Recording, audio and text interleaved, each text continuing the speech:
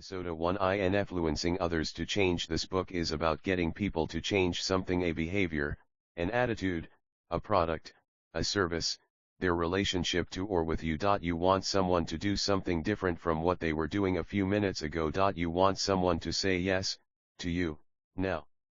In order for that to consistently happen, it would probably be a good idea to know what it is that makes people tick. I want you to know precisely what it is that gets people to not only say yes, but, if necessary, say yes, all the time. My life has been aimed at helping people change and to change people. It's exciting, it's fun, and I've been fortunate enough to discover many keys that other promoters of influence have neglected to look for. The process of starting change, getting people to question the status quo, and actually implementing the change in another person's brain is an exciting process. Short-term decisions of yes or no are much easier than achieving long-term change. Permanent change is difficult. Period.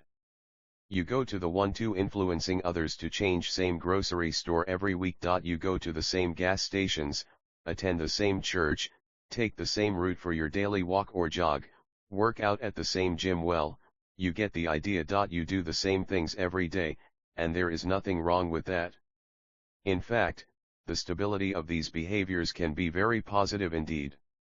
In this book you will learn how to get people to say yes to you now and over the long term. Unfortunately, some of the things that people do are in direct opposition with what we want them to do. That's where influence and persuasion come in handy.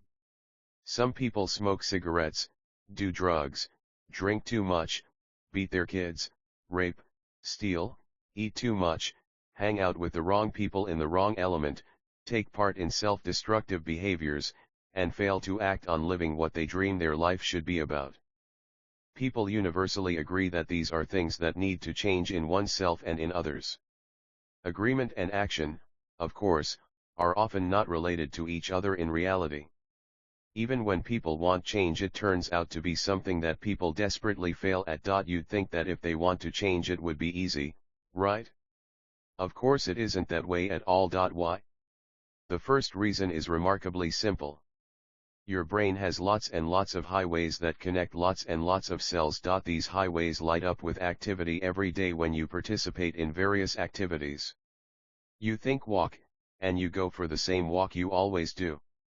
When you think drink, you will go drink the same liquids you always do. Your brain is literally wired through all of your previous behavior to do exactly what it has in the past. That wiring rarely changes, except by lack of use of the highway system. However, new wiring, new highways, can come about through repetition of new behaviors and through repetition of thoughts, though with murkier results than actual behaviors, such as intentionally taking a walk on a different path every day for a few weeks, intentionally eating a new food every day for a few weeks, intentionally taking part in any new behavior every day for a few weeks. It used to be said that a new habit takes 21 days to form. It now appears that it takes 5 days to form a new habit that is repeated daily, i.e., to create new neural pathways in the brain. Unfortunately, creating a new habit rarely if ever erases an old habit. That means choice continues to be, do they even know what they want? 3. Involved in everyday decisions and change even though there is a new highway. Getting someone to not eat junk food today is fairly easy, getting the person to do it for a lifetime is another thing altogether. Getting the dream date isn't as hard as you might think. But getting the person to say yes to a longer-term commitment is another thing altogether.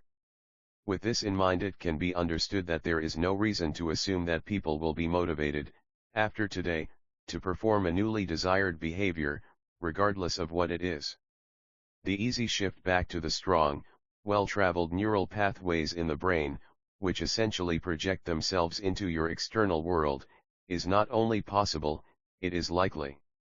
Therefore, the person who wants to quit smoking, start eating better, or change any behavior probably won't, regardless of the motivational device, unless it is consciously and intentionally repeated time after time and day after day for months, at which point it can compete as the more likely to be followed pathway.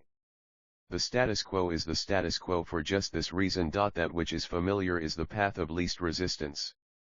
This is also why the brain reacts so strongly with no, to all but the most familiar requests or behaviors.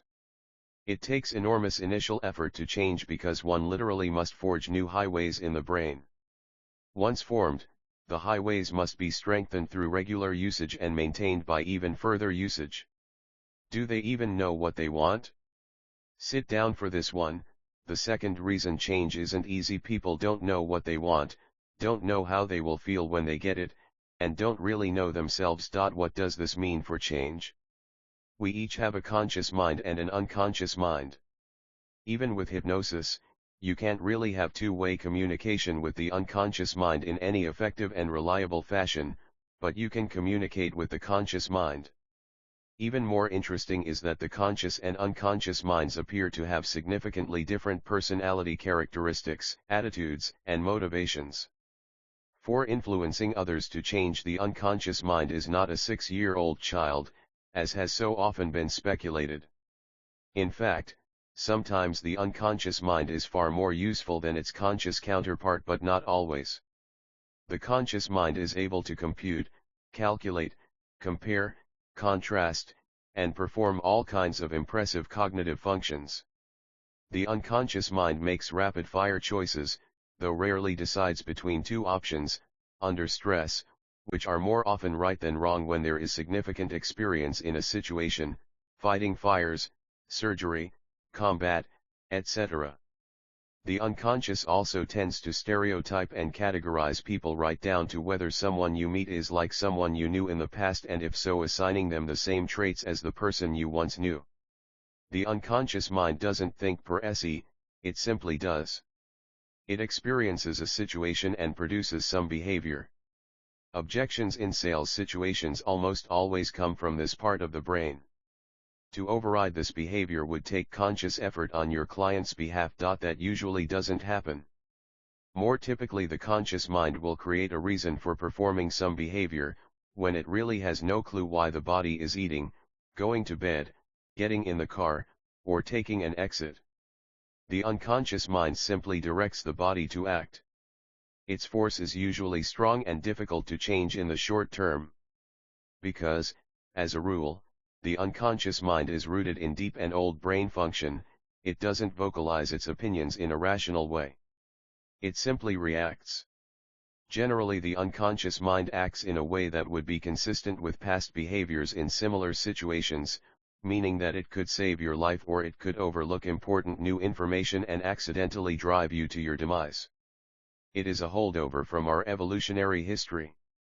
It, the unconscious, appears to the unconscious mind makes rapid-fire choices.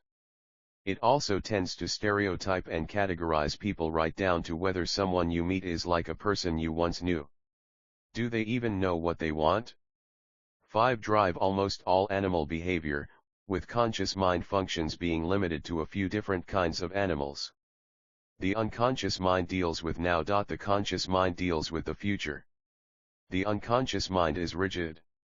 The conscious mind is flexible. The unconscious mind is sensitive to negative information. The conscious? Positive. The unconscious is a pattern detector. The conscious is an after-fact checker.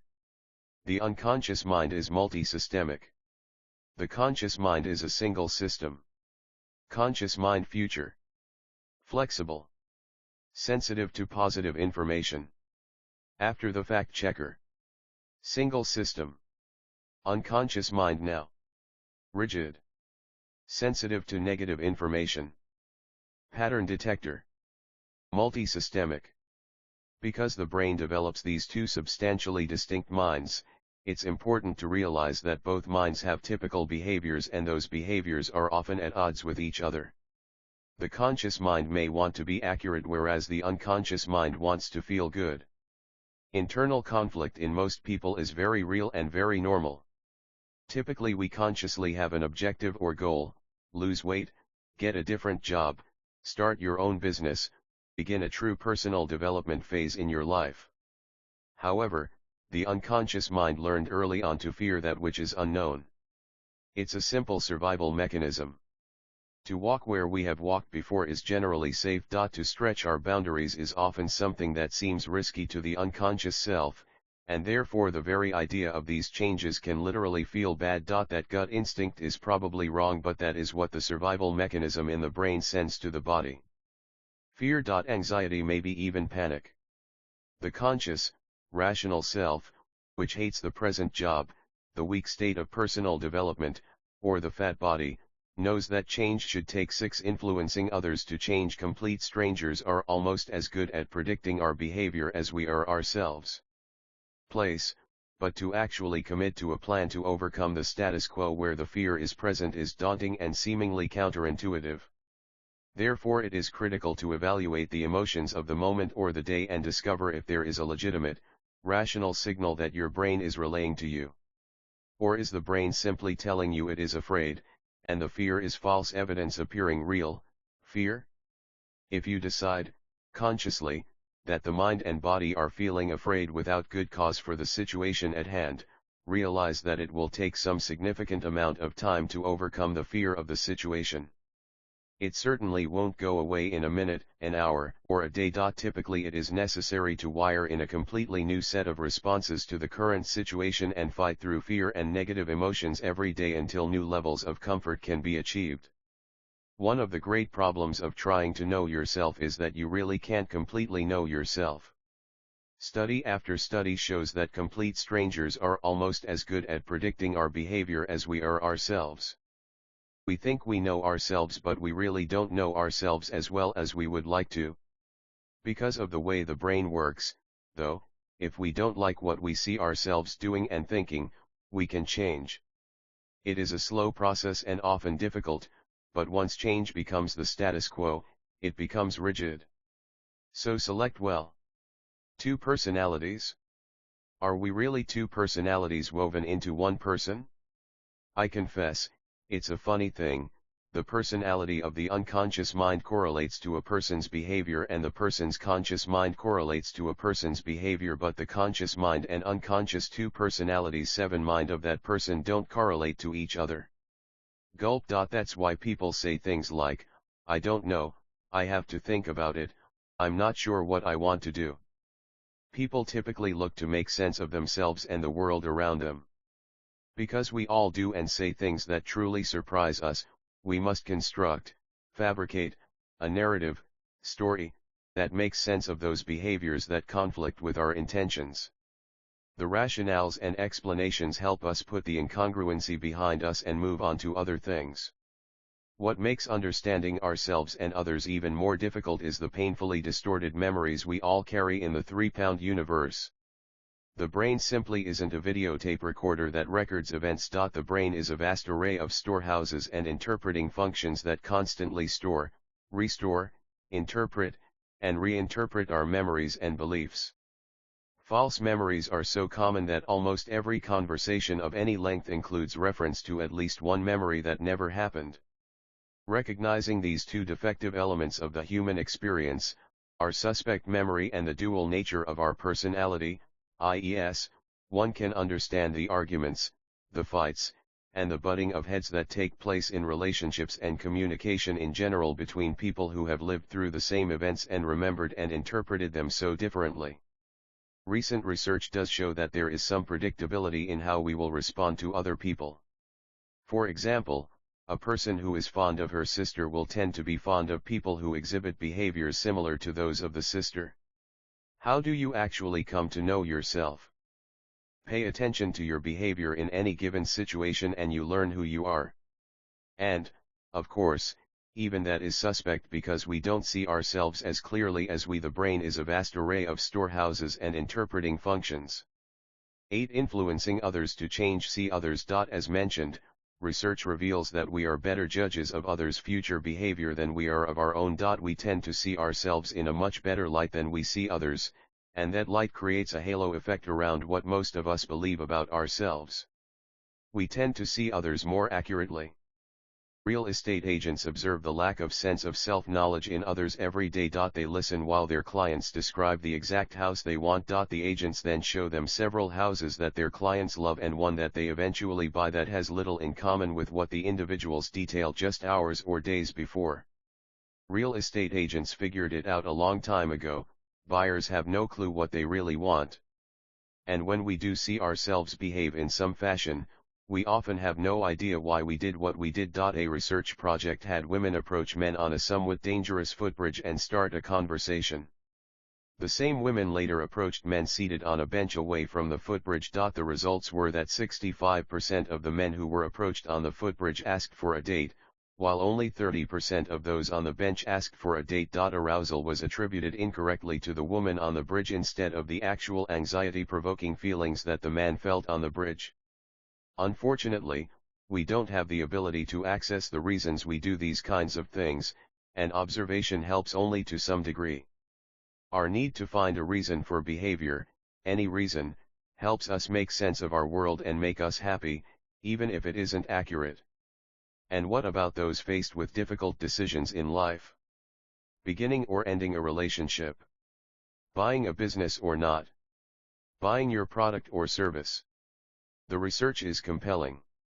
After initially analyzing the problem once, the individual stands a far better chance of making a good determination than the other individual who ponders for days, weeks, or months. This is true even when people write out their reasons for their decisions on paper or on a computer. In comparison studies, individuals seem to make better decisions when gathering enough information, thinking about it, and then deciding versus writing all the reasons for two personalities 9 and against an idea. Ben Franklin is rolling over in his grave and I'm sure I will, too. So, with this rather bleak picture of how poorly we make decisions and how poorly we know each other, what is the answer? How can you get people to say yes to you now and in the future?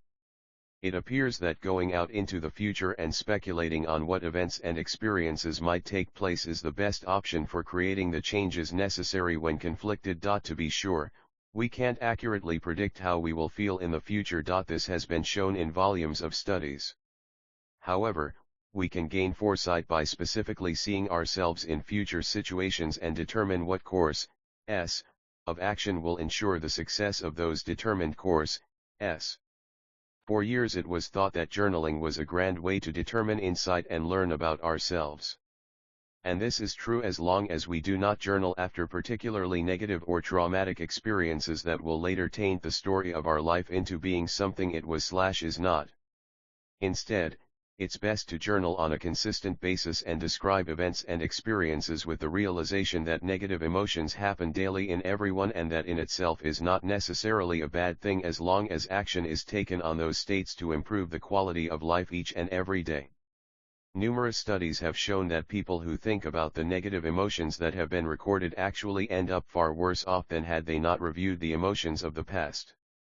Such is the nature of writing history and then rewriting it without the benefit of all the other experiences that happened that day/week/month/year. Result, these people tend to predict a more negative future for themselves than those who do not ruminate. I bring up this crucial point because a lot of us sell a product or service that can develop a track record. A car can appear to be reliable, or after initially analyzing the problem once, the individual stands a far better chance of making a good determination than the other individual who ponders for days, weeks, or months. 10. Influencing others to change. Unreliable, but if you just had a minor breakdown today, you will certainly be seeing the car as much less reliable than it has been previously. In the final analysis, the road to changing the self, yours or someone else's, is about creating behavioral change first, which will almost always lead to attitudinal change. In plain English, that means you have to get people to do something if you want them to say yes. 3 ways to change. I want to share with you 3 ways to change that no one wants you to know about. What do some major corporations, all military leaders, and many major religions know that most other people don't? The military leadership of every world government discovered this first factor ages ago. Every successful religious and spiritual organization found out how to utilize this factor millennia past. In recent history, beyond the military and spiritual organizations, some major corporations have discovered how to thoroughly and completely change people, modify behavior, and alter attitudes. What's the first secret? Imagine boot camp. You arrive.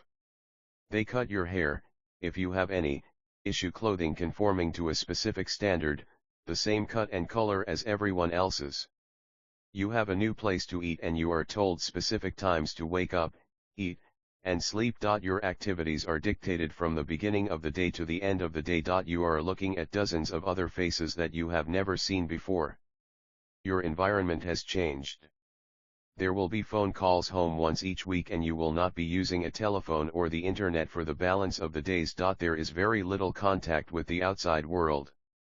All of this is necessary to rapidly change your loyalties, behavior, and attitudes so that if you are forced into high-stress situations like battle, your behavior will be predictable and manageable and you will stay alive. You will be taught to watch out for everyone else in the group, and they will be there. 3 ways to change 11 to support you. An interdependent relationship is being created. There are no independent relationships and there are no independent thinkers allowed.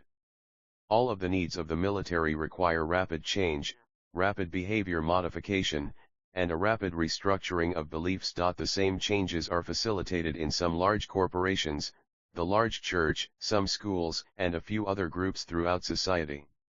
The model is powerful and is effective with all but the most stubbornly nonconformist individuals. The 3 overlooked principles to change yourself and others begin with changing a person's environment. Humans, like animals, interact with and respond to their environment far more than we are aware of at the conscious level. We act very differently in church than we do. At the office, and we act differently at the office than we do. At the football game, and we act differently at the football game than we do. At the dinner table in our homes each night and then we do. In our hotel room. Why? Cultural rules dictate our behavior at church and in the office. Groupthink or social influence comes into play at the football game as well as the church and office. Personal relationship dynamics enter into the mix at the dinner table, joining the other environments. Finally, the hotel room is most interesting because you are a stranger in an environment without a leader or group to conform to, and often you are by yourself. Thus you are able to discover more about the true nature of who you are, as you are most definitely curious about your environment and not quite certain what to do with that environment, leaving behavior largely unpredictable for you but very predictable for the hotel chain. Cultural rules dictate our behavior in public. 12. Influencing others to change. You don't know how you will behave, but the hotel does. The hotel knows what you will do, and charges you handsomely for it.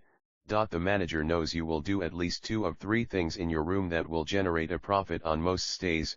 1. You will use the telephone, that's why local phone calls are $1.50. 2. You will eat a snack, the minibar prices for food and drink about 8 times retail prices. 3. You will watch a movie, priced at 3 times the price of a video. You may not know that you are going to do these things. In fact, you may bring your own cell phone, your own snacks, and your own DVD for your computer, and you still utilize the hotel's services, and they know you will. They know you better than you do, because the environment stimulates behavior. Key: if you want to change your own or someone else's behavior, the first thing you can often do is change the environment. If you can control the environment, you can typically predict or create a specific behavior. It is known how people will behave in church, at the dinner table, at the office, and in the hotel. Deviations can occur but behavior is remarkably predictable. People learn how to behave in all of these environments and then they do behave that way. An extroverted individual will be remarkably compliant in the quiet atmosphere of the library. The introverted person will sing out in church and stand up and cheer at the football game. The behaviors are learned and reinforced. People do what they are told, and when they don't we medicate them so they will comply. Changing the environment is uniquely powerful in changing behavior. There is no greater single influence. Not genetics, not peer pressure. Not parenting. The environment stimulates behavior, and changing behavior is most easily accomplished in a different environment. 3 ways to change 13 and there is more. The environment can be changed to develop different behaviors. The positions of chairs, furniture, and decor can be altered, thus changing how much people like each other. These alterations also change how, and how much, people interact, which will directly impact whether people will like each other, be more or less anxious, and be more or less comfortable. The colors of carpeting, furniture, and walls all change the perceptions of people in the environment and literally change their behavior. An interesting element in changing the environment is that it tends to change behavior first, rather than the attitude of the individual. This fact is most profoundly noted in many religious institutions, the military of every government, large corporations, and some schools. When a person is moved from one environment to another, especially when one is unfamiliar with the new environment, the brain has to change. It enters into a state of flux and typically becomes more suggestible. From the standpoint of yourself, this factor can help you determine whether you should remain in the same environment you are in or intentionally change it. From the standpoint of changing the behavior of others, this information helps you know whether you should take a person out to lunch, to dinner, or on a trip or meet them at an international destination. The further removed from their norm, the more likely it is to gain compliance in most people. The environment has a dramatic impact on whether someone else will say yes or no to you. It's the very first indicator that a yes or no is coming. The next indicator is equally controllable, your appearance. 2. The first 4-second sneak preview. Your body language and your physical appearance will jumpstart your instant likability, your persuasiveness, and most importantly how you are perceived by every person who meets you. You have less than 10 seconds and realistically closer to 4 seconds to make a good first impression on those with whom you come into contact. A world of research clearly indicates that you will be judged professionally and personally in the first few seconds of your meeting someone for the first time. In fact, your first impression is recorded and is used as a yardstick for all future communication by those you meet. Whatever that first impression is going to be on your part, you want it to be intentional and on purpose. 15-16 The first 4 seconds. The first impression. The second one person sees another, a lot happens in the unconscious mind. The conscious results are often seemingly instantaneous. Do any of these thoughts sound familiar to you? It's a gut instinct. I don't like her. I can't put my finger on it. There's just something about him that bugs me. I don't know what it is, but I can always tell. My intuition tells me that he's just not right. People think and feel these thoughts when they observe mixed signals from people they meet. There is an internal conflict between the nonverbal, we'll call it body language from here on in, and the verbal signals a person receives. The sad part is that people really believe they have good instincts and that they should trust their intuition. Why sad? Because when there are mixed messages in communication, the person tends to say no because it doesn't feel right. You see someone new, in the first 4 seconds of that encounter, or observation, an incredible amount of processing happens in your brain at the unconscious level. You'll never know what went on. Would you like to have a clue as to what is going on in the 3-pound machine behind your eyes? When you first meet someone, millions of neurons in the brain are activated. Your brain immediately wakes up. The brain instantly tries to categorize the person into a certain type. Who is she like? Is that good? Is she attractive? What's unique about her? What is familiar about her? All of this is done without thought and awareness. It's the way the brain works. If you had to consciously analyze everything about everyone new you met, you would be so busy at the conscious level that you'd have absolutely no time to think about anything but how they look. Instead, the unconscious mind immediately goes to work, makes all kinds of judgments and evaluations, and essentially pegs the person as a winner or loser in approximately 4 seconds.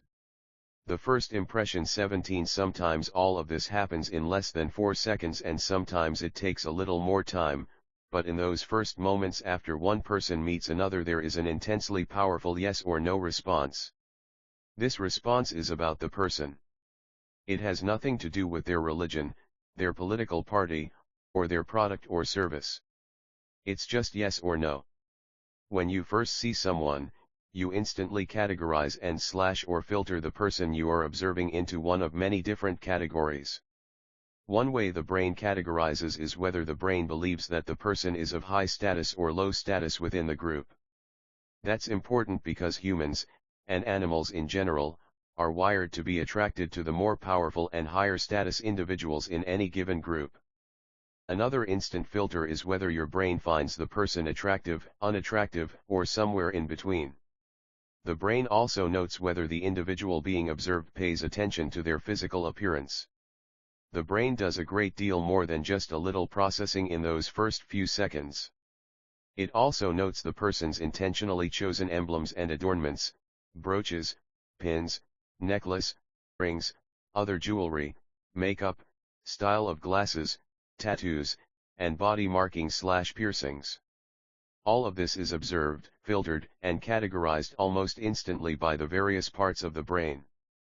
Ultimately, what happens is that you get a response or reaction inside that indicates to you whether you accept and maybe like all that you see, or, more likely, that you are disinterested or do not like what you see. There is nothing fair, politically correct, or reasonable about this process. It is an instant evaluation that is almost always permanent and rarely given a conscious or second thought. The exception occurs when someone you see is on the bubble. There are some people you see that your initial response to is yes. Yes, you like them, yes they are attractive, yes, they have taste, and yes, they appear to be healthy, and so on. Most when you first see someone, you instantly categorize and or filter the person you are observing into one of many different categories. 18. The first 4 seconds people you see are processed, literally, as no. The answer to a question they might ask you is a polite but certain no. The amount of respect you would have for them is no. They simply are no. But there is a small group of people to whom you say maybe regardless of whether a question has been asked. This group of people includes people who are on the bubble. This group is the only one that doesn't get an unconscious yes or no. They get a like the yes, they get your attention, but you wonder about them. Something doesn't seem right about them. What is it? It's the fact that unlike the majority of people whom you instantly filter into yes and no piles, certain people have incongruencies about them. Perhaps they are not attractive, but they have taste and style and you approve of other filters as well. Or perhaps they are attractive but they have numerous body markings and piercings that give you pause to wonder about them. These people fall into a maybe yes category. Oh, and no question has been asked yet. No one has said hello. They may not even have looked at you, but you have already said yes, no, or maybe, and you haven't a clue as to who they are or whether you will meet them. You simply walked past each other in the terminal at the airport or in the hall at the office. You don't know this person. They might have an appointment with you, or you may never say hello to them in your life. But you do say yes or no long before you say hello, and that is why they must do everything they can to get you to say yes, even when they don't know you are there, and you must do the same if you are to hear yes once you communicate with someone. Most men see a woman's body type first. Then they see her face. Most women see a man's face first, then his body type.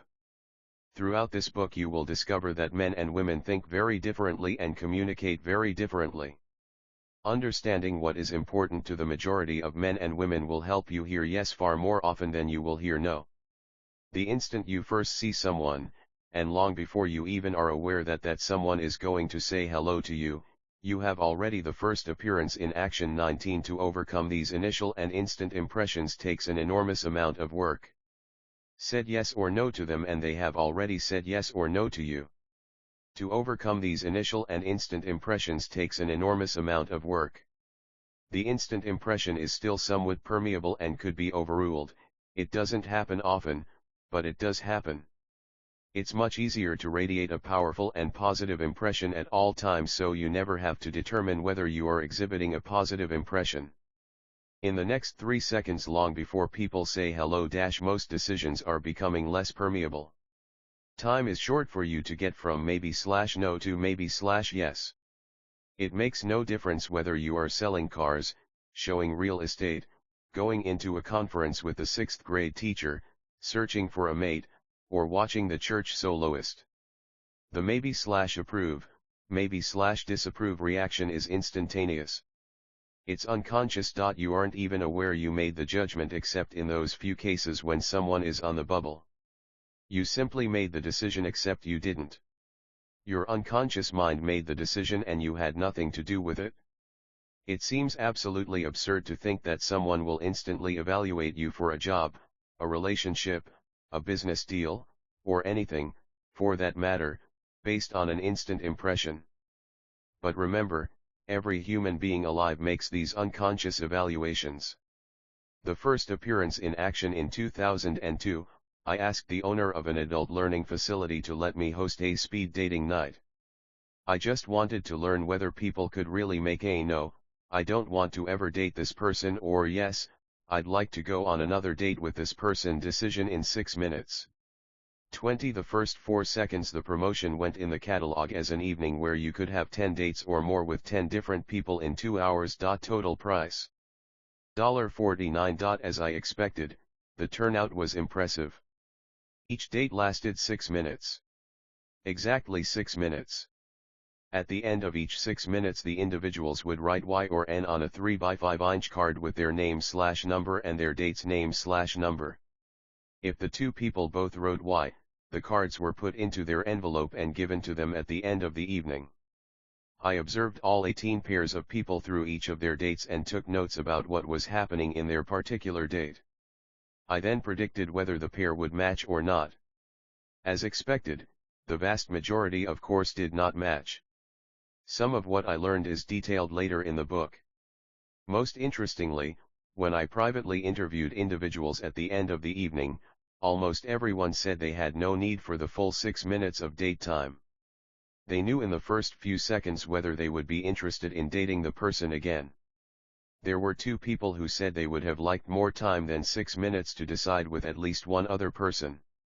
Other than that, everyone knew almost immediately, just as predicted. Your perceived level of attractiveness by other people will be a significant benefit or detriment in your career, in your relationships, and throughout all aspects of your life. It isn't fair, but it is true. People who are not especially attractive learn how to deal with less than perfect physical features and work with what they have.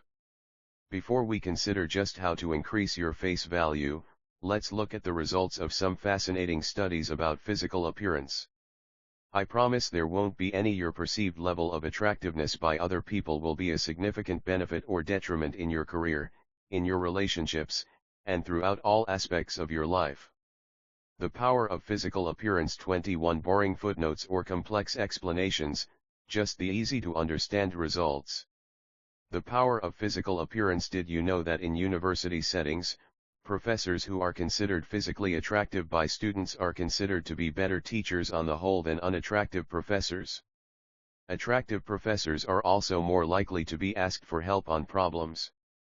These same attractive professors also tend to receive positive recommendations from other students to take their classes and also are less likely to receive the blame when a student receives a failing grade.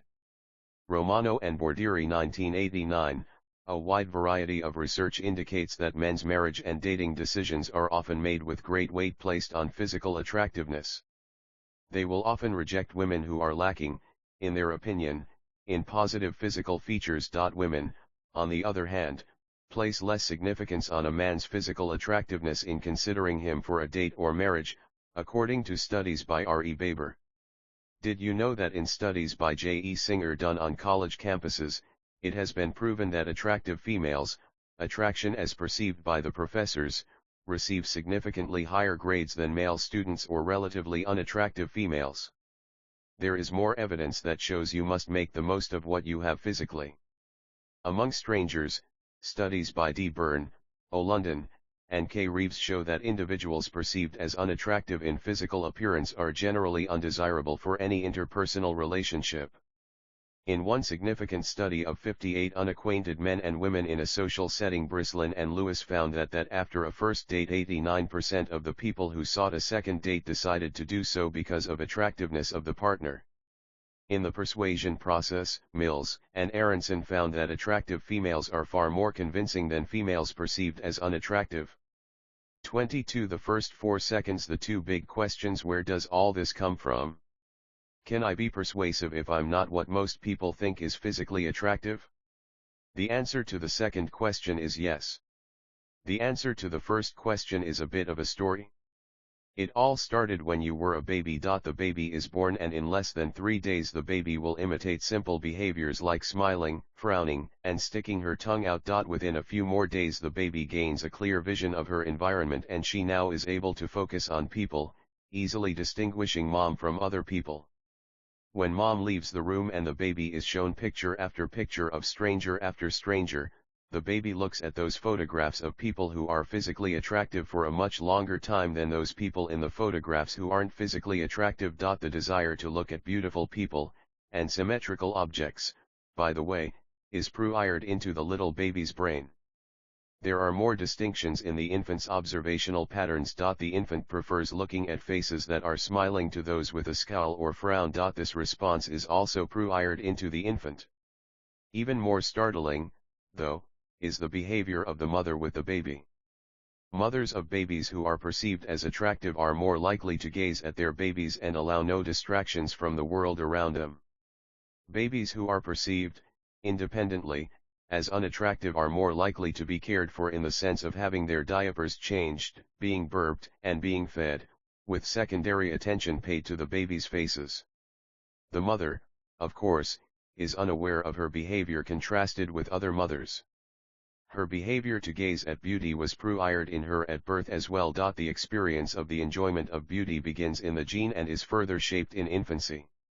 It appears one reason that most children are perceived as beautiful by their parents is that the perception acts as a survival mechanism for the baby. What else would stop us from acting out when the little one is prone to 2 big questions 23 to endlessly whine? There is more stopping us than the irresistibility of the infant, but it is a very good thing the baby is irresistible. Throughout nature the beautiful and colorful animals of a species fare better in mating, survival, and acquisition of resources. This includes humans. One recent study revealed that most of the wealth acquired by women in the world today is acquired by the most attractive women. Some of this wealth is acquired through inheritance, some through marriage, and some through the women's work.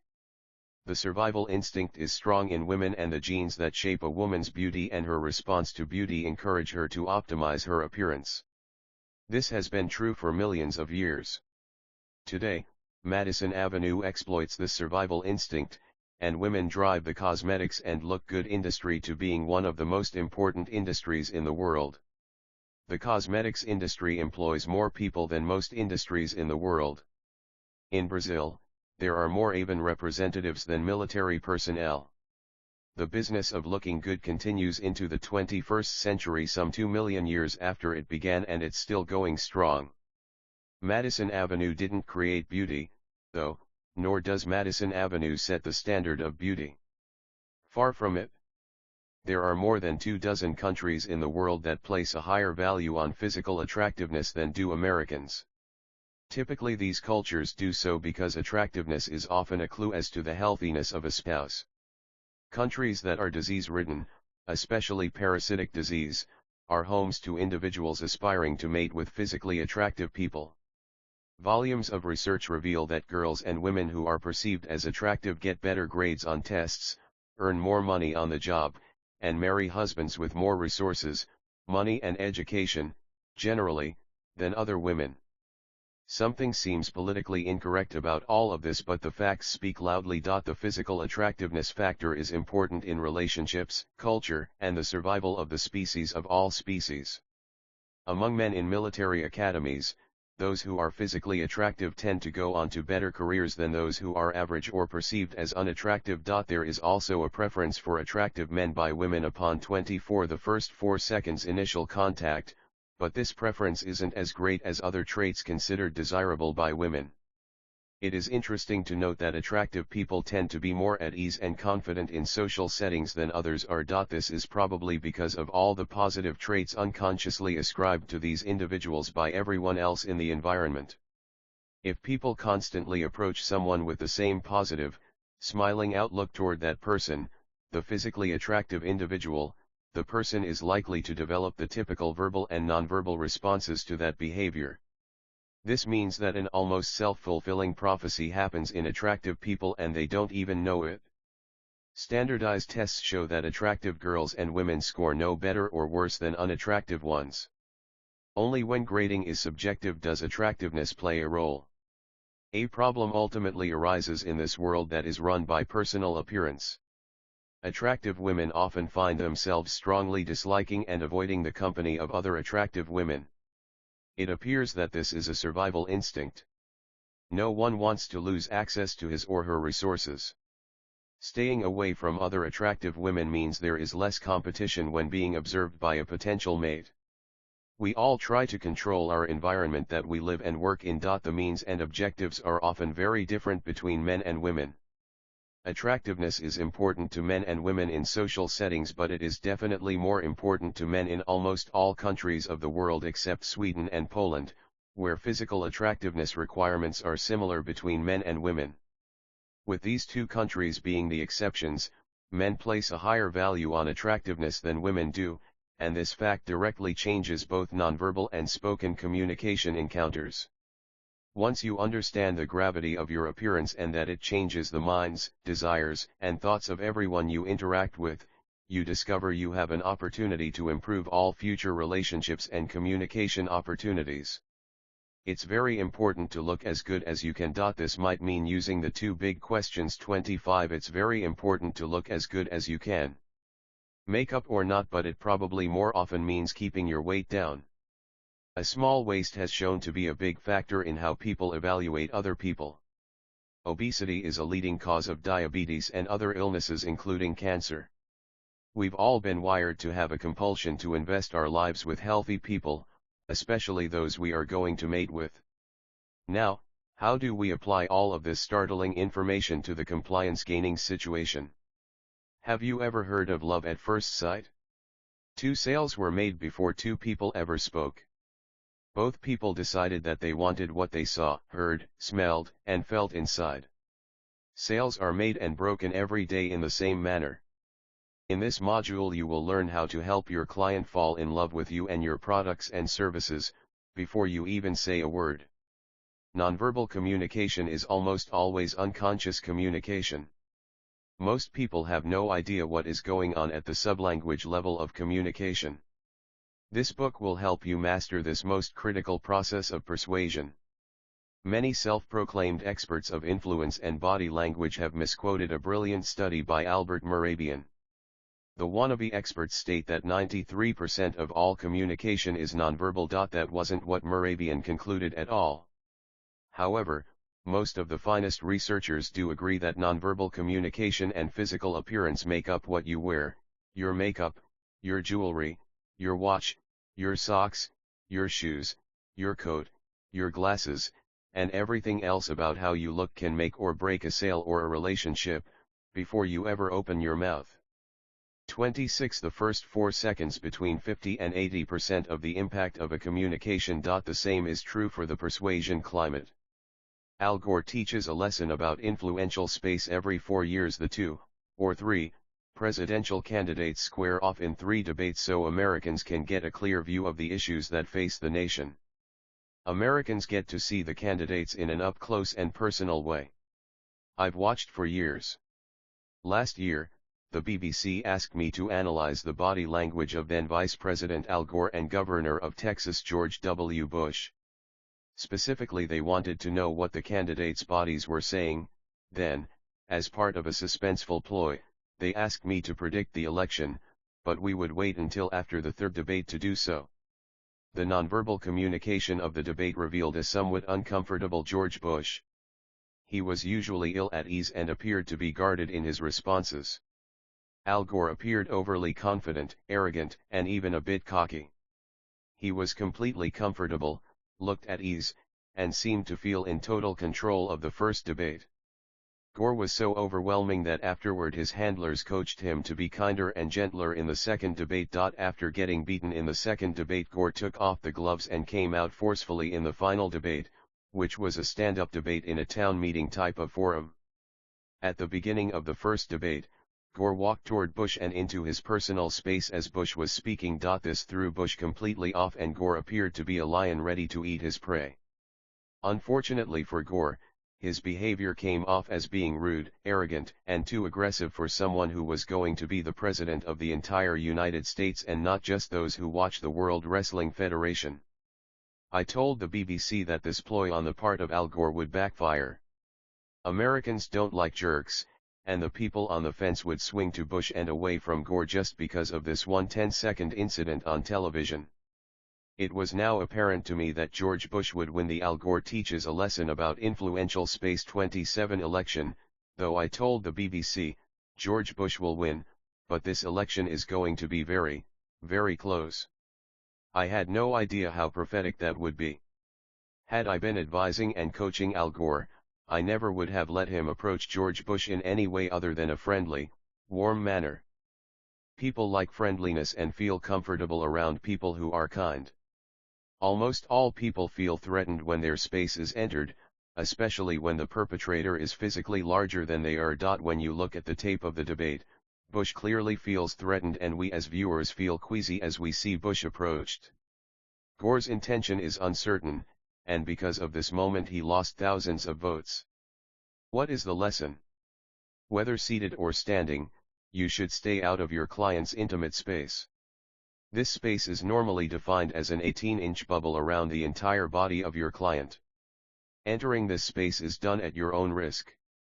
This doesn't mean that you can't share a secret with your client. This doesn't mean you can't touch your client. It does mean that if you enter into a client's intimate space you are doing so strategically and with a specific intention. There can be great rewards when entering intimate space, but there are also great risks, so be thoughtful about your client's space. Similarly, if you leave the casual personal space of a client, which is 19 inches to 4 feet, you also stand at risk of losing the focus of attention of the client. Ideally, most of your communication with a new client should be at a distance of 2 to 4 feet, measuring nose to nose. This is appropriate, and generally you begin communication at the 4-foot perimeter of space and slowly move closer as you build rapport with your client. There's more to it than just how far you are standing or seated from someone. The actual space you occupy while in the persuasion process. Almost all people feel threatened when their space is entered, especially when the perpetrator is physically larger than they are. 28 The first 4 seconds makes a great deal of difference as to the result of the process. Imagine that you are making a sale at a kitchen table. Would it matter if it were in your client's kitchen or yours? Imagine that you were closing a deal in a restaurant and then contrast that with closing the same deal in a nightclub. Different? Of course it is. Now imagine that you are in an office setting and that your client is sitting directly across from you. Next, imagine that your client is sitting to the right of you. Imagine you are standing in a retail store next to your client. Now, imagine that you are seated and your client is seated. How are each of these different to you? Each of these images creates very different feelings and probabilities of influencing your client. Remember, only the exceptional person is a 10. Almost everyone can dress like a 10, walk like a 10, and elect to look as good as they can for every dinner, meeting, and get-together. Physical features and how you utilize those physical features matter. You can't change what your face looks like, but you can change your frown into a smile and increase your face value. Your waistline is under your control and it matters. Your hair, if you have hair, is under your control, and hair is very important in whether people filter you in or out. The first few seconds make all the difference in the world. They matter so much that you can't afford to ever neglect them again. Remember, people will judge you in the first 4 seconds. The rest of this book will show you what to do next, whether people initially think yes or no. 13 Secrets of Making a Magnetic First Impression That Will Last a Lifetime. Whether it is your first meeting with a person or a current meeting with someone you already are familiar with, the first few minutes are more than critical to the outcome, they essentially are the outcome. Harvard tells us that the first 30 seconds of a meeting are critical. I agree, with the added note that the first 4 seconds of any influential encounter are the most important. 13 Secrets of Making a Magnetic First Impression. 29 With this in mind, you can make some significant preparatory efforts so your message is received with the greatest likelihood to draw a yes response. 1. Dress about 10% better than you expect your client/customer to be dressed. Do not overdress or underdress. Both of these choices are considered disrespectful by clients. 2. People feel most comfortable when others seem to be like them in appearance, beliefs, or values. Predict the values and beliefs of your clients and customers and emulate or at least be aware of these factors so that you are prepared to make your best first impression. 3. You should be immaculate when you meet your client/customer. This means you should smell clean, not heavily cologned, as many men and women use far too much of the smelly stuff. Have your hair trim and neat, and physically appear as good as you possibly can. 4. Find out what values are most important to a person in doing business with you and determine those values that are relevant to your product/service. What is most important to you in possibly doing business with me? 5. Ask your client how he knows when he has his values met. If he tells you fast service is his highest value, ask him, how do you determine what fast service is? 6. Ask your client, if you give him his highest value, fast service in this instance, will he work with you? If not, then what really is his highest value? He's holding back and you have not yet developed a trusting rapport. 7. Be certain that you know what your client needs your product/service to do. Needs and values are often different from each other, and we aren't interested in what your service could do for your customer but what it must do for your customer to be loyal to you.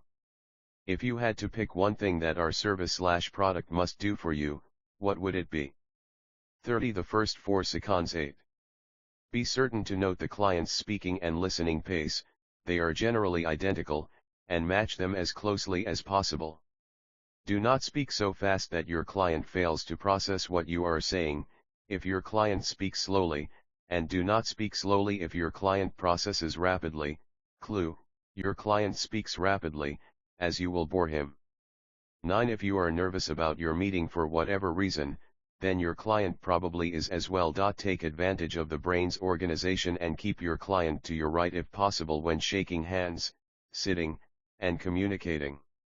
This accesses more of the left brain for both you and your client and allows you both to relax and perform more analytically. 10. When meeting with women, regardless of whether you are male or female, you should try to keep your eye level below that of your counterpart. Research reveals that almost all women are more comfortable and less intimidated when their eye level is higher than those around them. 11. When clients are particularly emotional, do not exceed their level of emotion as you model their behavior. Do allow yourself to be somewhat upset/concerned by the cause of their anger. The city is making you pay an extra $20,000 for your license this year? What is that about? 12. Be familiar with the terminology of the business/profession of your clients. Research reveals that using the exact same buzzwords and corporate lingo your customer does identifies you as an insider and makes your client more likely to say yes to you. 13. Show sincere interest and fascination with your client/customer, their interests, pursuits, and business. Nothing is as important in building rapport as an honest and caring interest in the person you are trying to influence. 3. The Delta model of influence. What about everything that happens after those first 4 seconds? What next? Every book I've ever read about persuasion, influence, and selling neglected to put strategies and techniques into a usable sequence for at least some presentations. There are hundreds of ways to present information to clients, customers, prospects, and buyers. The Delta model of influence is one of my top 10 favorite models of selling. I call it the Delta model because Delta means small or incremental. Read that as subtle. When you are making your presentations and proposals to others in the sales process, you should note that the following key elements are occurring whether it is a one-on-one lunch date or a speech before a group of 1,000. This model is effective and I recommend you utilize it often in your business. This chapter outlines the model for you so you have an idea of how to present whatever it is you want to communicate. It all begins with rapport. 31-32 The Delta model of influence. The 7 keys to rapport. Before I delve into the subject of rapport with you, I want you to see the 7 keys to establishing and maintaining rapport. Everything else you read in this chapter will then be filtered through these 7 points. 1. A person of influence must synchronize with the customer using modeling, mirroring, pacing, and matching. 2. A person of influence shows true, genuine, and sincere interest in clients and customers. 3. As a person of influence, confirm you are in rapport with your client or customer. 4. Find out what is most important to your client/customer, identify values. 5. Ask questions to discover the rules that define your customer's values. 6. Ask questions to identify needs. 7. Ask questions to discover the rules that define the customer's needs. The bridge to their heart, rapport comfort. People want to be comfortable. Most people live in personal or corporate environments that either are not conducive to loving communication or are worse often hostile and unkind. When people are in our presence, we want them to feel at ease. This sometimes means we have to do those things we know will make people feel comfortable, with that as our sole intention. Building rapport often entails doing, and people want to be comfortable. The bridge to their heart, rapport 33. Saying things that seem awkward but are perceived by others as loving and sensitive. Rapport is the perceived affinity between two or more people. Most people enjoy talking about themselves and probably don't get to do this as often as they would like. This is one reason the values determination model is so important and effective. When you ask people about their values, you are asking them about their most highly held feelings and thoughts. This is an important element in understanding people and can greatly assist in developing rapport. Your ability to build and maintain rapport in communication is one of the key skills of being a caring communicator. A great example of rapport building in literature, and one of my all-time favorite stories, is found in the New Testament. You may remember the story of the Apostle Paul traveling to Greece. Athens at that time had a mostly pagan culture. The city was filled with idols and temples to mythological gods. As a Jew, this was repugnant to Paul. Some of the local philosophers challenged Paul to a debate and brought him to the infamous Mars Hill. It is here that we pick up Paul's ability to create rapport and touch people. Men of Athens, I perceive that in all things you are very religious. This immediately breaks their skeptical pattern of thinking and creates an instant bridge for Paul to metaphorically walk on. For as I was passing through and considering the objects of your worship, I even found an altar with the inscription, "To the unknown God." Therefore, the one whom you worship without knowing, him I proclaim to you. Paul uses his rapport building skills masterfully. The altar is one of the Greeks' objects of worship. The God Paul wants to discuss is one of the Greeks' gods. He is not going to talk about some new god. God, who made the world and everything in it, since he is Lord of heaven and earth, does not dwell in temples made with hands. God made the world, Paul tells the Greeks. He is obviously much too big to live in a man-made temple. Paul continues his discourse, explaining that God gives us life, our breath, and a place to live. He explains that God needs nothing from us. 34. The Delta model of influence. For him we live and move and have our being, as also some of your own poets have said, for we are also his offspring. Therefore, since we are the offspring of God, we ought not to think that the divine nature is like gold or silver or stone, something shaped by art and man's devising. Paul once again maintains rapport by returning to and citing the Greeks' authorities. Building rapport is one step. Maintaining rapport and bridging into the message you wish to tell is another. Truly, these times of ignorance God overlooked, but now commands all men everywhere to repent, because he has appointed a day on which he will judge the world in righteousness by the man he has ordained. He has given assurance of this to all by raising him from the dead. Paul has reached the crux of his message and has held the attention of his audience. The rapport that Paul built with the antagonistic philosophers is the key to his successful communication here. Rapport is much more than verbal compliments and praise, of course. Nonverbal behavior is involved as well. Nonverbal rapport building skills. Physical appearance. An individual's dress and grooming can help make someone feel comfortable or out of place. How we dress in large part determines how much people will trust and like us.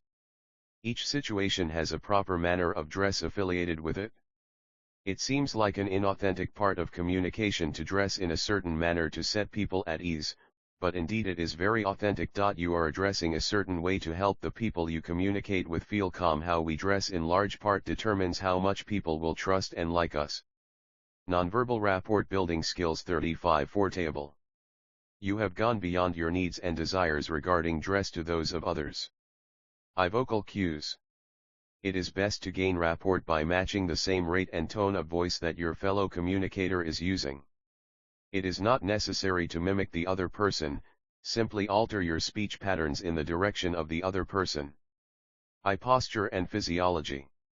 One of the most effective methods to gain rapport is to match the posture and physiology of your partner.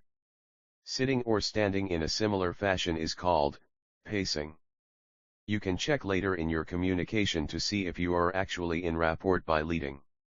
Leading means, for example, that if you are both sitting with uncrossed legs, you cross your legs. The other person will follow suit shortly, assuming you are in rapport. Once you have effectively led the other person, you can share your ideas and thoughts more constructively. Eye breathing. Watch how and from where the other person is breathing. You can pace the person's breathing pattern as a powerful mode to build rapport.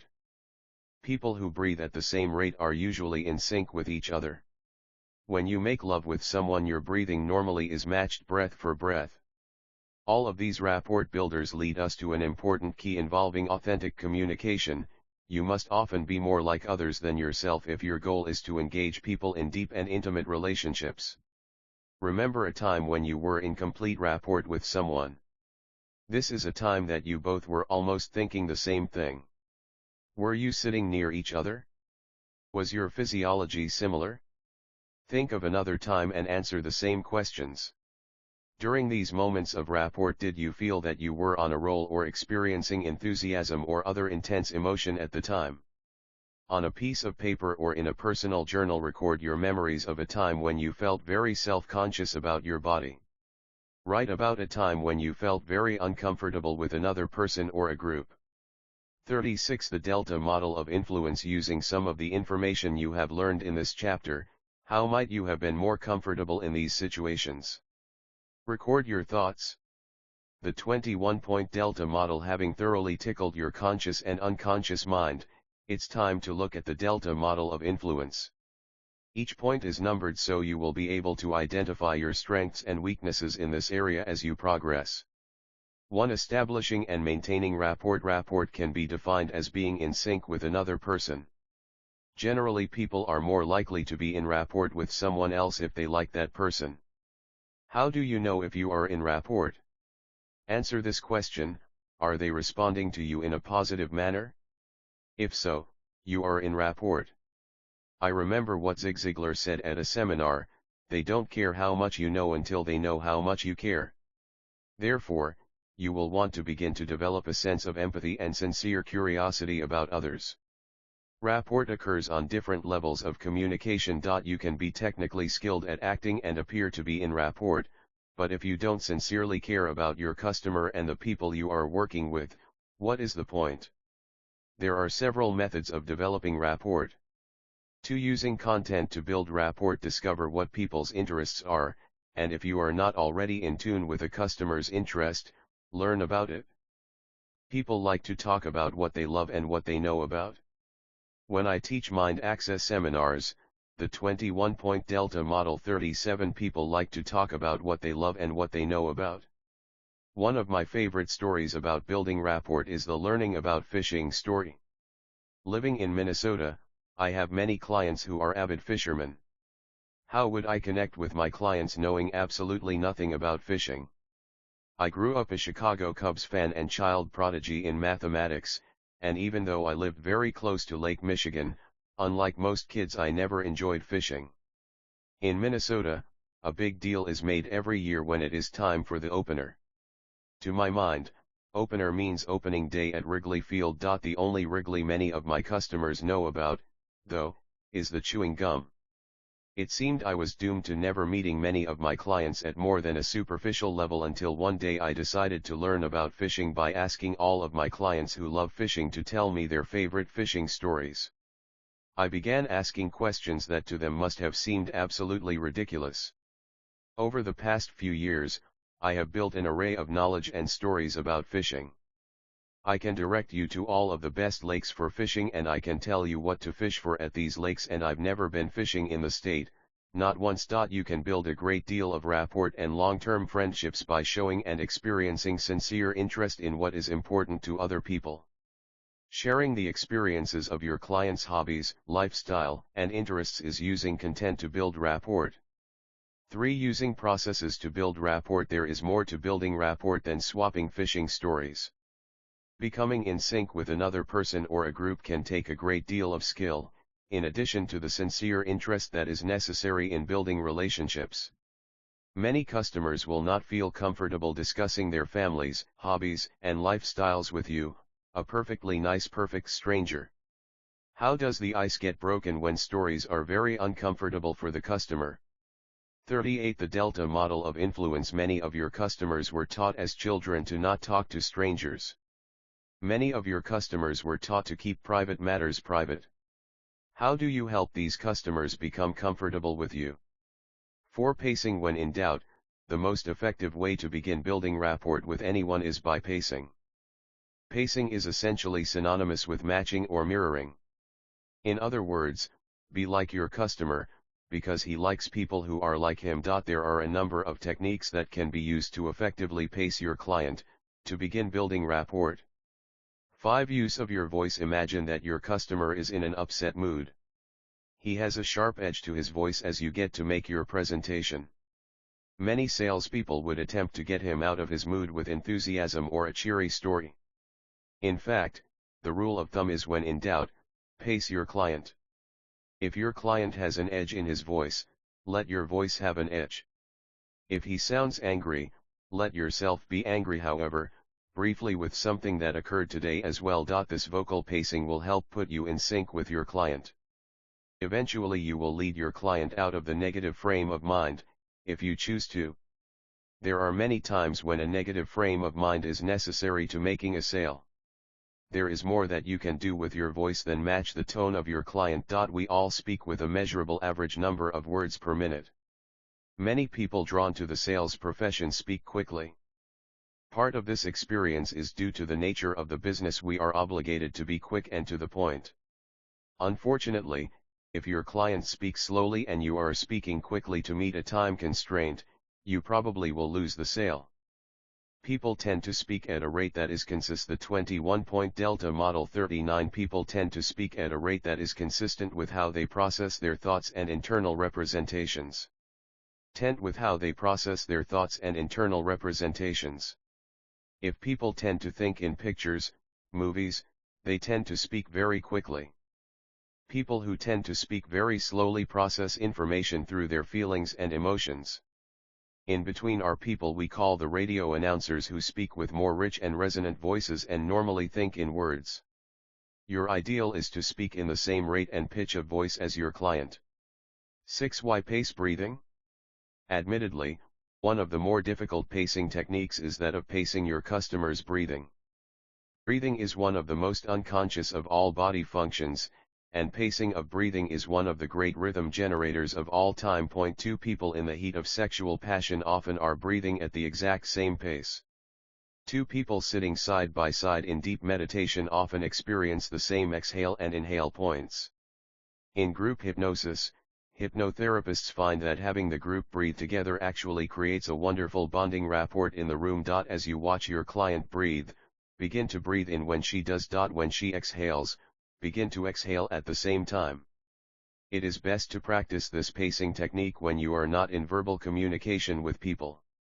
For example, if you are waiting in line somewhere and someone is talking to someone else, begin to pace their breathing. You can practice this at home by pacing someone who is unaware that you are doing it. Our research shows that pacing another person's breathing results in the two people regarding each other more favorably. 40. The Delta model of influence. 7. Physiology and posture. Pacing someone's posture and physiology is much easier than pacing someone's breathing.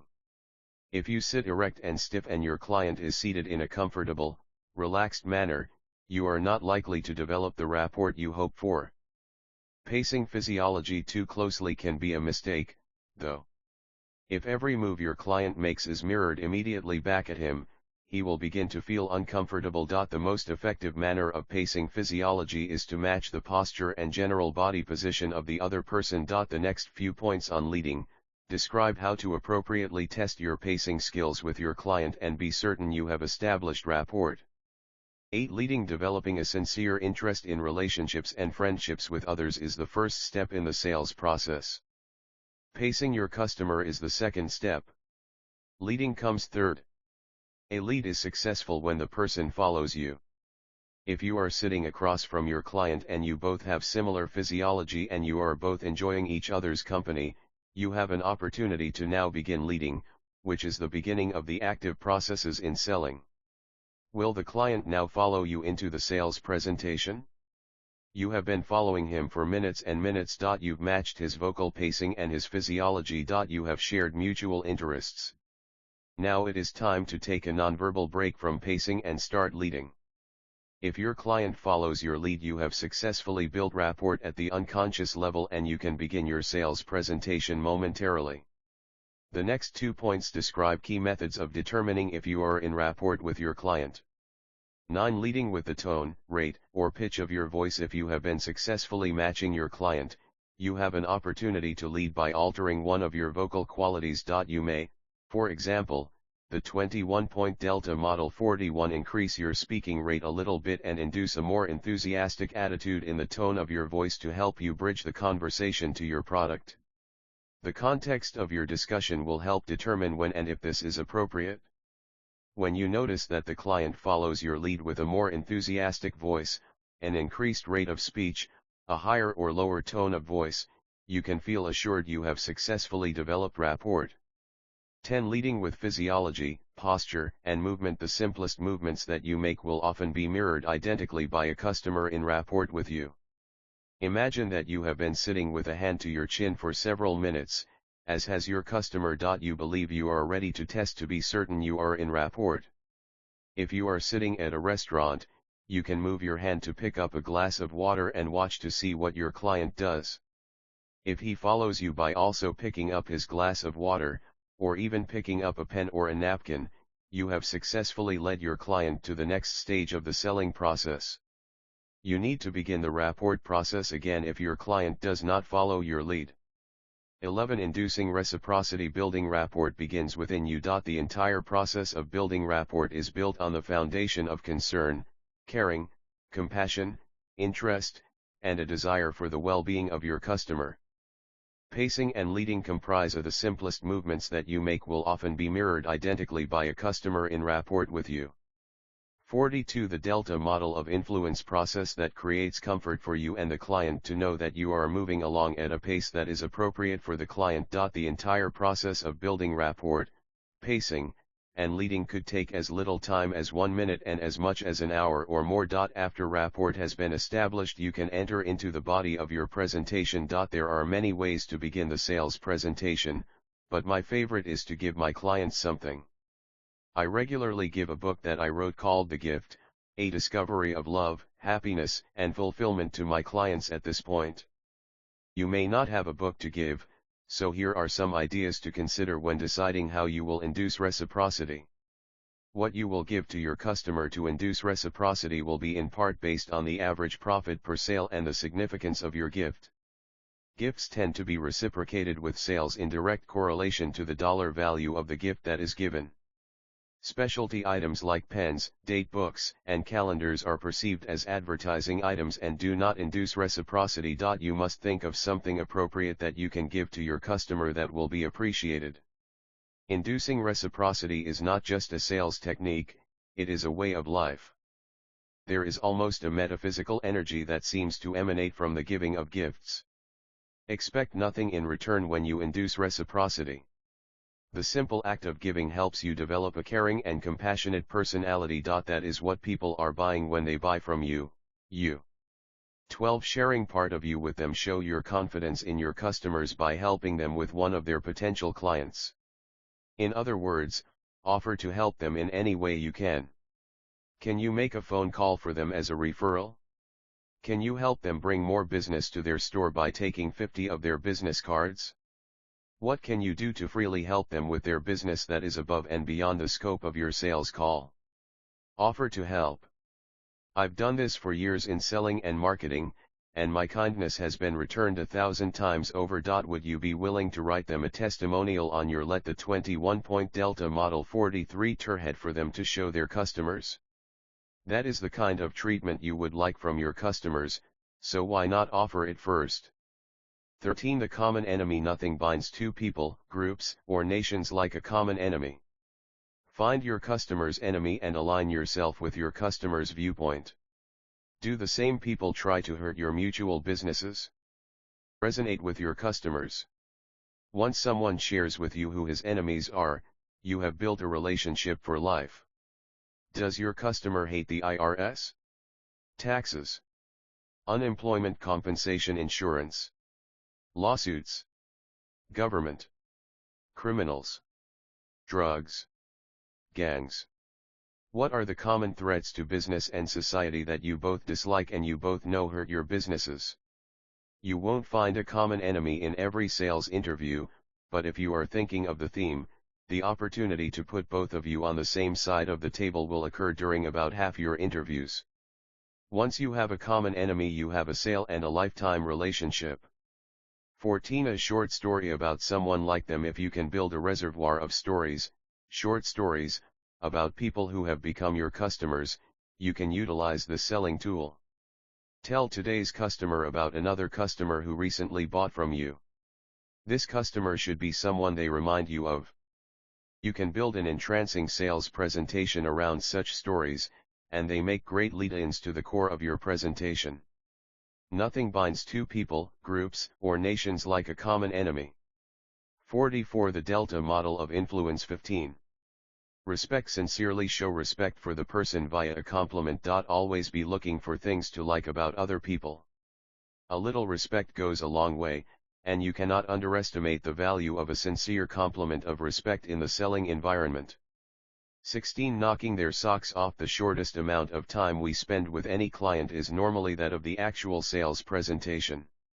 When you begin the process, the very first thing you do is this: blow them away with an astonishing claim, an amazing fact, something that few would know. Show them something astounding that no one else has shown them. Make the biggest claim that you can substantiate. The client will always remember and consider this introduction. Start strong, finish strong. Your claim for your product or your service should be colossal and it must be true. Knock their socks off. 17. Always giving more than you promised. Napoleon Hill always made sure his audiences knew the principle of going the extra mile. Follow the examples of those who sell who become millionaires. If you promise something, make sure that your customer gets exactly what you promise and then some. Remember that phrase, and then some. 18. The power of understatement. After making your big, fat claim, you can quickly work your way into your sales presentation. This is the time to make sure you don't overinflate your product or service. You made your big, fat claim, now support it with the 21-point Delta Model 45 power of understatement. In other words, if your mutual fund portfolio has a track record of 12% return per year over the past 10 years, then understate that by saying, now, if you average 10% per year. For 10 years you have earned a 12% return, but you are being conservative for your client and he knows it and appreciates it. 19. Be precise. Then beat your precision. If you know that this automobile is going to get your customer 19 miles per gallon, tell him that. Then tell him a secret.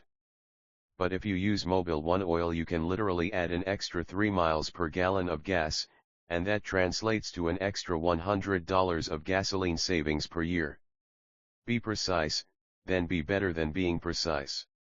20. Get it done faster, easier, better. You live in an age when your customer wants everything to be better, cheaper, faster, quicker, smarter, easier, more luxurious. So promise what you can, and then deliver and then some. If they tell you that your competitor will get them X, then if you can really do it, you tell your customer that you are going to get them X plus 2. Never be beaten because of the lack of going the extra mile. What can you do for your customer that no other agent will do for them? What can you do for them that no one else in the business does? Answer these questions, then do it. 21. Be on the edge of your seat. Pay attention with bated breath to every word your customer has to say. It should be clear that what your customer has to say is the most important thing in either of your worlds at that moment, and it is. If these were the last words you would hear while you were alive, you would want to. 46. The Delta model of influence. Pay attention with bated breath to every word your customer has to say. Know what your customer has to say. Live your sales presentation as if the significance of each word will change your very life. Relationships are cemented when you do this. With the attitude of respect, going the extra mile, and intense excitement about your customer and his life, you won't need to use a multiplicity of closing tactics on your customer. He will demand that you sell him your product now. 15. Never before revealed secrets to optimize persuasive messages. Revelation is exciting. Over the next few pages you will discover some of the most powerful secrets of influence. Primacy and listing order. Knowing what order to present information in makes all the difference in the world, literally. I think most people would agree that in elections, when the voter is not familiar with the names on the ballot, it is simplest to choose the first option. What's interesting is that research clearly shows that order makes a difference even in large-scale elections with recognizable names of candidates. As reported by John Krosnick, in the 2000 presidential race, George W. Bush received 9% more votes among Californians in districts where he was listed first on the ballot than where he was listed later. Even in high-profile elections such as the presidential race, name order in balloting does make a big difference. 15. Never before revealed secrets to optimize persuasive messages. 47. In general, we know there is a huge advantage to being listed first. In multiple choice questions, people often choose A simply because it is listed first. But knowing that the world can change due to list order is amazing. In all 3 states where name order was studied, California, North Dakota, and Ohio, Bush got more votes when listed first on the ballot. Other candidates studied also received more votes when listed first. Name recognition and other factors may make a difference, but the impact of name order is clear. Peripheral cues and central cues. Being listed first on the ballot is what's called a peripheral cue. A peripheral cue is a factor that is not relevant to the main factor. It is a factor not central to the decision in question. Central cues are the main factors involved in making a decision. Do not underestimate the value of the information in this piece of research. Bush received 9% more votes when he was listed first. That is upwards of 100,000 votes or more. You will need to utilize this information when you are positioning yourself in your sales and speaking and persuading career. In a 3-choice list, you should be first or last. In a list of more choices, most people won't get to the end of the list. When presenting information to others, you want people to select your choice. That means describing and detailing it first, or last. Today we take the process of persuasion and help you tailor your message with some pretty shocking tactics. A tactic differs from a strategy in that a strategy is more of a plan. A tactic is one element, a smaller piece of the strategy. I confess that there is some knowledge in the arena of influence that in a 3-choice list, you should be first or last. 48. The Delta model of influence. Even I simply don't like to part with. The value is so great that it's worth keeping quiet about. Yet, when I started the Science of Influence series of CDs, the foundation for this book, I was compelled to put, almost, everything on the table for the program. This is one of the dozen or so in a collection of secrets that I didn't plan on bringing out because the material is so profound that it will soon be replicated by others and will bring the cumulative value of the information down in 5 years. Nevertheless, I want you to have it. This collection of secrets is about optimizing your persuasive message. After producing the first 28 CDs in the Science of Influence series, one thing is now clear to me. A plethora of variables, useful tactics, powerful strategies, and precision models in the process of gaining compliance exist and now can easily be made operational. There are also numerous models of persuasion and influence that can help you gain compliance rapidly. Did you know that for a significant number of sales calls, persuasive presentations, and proposals you should not mention the benefits of you, your product, service, or idea? Heresy, you say? Heretical, yes, and absolutely proven factual. Did you know that different people need different amounts of information, and if you guess wrong as to how much and what you say, you lose the client, the sale, the date, and the deal? True. And that's just the beginning. Knowing when enough is enough, before you begin too much information. You hear that sometimes when you tell someone something that they really didn't need to know. Maybe it was about an operation or some bad food or changing the baby's diaper. Just about anything about these subjects will draw the response "too much information" from some people. What about in selling? In the process of persuasion? How about asking for the date? Closing the deal? 15 Never before revealed secrets to optimize persuasive messages. 49 Is it possible to give too much information and lose the sale? Yes, it happens all the time. Is it possible to not give enough information and screw up the sale? Yes, it happens all the time. Can you predict when to give what amount of information? Yes. In fact, this one factor is so important that if you guess wrong, you will definitely lose the sale. Period. How much information to give someone is just one crucial piece of information you must know to optimize every persuasive presentation. How you determine this is based on whether the person you are communicating with is likely to mentally process your information peripherally or centrally. Now, don't freak out. That means, are they actually considering, pondering, analyzing, and thinking about your message? Or are they relying on other cues like positive images or positive values for the answer? Your appearance, your expertise, your status, your company reputation, and so on are all examples of peripheral cues that have nothing to do with your actual message, your presentation. The more information your clients consider and the more they evaluate, the more information you need to give them. The less information they want, the more likely they will say no if you go into great detail. There are other things that are crucial to success as well. Message repetition, prior knowledge, self-referencing, and other factors will determine whether you will be successful in persuading someone to your way of thinking. How much information to give someone is just one crucial piece of information you must know to optimize every persuasive presentation.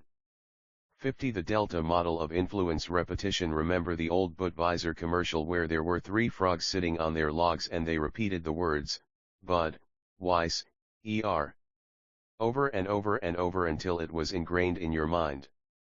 So, the next time you were presented with a choice to order a beer, what did you say? Budweiser. Repetition, a peripheral cue, makes a difference in decision making.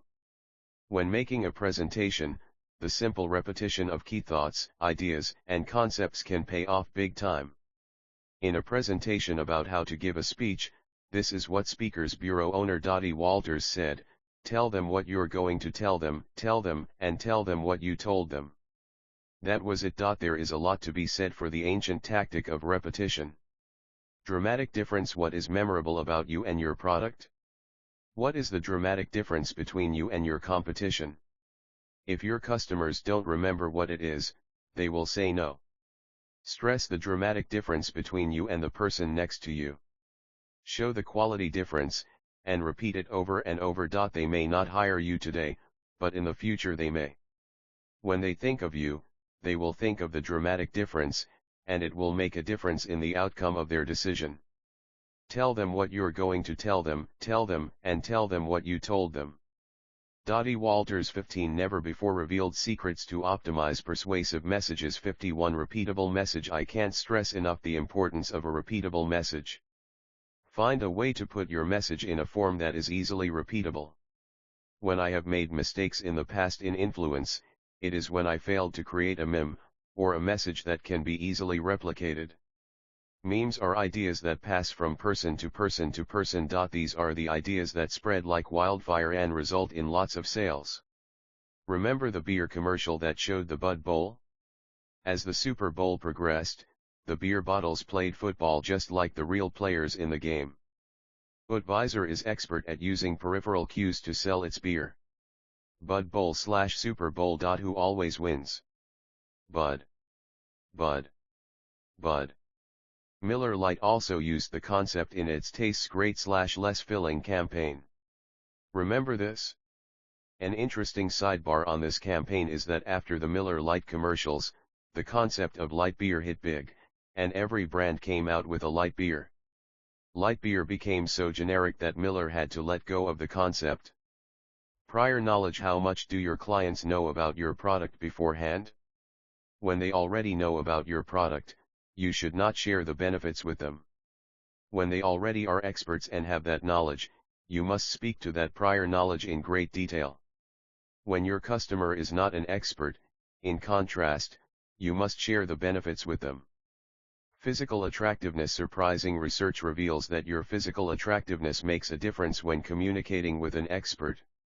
When you're talking about the numbers, statistics, and details, physical appearance does not seem to fit into the Delta model of influence matter. But when you are simply verbally communicating with an expert, you should always look your best. How much is too much? With regard to how much information to give someone, here is a good rule of thumb: the more expert a person is in a given area, the more features, not benefits, that person needs information about to make a decision. Knowledgeable people are going to match your message to what they already have stored in their memory and mind. If you come across as not knowing the actual working details of whatever your idea or proposal is, you lose. If you have quality information, you engage the client and optimize your chances of making the sale. When a person is not an expert in a certain area, less information is generally more likely to be processed more quickly and favorably. And because in this case less is better, you want that message to be very different. You want to share benefits and not features with this client. When the client is not an expert, peripheral cues become crucial. Self-referencing. When you are communicating with your clients/customers, be absolutely certain to paint them in the picture of your presentation. Research clearly shows that your clients will give far more consideration to your proposal and will remember it in greater detail if your presentation encourages them to see themselves using your product or service. Remember, the more expert a person is in a given area, the more features, not benefits, that person needs information about to make a decision. 15 Never before revealed secrets to optimize persuasive messages. 53 That self-referencing is a peripheral cue. If you are the expert or your sources are and the client has marginal knowledge, then self-referencing is a powerful peripheral cue to use. However, if your clients have tons of product/service/idea knowledge and you spend time on getting them in the picture, you are wasting your time and blowing the presentation. The more people self-reference, the more likely they are to buy, and the more likely they are to remember you and your services. This is true for almost all advertising where the customer/client has some motivation to use your services. If the client has no motivation to make use of you, all the self-referencing in the world won't make the sale. Remember the controversial commercial that came out about a year ago where the two beautiful and scantily clad girls were wrestling in the mud? It aired a lot in 2003, but what was the product? If you guessed beer, you got that right. But what brand? Right, most other people don't know, either. It was Miller, but you get the point. Viewers may have a great feeling toward mud in the future, but they are unlikely to find a particular brand of beer interesting because of the ad. Why? There was no viewer involvement with the product.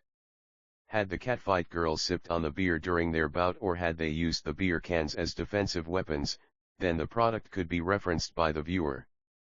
But there is no linkage between the commercial and use, and therefore the commercial ultimately fails. So what did the Miller folks do when they finally figured this out?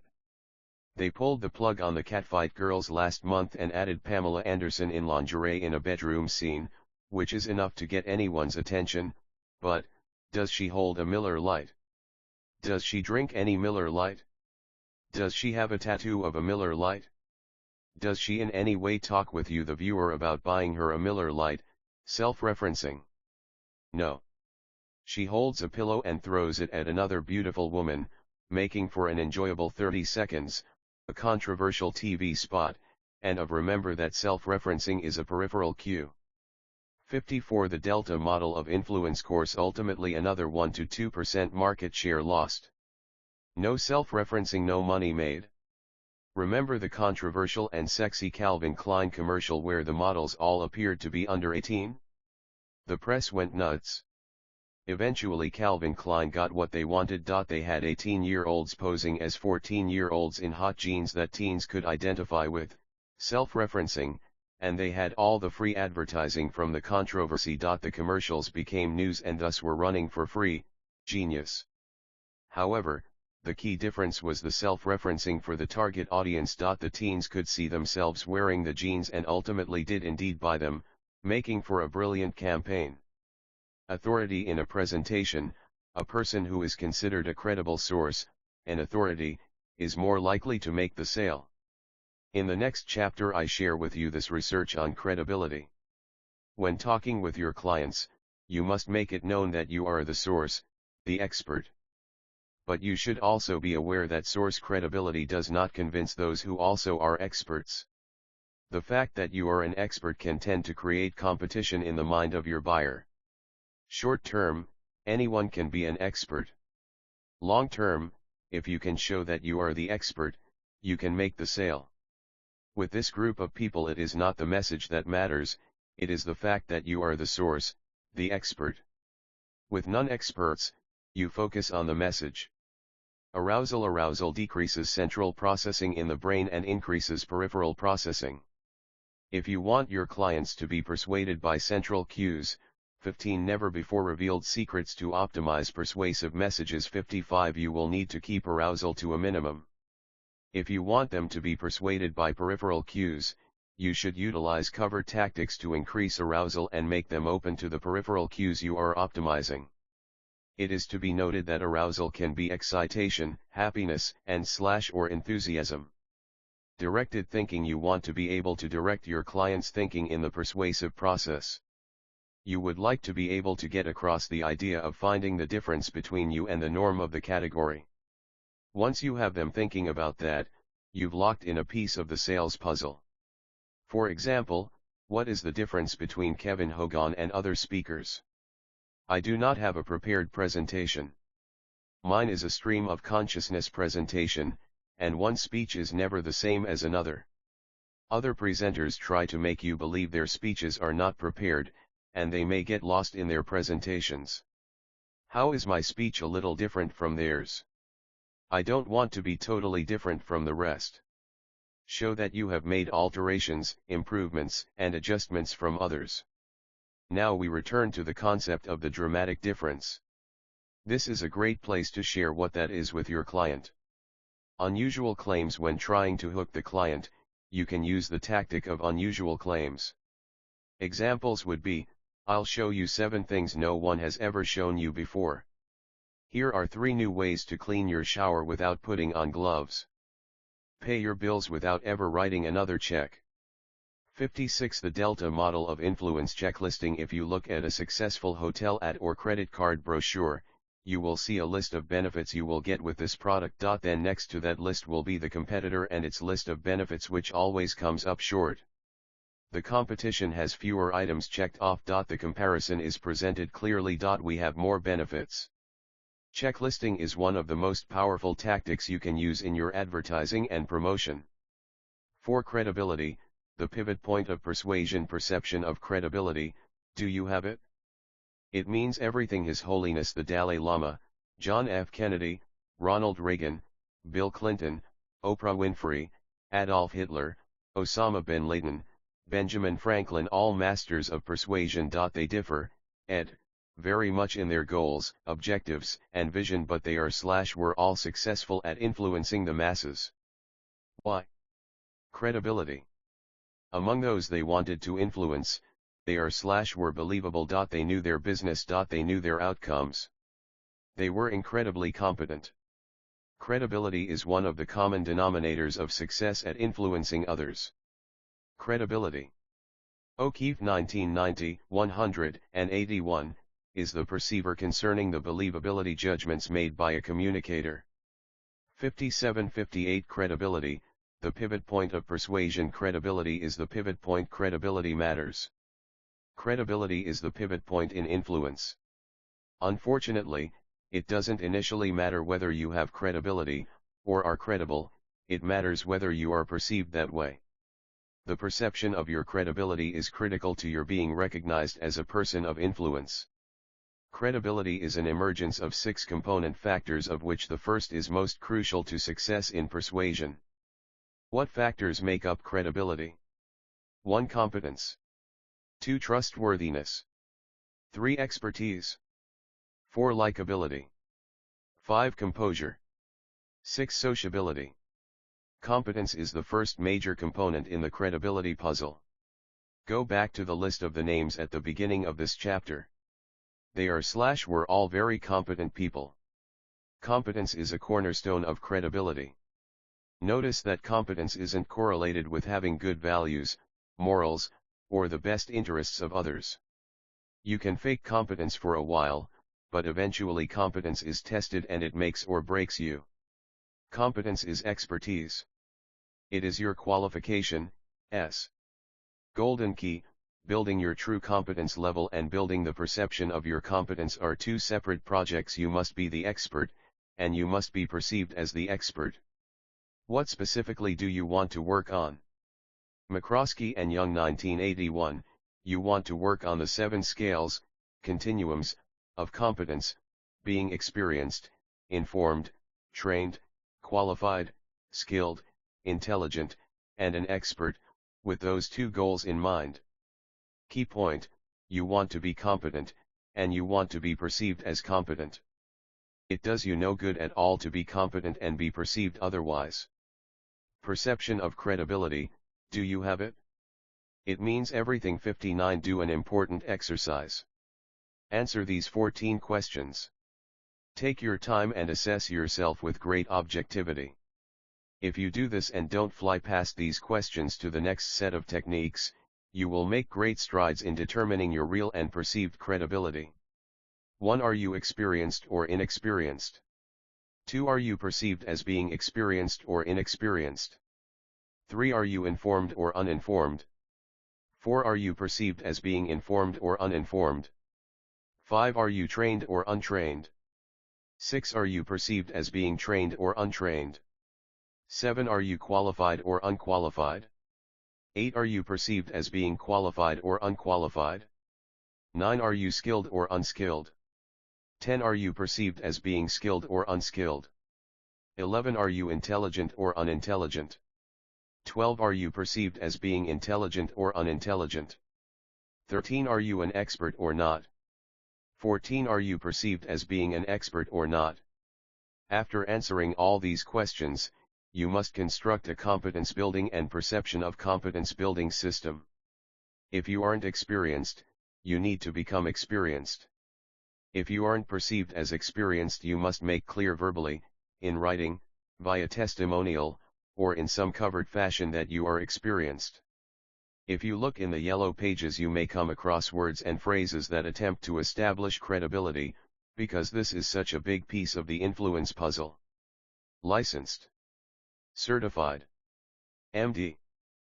PhD. Has 27 years of experience. Harvard educated. 60 Credibility, the pivot point of persuasion. Black belt. Award-winning. Internationally known. On television you see Michael Jordan lend his credibility and competence as the world's greatest athlete to everything from hamburgers to batteries to underwear. This is roughly what a testimonial on the back of a book does for the author. It is called the halo effect. You are borrowing someone else's credibility to build your own. It's smart to do and something you should pursue as well. Competence is the cornerstone. Covertly make your client base aware of your competence. Have awards on the wall of your office. Have testimonials in your portfolio. Then, Make it certain that in all of your interactions with your clients every single one of them knows that your knowledge runs deep and wide. You are the obvious expert in your field. There are 4 pieces of the persuasive setting. The first 3 all demand the dimension of credibility for success. 1. The environmental context. 2. The persuader. 3. The message. 4. The audience/recipient. Of course, having credibility and presenting a credible image to your customer are very different things. Here is a list of a number of characteristics of credibility building. These words identify areas of credibility that you must have to be a person of influence. Trustworthiness, character, safety, goodwill, personal integrity, expertise. Perception of credibility, do you have it? It means everything. 61. Competence. Qualification. Here are a few words you can utilize when you communicate your message of credibility to the public: experienced, informed, trained, qualified, skilled, intelligent, expert. As seen on TV, hard to believe but true. Has 25 years experience. Credentials. In any given situation you have 4 ways to show your credibility. Within each of these factors are some polarities that form a continuum of your behavior. Where would you be seen by most people in each of these areas? 1. Extroversion. Bold/timid. Verbal/quiet. Aggressive/meek. In any given situation you have 4 ways to show your credibility. 62. Credibility, the pivot point of persuasion. 2. Composure. Poised/nervous. Relaxed/tense. Calm/anxious. 3. Sociability, likability. Good-natured/irritable. Cheerful/gloomy. Friendly/unfriendly. 4. Being inspiring to others. Once again, don't fly past these characteristics. Go back and look at the characteristics again. Where do you find yourself among them? 7 ways to increase your credibility, the nucleus of influence. Current scientific research reveals that credibility is one of the golden keys to getting anyone to say yes to you. Very few people have credibility in their profession because they don't understand what it is and why they need it, and they certainly have no idea about how to acquire it. Write down the following formula and keep it nearby at all times. Whether you are a therapist, a small business owner, or a sales manager at a major corporation, this is the formula that will determine whether anyone will ever listen to you. Expertise plus trustworthiness equals credibility. Imagine these 2 lists of topics about which a company might want to hire Kevin Hogan for training, consulting, or a keynote speech. Group A: sales, influence, marketing, body language, unconscious communication, persuasion, motivation, goal achievement, personal authenticity. Communication skills. 7 ways to increase your credibility, the nucleus of influence. 63. Group B: how to be politically correct, union power, how to change the oil in your car, government support for the arts. You get the idea. You can see Kevin Hogan making major progress in the company about Group A topics because of massive credibility in those areas. Credibility equals expertise plus trustworthiness. I have no expertise in Group B topics and certainly would have no trustworthiness if I claimed to support those issues, although oil changes are very important, and I love the arts, just not the government support of them. It would be inauthentic to promote myself as a sensitivity trainer or someone who wants people to communicate anything but the gentle truth to their company. Nothing persuades like credibility in people's decision-making processes. You need it, I need it, and indeed everyone needs credibility, or we will all ultimately fail at whatever we do. Consider, Martha Stewart. That name not long ago was perceived as having massive credibility. Not long ago Martha Stewart had a TV show, a profitable publicly held business, and her own magazine, massive credibility. But then one day it all slipped away. Poof. In a matter of days Martha Stewart had zero credibility. It's hard to trust the Martha Stewart name today, and when there is no trust there is no credibility. Nothing persuades like credibility in people's decision-making processes. 64. Credibility, the pivot point of persuasion. Your mom? Remember when she said, "Get with a big company that gives you lots of benefits and retirement." Then boom. In 2001/2002 millions lost their retirement pensions, their jobs, and many their self-respect because of the corruption of a few in their companies and a bad economy. Lesson: don't trust everything to anyone. How many people look back at the lousy advice someone they loved gave them only to have been hung out to dry, innocent and well-intended as the advice giver was? Mom. A great mom, lousy business advisor. So what are the 7 research-proven ways to build your credibility? Daniel O'Keefe discussed these 7 in his book, Persuasion. My take is a bit different from his, but you get the idea. 1. Stress your education, position, and experience. The evidence is overwhelming. People respect someone who has a higher position, MD versus orderly, more extensive education, PhD versus high school, and more experience, 20 years of X versus just out of school. You cannot immediately change your education, but you can reframe your position and frame your experience so that it accents you in the best possible light. You should never lie or exaggerate, but definitely put yourself on stage at the better angle. 2. Be a fluid communicator. Again, the evidence is overwhelming.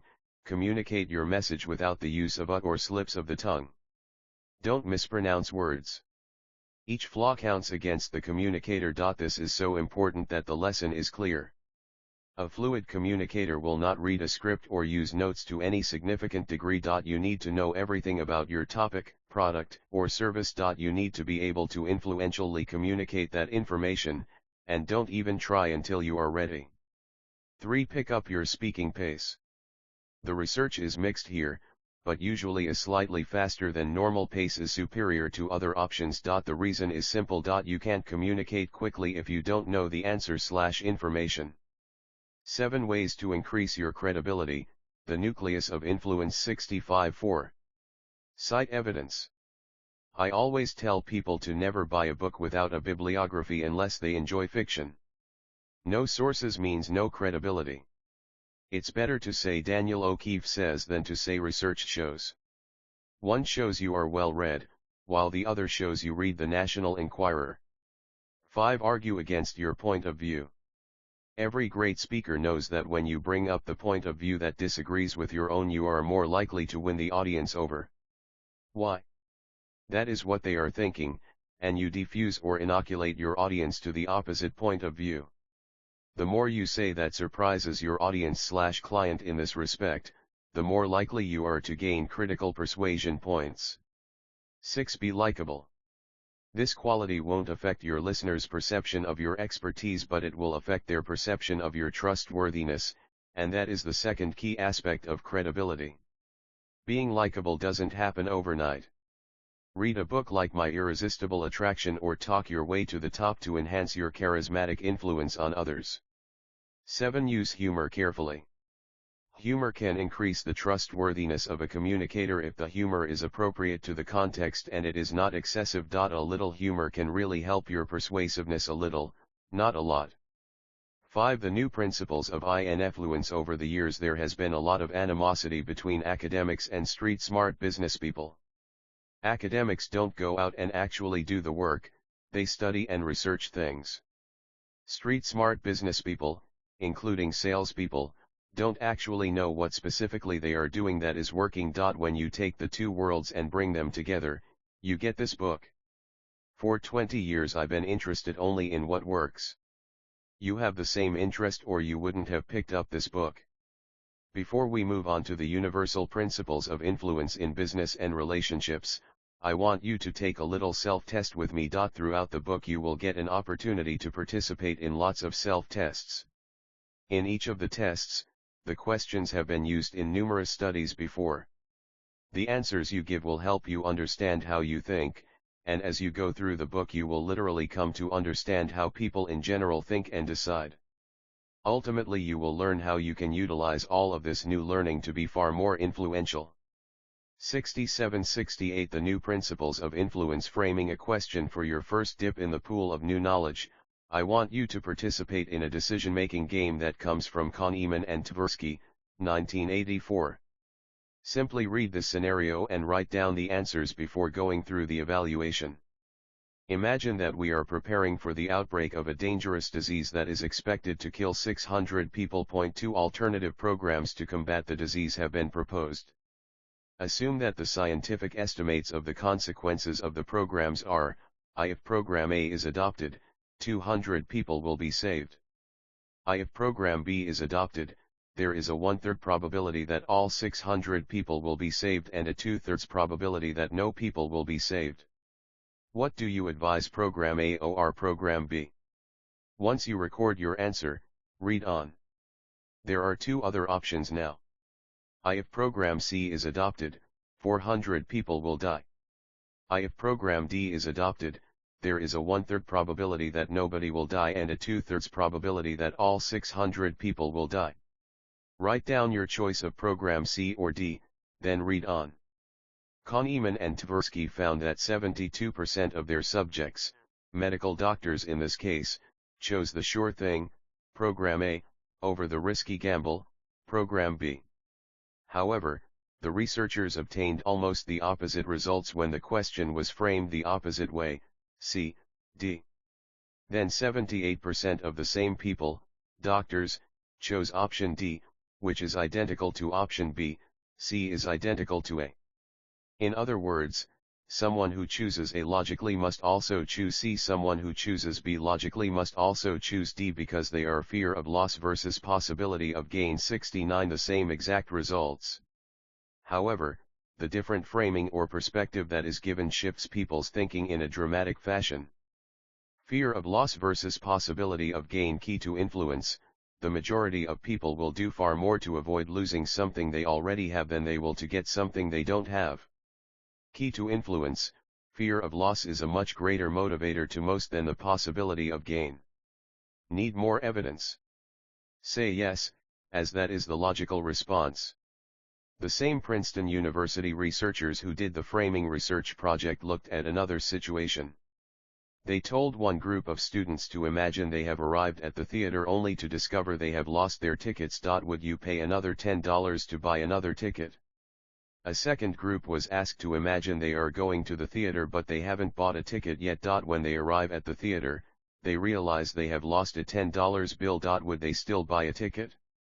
In this study, 88% of those who lost the $10 in cash said they would buy the ticket, but only 46% of those who lost the ticket, which they paid $10 for, would buy another ticket. There is nothing logical or rational about the way people buy or make their decisions to buy from you. Logic would tell you that people want the best product. They don't. There is nothing logical or rational about the way people buy or make their decisions to buy from you. 70 The New Principles of Influence. Logic would tell you that people want the most choices possible and that they make decisions logically. Nothing could be further from the truth. I have a confession to make. I'm not completely logical, either. I haven't worn a seat belt, except in Seattle, Warsaw, and Boston, for 20 years. My stepdad was nearly killed in a car accident. In 1979 he was struck by a farm vehicle and didn't have his seat belt on. Had he been wearing it, he would have been crushed to death in the car. Because he didn't have it on, he was thrown through the window 140 feet and barely lived but lived. That emotional imprint has kept the seat belt off me for years, and yet my kids wear a seat belt or we don't put the car in drive. How's that for crummy logic? Now let's talk about how all of this should change the way you sell, buy, and influence others to your way of thinking. Freedom of choice or barrier to selling. Even more interesting is research that was just released from Stanford University. Researchers went to a grocery store and set up tasting booths there. On one table they had 24 jams that the people could taste. On another there were 6 different kinds of jams. As you would expect, 60% of all people who stopped at the table with 24 jams tasted a jam. Only 40% of those stopping at the table with 6 jams tasted their What's shocking? Underline this, then highlight it in yellow. 30% of all people who stopped at the table with 6 jams purchased one of the jams. Only 3% of people who stopped at the table with 24 jams purchased any of them. The ramifications are enormous. The larger number of options, in jam, religion, spousal choices, jobs, creates what we call cognitive dissonance. Cognitive dissonance is what happens when you hold 2 or more beliefs, freedom of choice or barrier to selling. 71 or ideas and don't know which to choose. It makes you feel overwhelmed. People like to have choices, it gives them freedom. But if you give people too many choices, they will simply freeze and do nothing. This is clear in a casino, where I have been known to spend a few hours. Bettors will drive themselves crazy trying to figure out which team, horse, or color to bet on. When they place their money, they become certain they are on the correct side. Later, when their team loses, they can say, "I knew it was going to go that way. I should have listened to myself." Similarly, people do this when they buy a clothing. They see blue, they see black. They stand there helpless. Finally they buy the black and then they feel better inside, in fact relieved. When faced with too many choices, most people can become paralyzed and do nothing at all. People who feel overwhelmed simply drop everything. They do nothing and give birth to procrastination. If you tell someone, "You can have any of these 100 choices of paint," there is a good chance the person will freak out. People are not used to deciding among so many options. They won't be able to decide what to do. If you say, "I can give you one of these 4 options," then the person finds it much easier to choose. The truly devastating impact of the internal desire to be directed instead of being given a few options happens in brainwashing and sudden conversion experiences. Here, there is only one correct way or ideology and all others are wrong. This solves the problem of cognitive dissonance and creates what Eric Hoffer called true believer. Key question for you: how will you utilize your newfound knowledge about cognitive dissonance in the selling and persuasion process? When faced with too many choices, most people can become paralyzed and do nothing at all. 72 The New Principles of Influence. Quick summary. 1. People crave direction. Give them direction that wires into their unconscious drives. 2. People want to believe they are in control, and feel better when they perceive they are. 3. Help people resolve their cognitive dissonance by narrowing options and alternatives quickly and decisively. 4. Realize that your profits will increase with fewer choices for your clients and customers. There are not 64 color choices for the new Lexus or Honda. There are 7 choices. 5. Too many choices means that people will freeze and not know what to do. Always be prepared to direct people to the best choice for them. Your first $10,000 key. A $10,000 key is different from a key to influence because the ultimate value of these special keys is found in their ease of application in all walks of life, sales situations, and communication. People want what other people already have. Your second $10,000 key. People overestimate the value of what they already possess.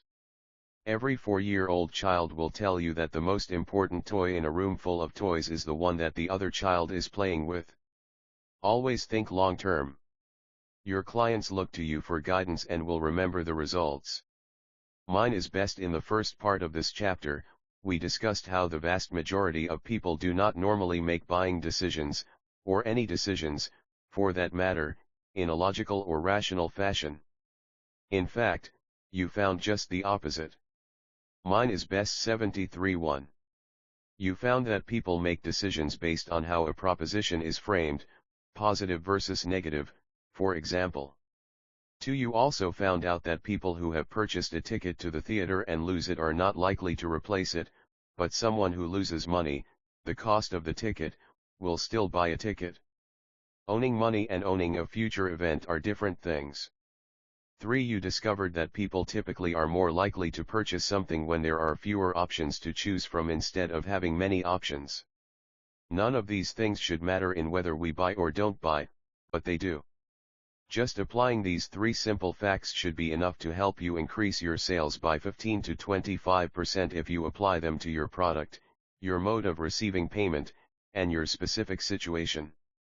Now, how can we top paradigm-shaking facts like these? Glad you asked. You probably thought that as a therapist or a salesperson, the two largest demographics of my readers around the world, if you can just get people to change their attitudes, you can get them to change their behaviors. In fact, you could say that persuasion is about influencing attitude, and compliance is about changing behavior. But perhaps you haven't thought of the opposite: change the behavior first and you can change the attitude forever. Here are some examples of successful behavioral changes to influence long-term attitude change. Once people own their actions, or once people own something, their behavior and attitudes both begin to change. In fact, once people own something or possess something, they believe that what they own is worth more than it really is, whether it is an idea or something tangible. Once people own their actions, or once people own something, their behavior and attitudes both begin to change. 74. The New Principles of Influence. Ziv Carman, a French marketing professor, and MIT's Dan Ariely divided a group of nearly 100 Duke University students into two groups. One group was asked to state the highest price they would pay for a ticket to the National Collegiate Athletic Association, NCAA, Final Four basketball tournament. The other group was told to imagine they had such a ticket and were asked for the lowest price at which they would be willing to sell it. The median selling price was $1,500. The median buying price was $150. The sellers perceived their ticket as worth 10 times what the buyers thought it to be worth. Could it be that what a person will lose once they no longer have their product/idea is a cause of the inflated price? Keep reading and you will see that you are right. Fear of loss plays a big role in decision making, a much larger role than it should. Endowment effect. This effect has been exploited for generations. In the profession of selling, everyone knows the puppy dog close, the technique of getting your product into your customer's office or home for a short period of time. Why? Because, like taking a cute puppy dog home, once we possess something, we value it more highly than we did when it was in the store. Once we do that, the price of the goods goes up in the human mind. That price is more than its price tag at the store, and the individual then buys it. What marketing strategies currently utilize this psychological quirk in human nature as an influential strategy to make sales? I Book of the Month Club. I Columbia House CD Club. I Magazine subscriptions. I Office supply sales, especially photocopier machines. I Art galleries. So many different companies utilize the endowment effect in selling. It's a wonder that everyone doesn't. Key learning strategy for today: how endowment effect. 75. Can you use the endowment effect without actually having your product/idea in the customer's possession?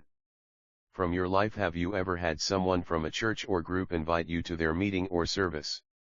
That didn't change your attitude, or, say, your religion. You simply went as a favor. But then after some period of time you decided that you liked this church or group and decided to join. Later, as time went on, you decided that your newfound group was indeed the right group to belong to. Many groups do not ask you to change what you believe, they simply ask you to take part in their service/group/organization and test drive it to see how you feel, for example, and see if it works for you. The brain is a funny thing. Once you start to perform a set of actions, you become accustomed to the actions and you would feel a void if those actions were no longer there. Therefore, your attitudes begin to change. Now, none of this is good or bad, it's simply an example of how you can utilize actions that you own to change attitudes.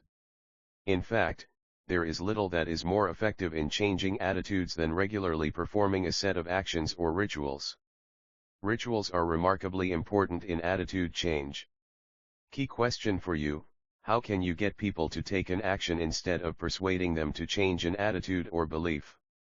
There are a few multibillion-dollar corporations that know how to reach the inborn genetic programming within each of us, so we will be inclined to purchase their products. You are going to now learn a few of the secrets of these multibillion-dollar international successes. The world's best advertising is not geared at just our behavior but at something that is next to impossible to change: our DNA. We aren't going to take you through a scientific explanation of how each of these mind access points works. That would take a set of encyclopedias. What you are going to learn is how to 76 the new principles of influence. The world's best advertising is not geared at just our behavior but at something that is next to impossible to change, our DNA. Apply the research that we have done in the sales situation so that it is easy for you to utilize. All people need food, clothing, and shelter in our society. Those are inborn programs. We must eat to survive. We must have clothing to survive the cold winters. We must have some kind of shelter for inborn needs of security and territorial ownership. Beyond this, there are very few inborn needs, but there are many inborn tendencies that drive human behavior as your customer grows and becomes an adult.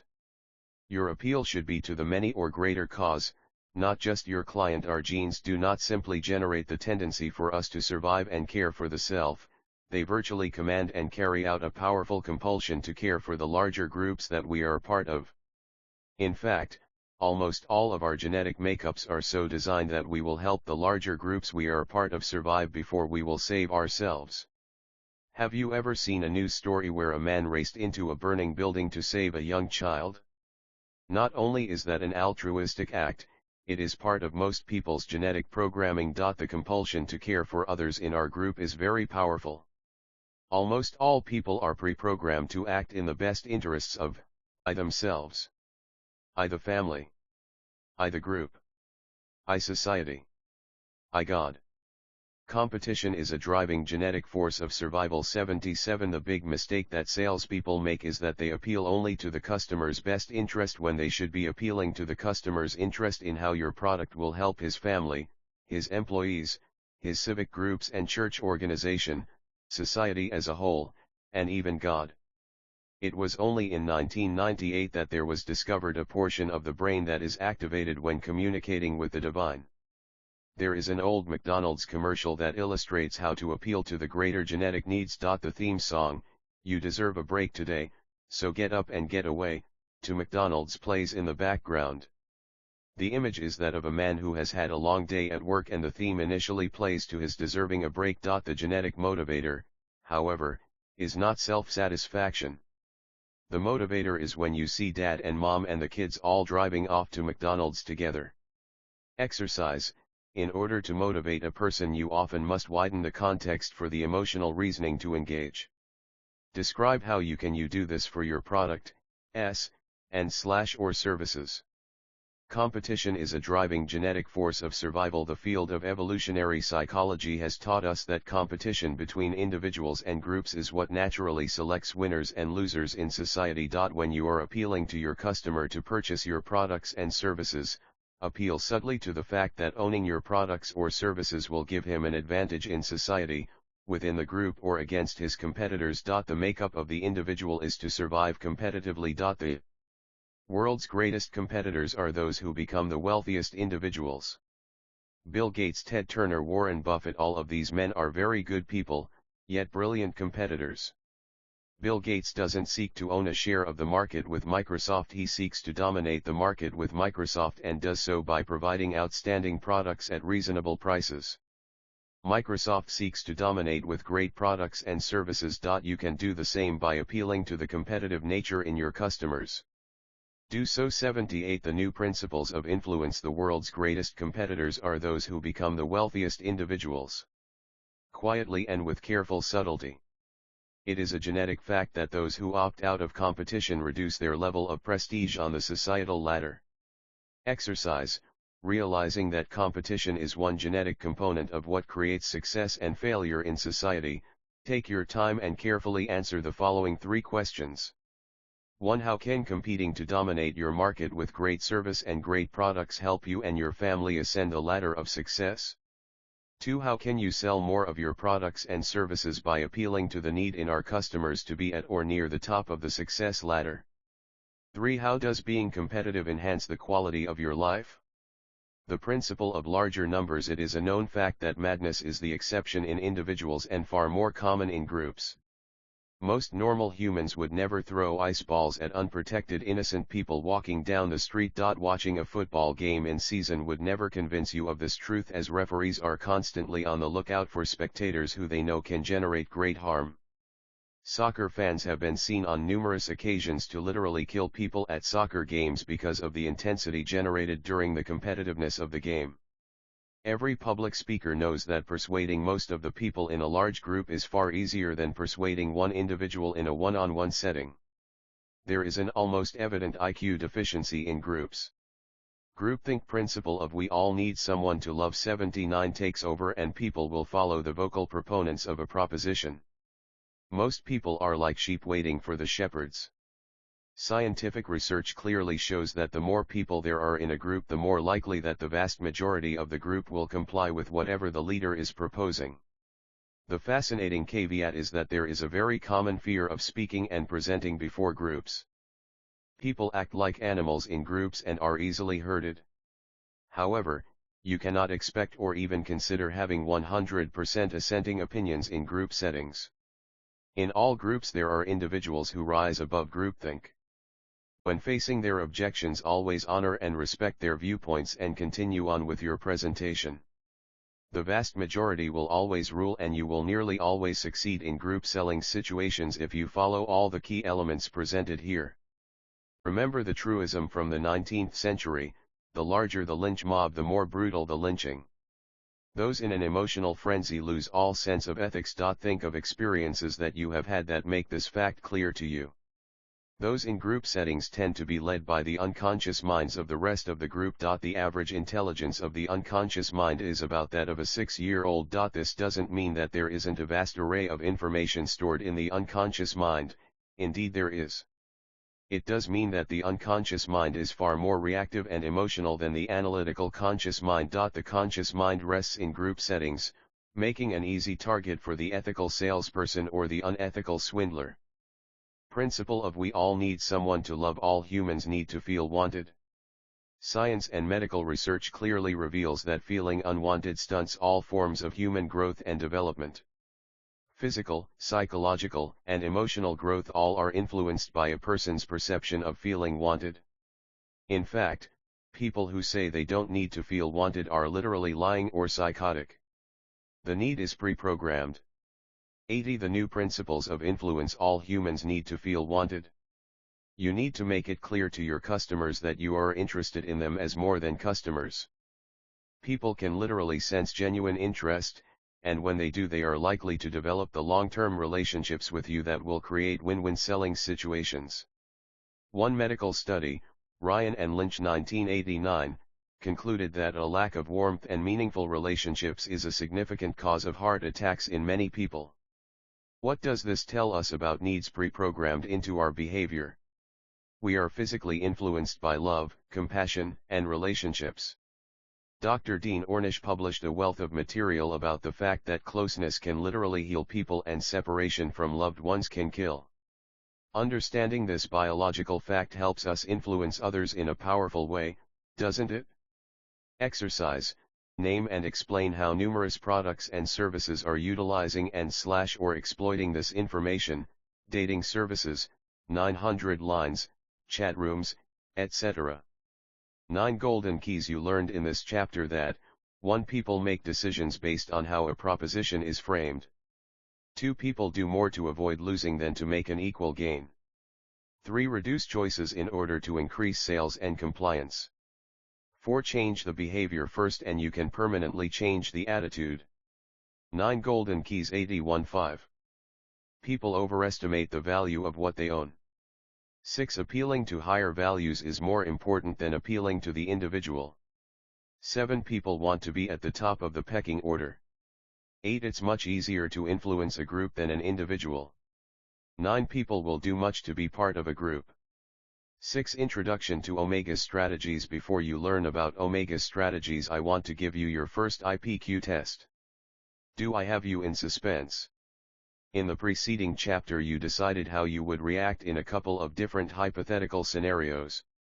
Now, I want you to discover where you are at in terms of your understanding and ability to apply some of the principles of influence. This test is one that I gave in Coffee with Kevin Hogan. If you don't subscribe, my goodness, go to www.kevinhogan.com right now and do so, and the response was one of great appreciation. Even if you may have taken this test already, please do so again. Testing your influence and persuasion quotient. Wouldn't it be great to know how to frame your products, services, and ideas yourself so that others simply fall over as they try to get to you? 83-84 Introduction to Omega Strategies. Over the next several months I will be releasing on my website the culmination of years of research and meta-analysis of what works and what doesn't in the fields of influence, persuasion, and compliance. All of this material is 100% ready for use in selling and marketing. Virtually all of the information is new and has never been shared in anything that I have ever released. To gauge your current knowledge of what works in influence, let's start with a test that you can take to see what your IPQ, influence and persuasion quotient, is. You'll need a pen and paper and about 5 minutes of your time. Write all your answers down. This is crucial, as you will see. 1. Imagine you are considering purchasing a CD player but you haven't decided which brand or model you want to buy. You walk past an electronics store and see a sign in the window advertising a popular Sony CD player that is on sale for $99. You know that price is well below the standard retail price. A recent research shows that what percentage of people would buy the Sony? 24%, 48%, 59%. 66%. B. Research shows that what percentage of people would wait to learn about other models? 76%, 52%, 41%, 34%. 2. Now imagine the same situation except that the store is also advertising a high-quality Iowa CD player for $159. Like the Sony, this player is a bargain. Testing your influence and persuasion quotient. 85. A research shows that what percentage would buy the Sony? 11%, 27%, 39%, 51%. B. Research shows that what percentage would buy the Iowa? 11%, 27%, 39%, 51%. C. Research shows that what percentage would wait to learn about other models? 62%, 50%, 46%, 10%. If you knew the answer to just these 2 questions, you would have an enormous understanding of what causes people to buy now, and how people make choices. But there is more you can learn. Continue with question 3. 3. In a research project by Kahneman and Tversky, 1984, researchers offered individuals their choice between a Minolta X370 camera priced at $169.99 and a Minolta Maxim 3000i priced at $239.99. What percentage of people chose the Minolta X370 at $169.99? 10%, 30%, 50%, 70%. 4. The same researchers as in question 3 also offered a different group of participants the same 2 cameras noted in question 3 but also offered the Minolta 7000i at $469.99. 86. Introduction to Omega Strategies. A. What percentage of people chose the X370? 21%, 31%, 41%, 51%. B. What percentage of people chose the Maxim 3000i? 47%, 57%, 67%, 77%. C. What percentage of people chose the Minolta 7000i? 2%, 12%, 22%, 32%. Knowing how the wild card of the third product that is new, significantly more expensive, and probably better changes the buying decisions of individuals is absolutely essential in understanding how to communicate with and influence people. Before we talk more about that, score your self-test right now. Scoring question 1A 1B 2A 2B 2C 3 4A answer 66% 34% 27% 27% 46% 50% 21% points if correct 3 3 4 4 5 4 4 testing your influence and persuasion quotient 87 4B 67% 4 4C 12% 4 total 35 your score 30 plus superb. You have a solid understanding of the dynamics of influence. Well done. You are in the top 10%. 2029 not bad. You have some of the basic concepts of influence down and a good intuition. The Science of Influence series of CDs and home study manuals will help you enormously. 1119 Don't worry. More than 50% of the marketing and salespeople we work with are in this category. You aren't alone and we aren't telling anyone. Order the first volume of The Science of Influence and start utilizing its cutting-edge information. 10 or fewer points.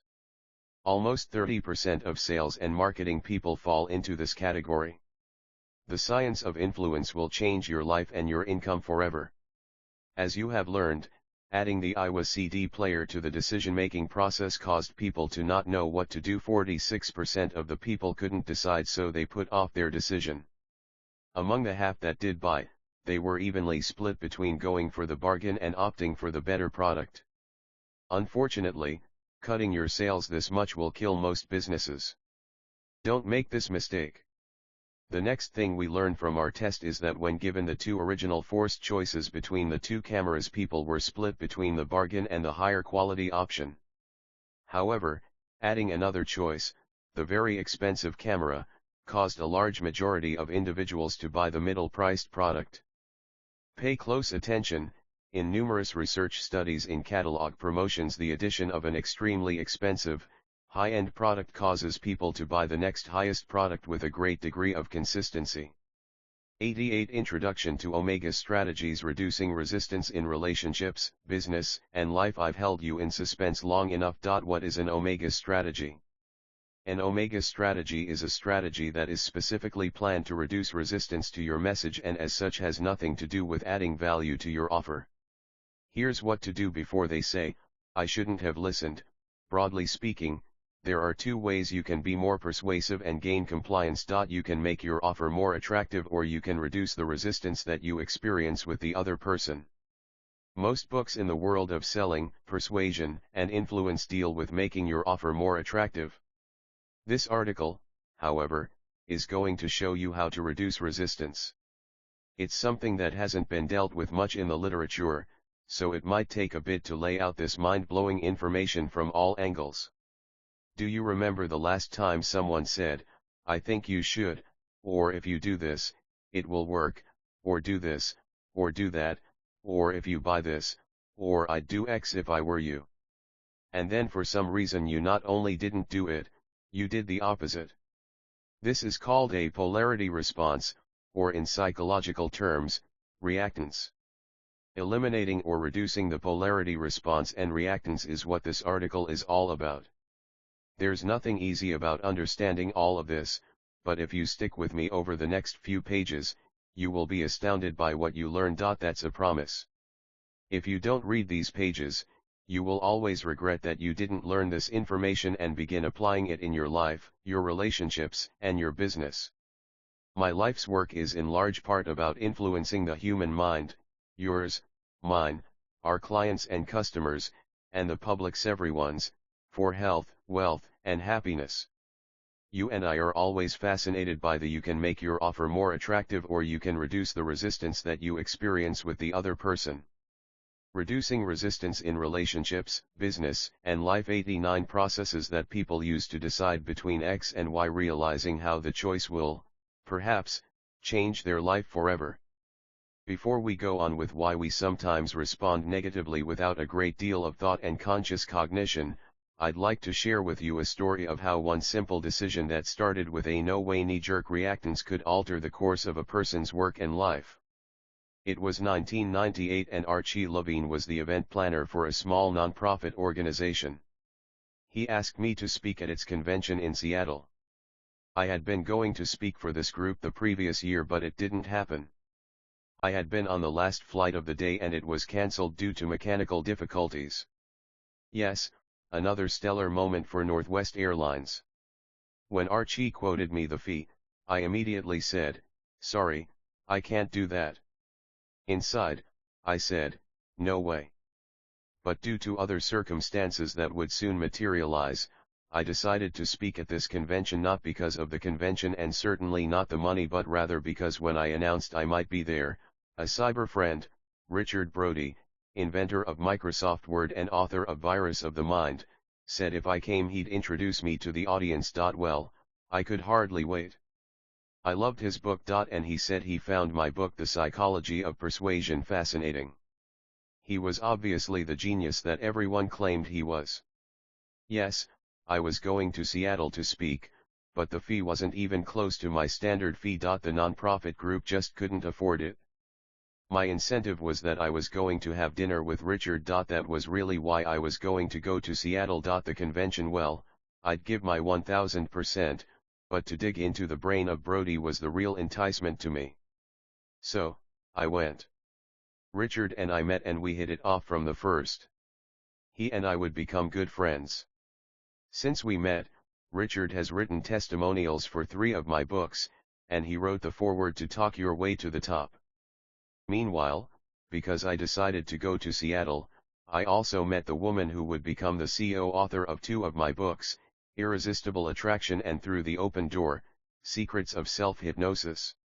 Mary Lee is an excellent writer and has a sharp mind. Her contributions to these books helped make them among my favorite books. She also worked with me on developing 90 Introduction to Omega Strategies training sessions in Seattle, where she brought me several students, including Ron Stubbs, Bev Bryant, and Catherine Scott, who are now partners with me on various other projects. 3 years later, on a trip to Las Vegas with Richard, I met his good friend Jeffrey Gitomer, who is the author of the Sales Bible. Jeffrey is a rough-edged guy with a heart of gold. We became friends and eventually he wrote the foreword and testimonials for my recent book, Selling Yourself to Others. He's one of the nation's highest paid and finest speakers. There is a lot more that came out of Archie Levin's phone call to me 6 years ago, but the point of course is that my decision to go was a life-altering decision in every way. Key, my initial gut reaction to this offer was, no way. The money was lousy, the venue was mediocre, and I saw nothing attractive about the convention from a professional standpoint until I had more information, and it took weeks to get the information I needed to make one of the best decisions of my life.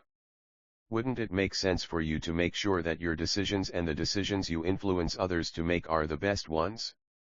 2 kinds of resistance. Broadly speaking, there are 2 kinds of resistance.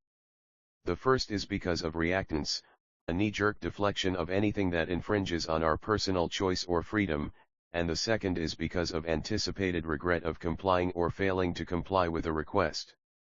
Did you know that very few people will trade a lottery ticket they have just purchased for the original dollar they paid?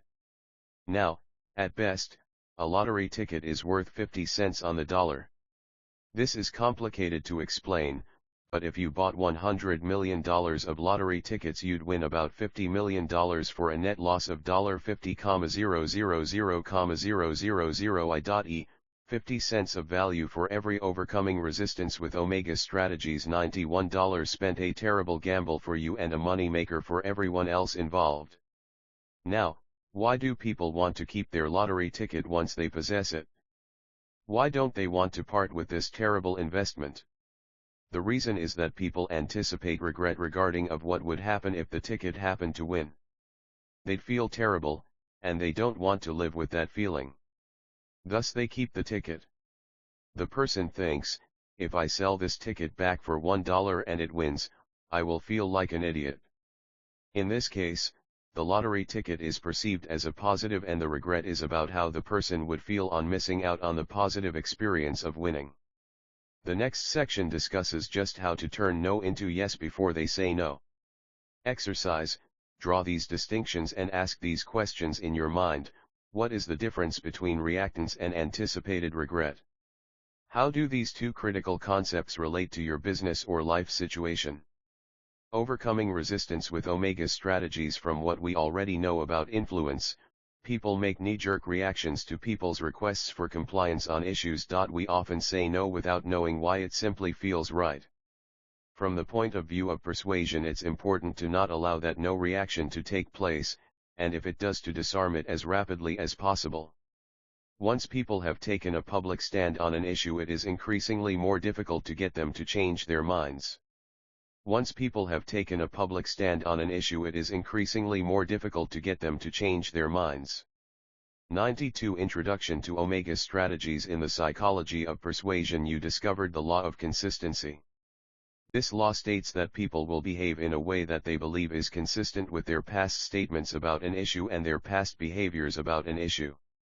This is backed up by numerous studies in social psychology. Even more interesting is that research shows that if people pass up on an opportunity once, they will almost certainly pass up on that same opportunity in the future. Tykosinski and Pittman, 1998. Their behavior sets a precedent. Once someone passes up an opportunity, no matter how positive, they tend to decide that way in the future as well. In general, people will avoid doing something that could be in their best interest simply because they have avoided doing it in the past. Dr. Matthew Crawford of the University of Arkansas did an experiment where a Confederate was placed in the room with subject after subject. The Confederate would encourage the subjects to bet on the Confederate's choice of the winner of a given football game. The Confederate working for Crawford would say, "You definitely have to pick Team X." Crawford soon discovered some interesting things. Half the subjects were instructed to notice and record how much they would regret their decisions if they chose X and Y one versus if they chose Y and X one. In the end, the majority of the subjects said they would feel much worse defying, choosing Team Y, and losing versus complying, going with Team X, and losing. The result was that 73% complied with the Confederate and chose Team X. But when subjects were not asked to consider how they would feel about their decision, no instruction was given at all. If they chose X and E1, or Y and X1, things were very different. Only 24% of this group chose Team X. Without the contemplation to consider the regrets they would have, people typically respond with a polarity response, also known as a cognitive reactance. They have a knee-jerk no response hardwired into their brains. Finally, in Crawford's study, all subjects were informed that their team lost. Results: those who complied with the Confederate felt much worse overcoming resistance with Omega strategies 93 than those who reacted with a polarity response. People are lousy at predicting their future feelings. $10,000 Key to Influence: having the subjects focus on the regret of both complying and reacting, polarizing, helped increase compliance and overcome resistance. I know what you are thinking. You are wondering, how could it be that actually putting attention on the negative, "No, I will not. I am a free person and I will do as I please," helps subjects to be persuaded to do what they are resistant to? The question makes total sense. The fact is that people would like to comply if they can see a way to do so. They simply don't want to have regrets about it, so the best thing to do is to go there and look at what happens if they do and if they don't comply. This very exercise of looking at both sides increases the chance of compliance dramatically. When a Confederate is in the room and supposedly siding with the person/subject whom we are trying to persuade, the Confederate can actually help our cause by defiantly standing up for the point of view held by the subject. The Confederate literally can say, "I haven't made up my mind. It's my choice, and I'll choose what I want." According to Crawford, this reinstatement of personal freedom, a release from reactance, actually increases the percentage of participants who choose alternative A, beyond that of a group that never had its personal freedom threatened. Thus the arousal of reactance and the subsequent reduction of this resistance is an effective way to increase compliance. All emphasis mine. The 4 steps: 1. The participant/person/subject's freedom of choice is threatened. 2. Focus is placed on the person's feelings of the threat to their freedom. 3. The threat is negated. 94 Introduction to Omega Strategies 4. Persuasion is accomplished with future regret verbalized or focusing on the threat to personal freedom. The key is to go quickly beyond reaction on the person's part, an unconscious reaction, and focus on anticipated regret, which is conscious and controllable. By doing this we dramatically increase compliance. You might feel that this is counterintuitive, but it overcomes the reaction of a knee-jerk, no, response. This brings us to a key question that Crawford has asked and answered and to which I will add my comments. What causes people to be this way at the unconscious level? Crawford believes that mainstream culture values autonomy, self-determination, and independence, and that the importance of these values is reinforced at an early age. I agree, but I would add that this reactionary behavior is genetically wired. Any animal that feels it is trapped and doesn't have freedom to escape will prepare to fight or flee. That's the no response. Therefore, the human animal when trapped will say no, but when asked to ponder the feelings of the future instead of the personal freedom that is threatened, the individual will focus on anticipated feelings of regret of not doing what they are being asked and are therefore more likely to say yes and comply. The conscious mind, left brain, say, is likely to override the unconscious mind, right brain, say, and consider the options in a non-reactionary mode. Most people aren't very good at predicting what emotions they will feel when they make a choice that doesn't work out for the best. People often believe, I will regret this decision so much, when in fact they later do not feel that way when things turn out badly. The exception to this rule: most people aren't very good at predicting what emotions they will feel when they make a choice that doesn't work out for the best. Mastering Omega Strategies 95 is people who are constantly planning for the future and anticipating future events. Research does indicate that these people do have a better grip on what their emotions will be in the future. However, these individuals are in the minority, so when someone tells you that they will feel a certain way, remember that the statement is a guess and not a fact. Mastering Omega Strategies. Time for another measure of IPQ, influence and persuasion quotient, and a sly way to reveal more principles of influence to you. 1. In a study using students posing as beggars, would the students receive more or less when requesting a specific amount of cash? 2. Are people more or less likely to have a knee-jerk reaction of resistance when they've been taken advantage of in the past? 3. Do hotel bellmen receive larger tips for delivering better service? 4. What can waiters and waitresses do to increase their tips? 5. What are the top 3 reasons some waiters and waitresses receive more money in tips than others do? 6. What percentage of men believe they are above average in appearance? 7. What percentage of women believe they are above average in appearance? 8. What is the earning power of above average looking men and women versus average looking and below average looking men and women? Bonus question: how would a waiter or waitress offering a piece of chocolate candy with the check affect the amount of tip received? Here are the answers, and the research that backs them up. 1. In a study using students posing as beggars, would the students receive more or less when requesting a specific amount of cash? 96. Introduction to Omega Strategies. Students posing as beggars found that they received money 44% of the time when they didn't ask for a specific sum. If they asked for a specific single coin, they got it 64% of the time. But if they asked for an arbitrary amount, such as 37 cents, they got it 75% of the time. What can we learn? The more precise the request, the more likely it is to be fulfilled, the more irresistible it is. 2. Are people more or less likely to have a knee-jerk reaction of resistance when they've been taken advantage of in the past? Once people learn they have been fooled and taken, they develop much more resistance. Detecting and avoiding cheats is one of the most powerful driving forces in human behavior. Brad Sagarin, Northern Illinois University. 3. Do hotel bellmen receive larger tips for delivering better service? Taking a few extra minutes to 1. Inform guests how to operate the television and thermostat, 2. Open the drapes in the room, and 3. Offer to bring guests ice doubled a bellman's tips. He received an average tip of $4.77 when he did these things and an average tip of only $2.40 when he did not do them. Providing these extra services increased tips from men as well as women and from young as well as elderly guests. Lynn and Gregor 2001, 4. What can waiters and waitresses do to increase their tips?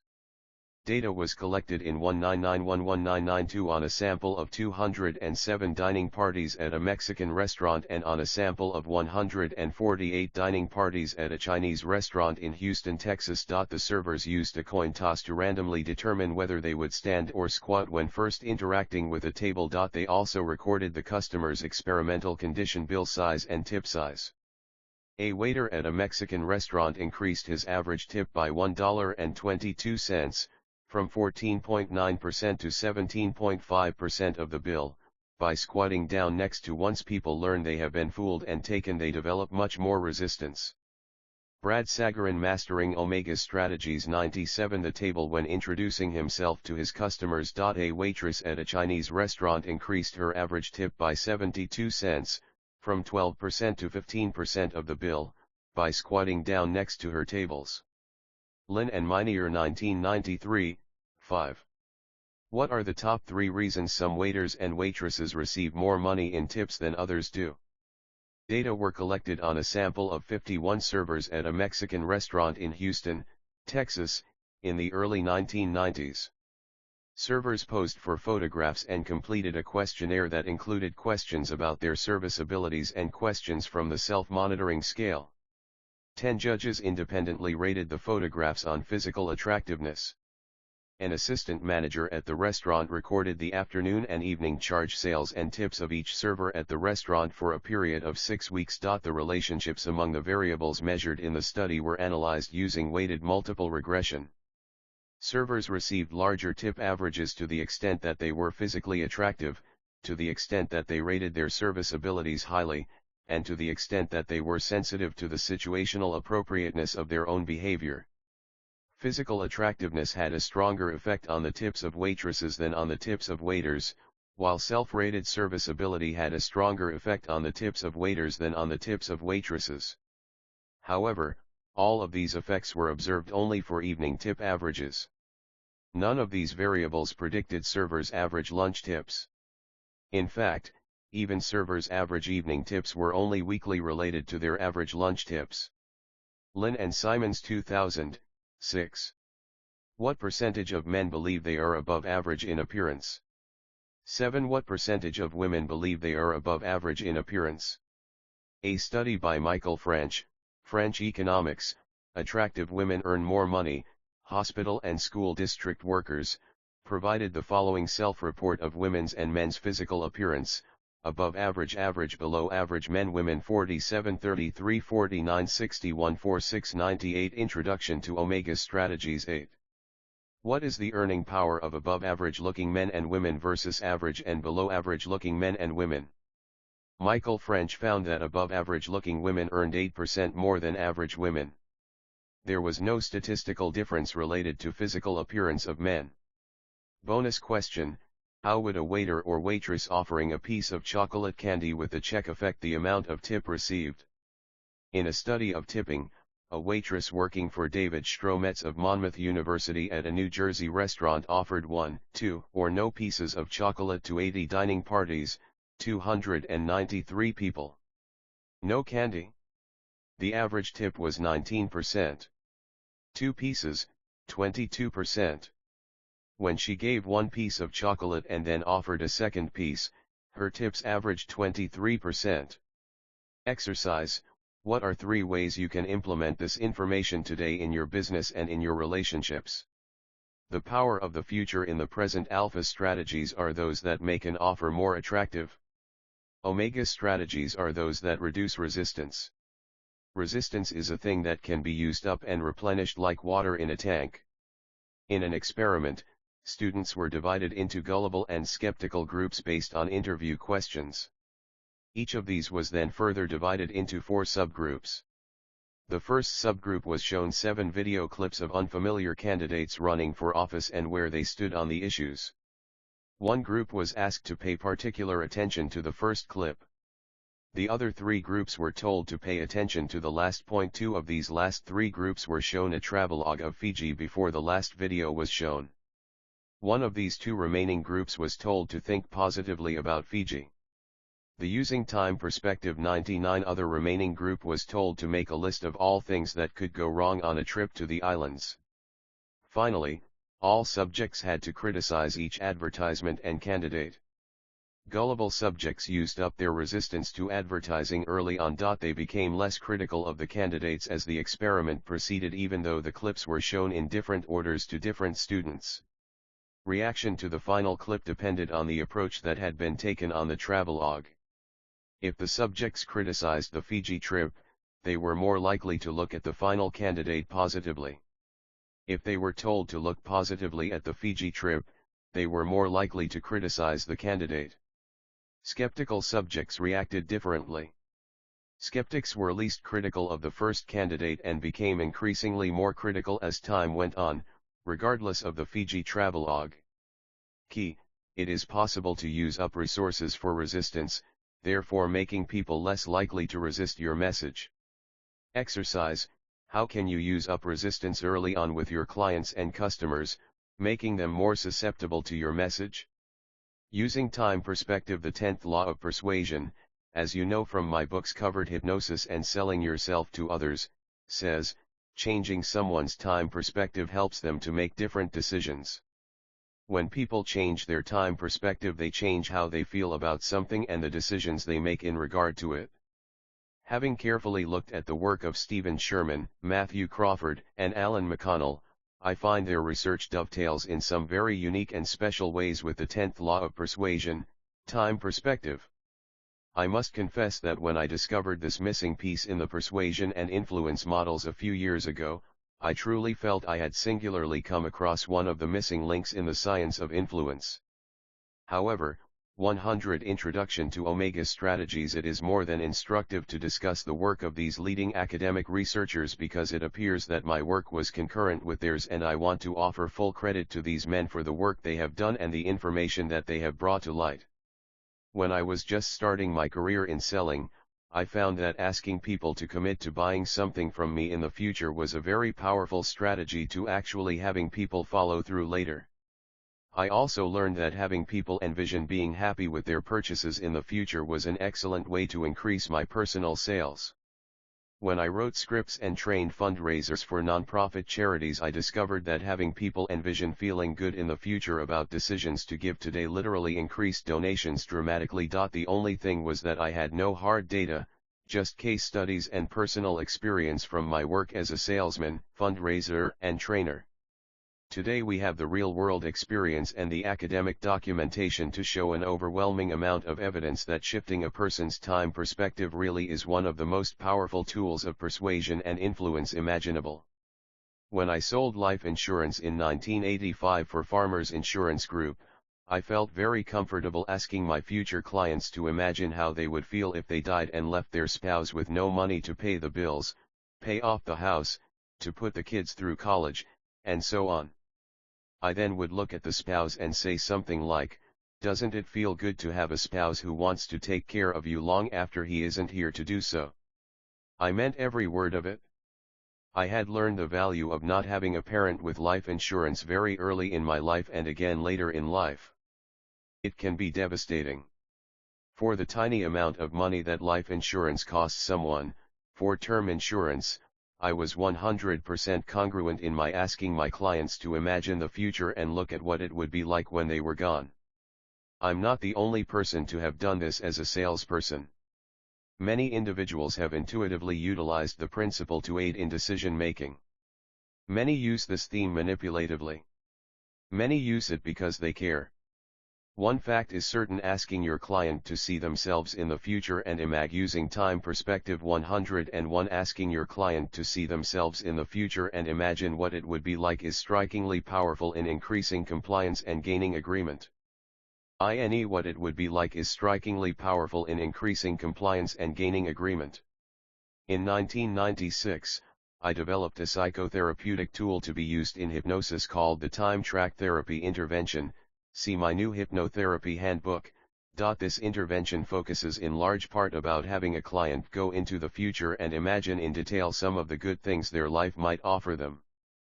The handbook instructs therapists to create a positive, believable, and realistic future from which they can look back toward the present and see how they took the steps toward this new and compelling future. The results of this intervention have proved to be healing and dramatic in ways I never would have imagined. The emails and testimonials are abundant.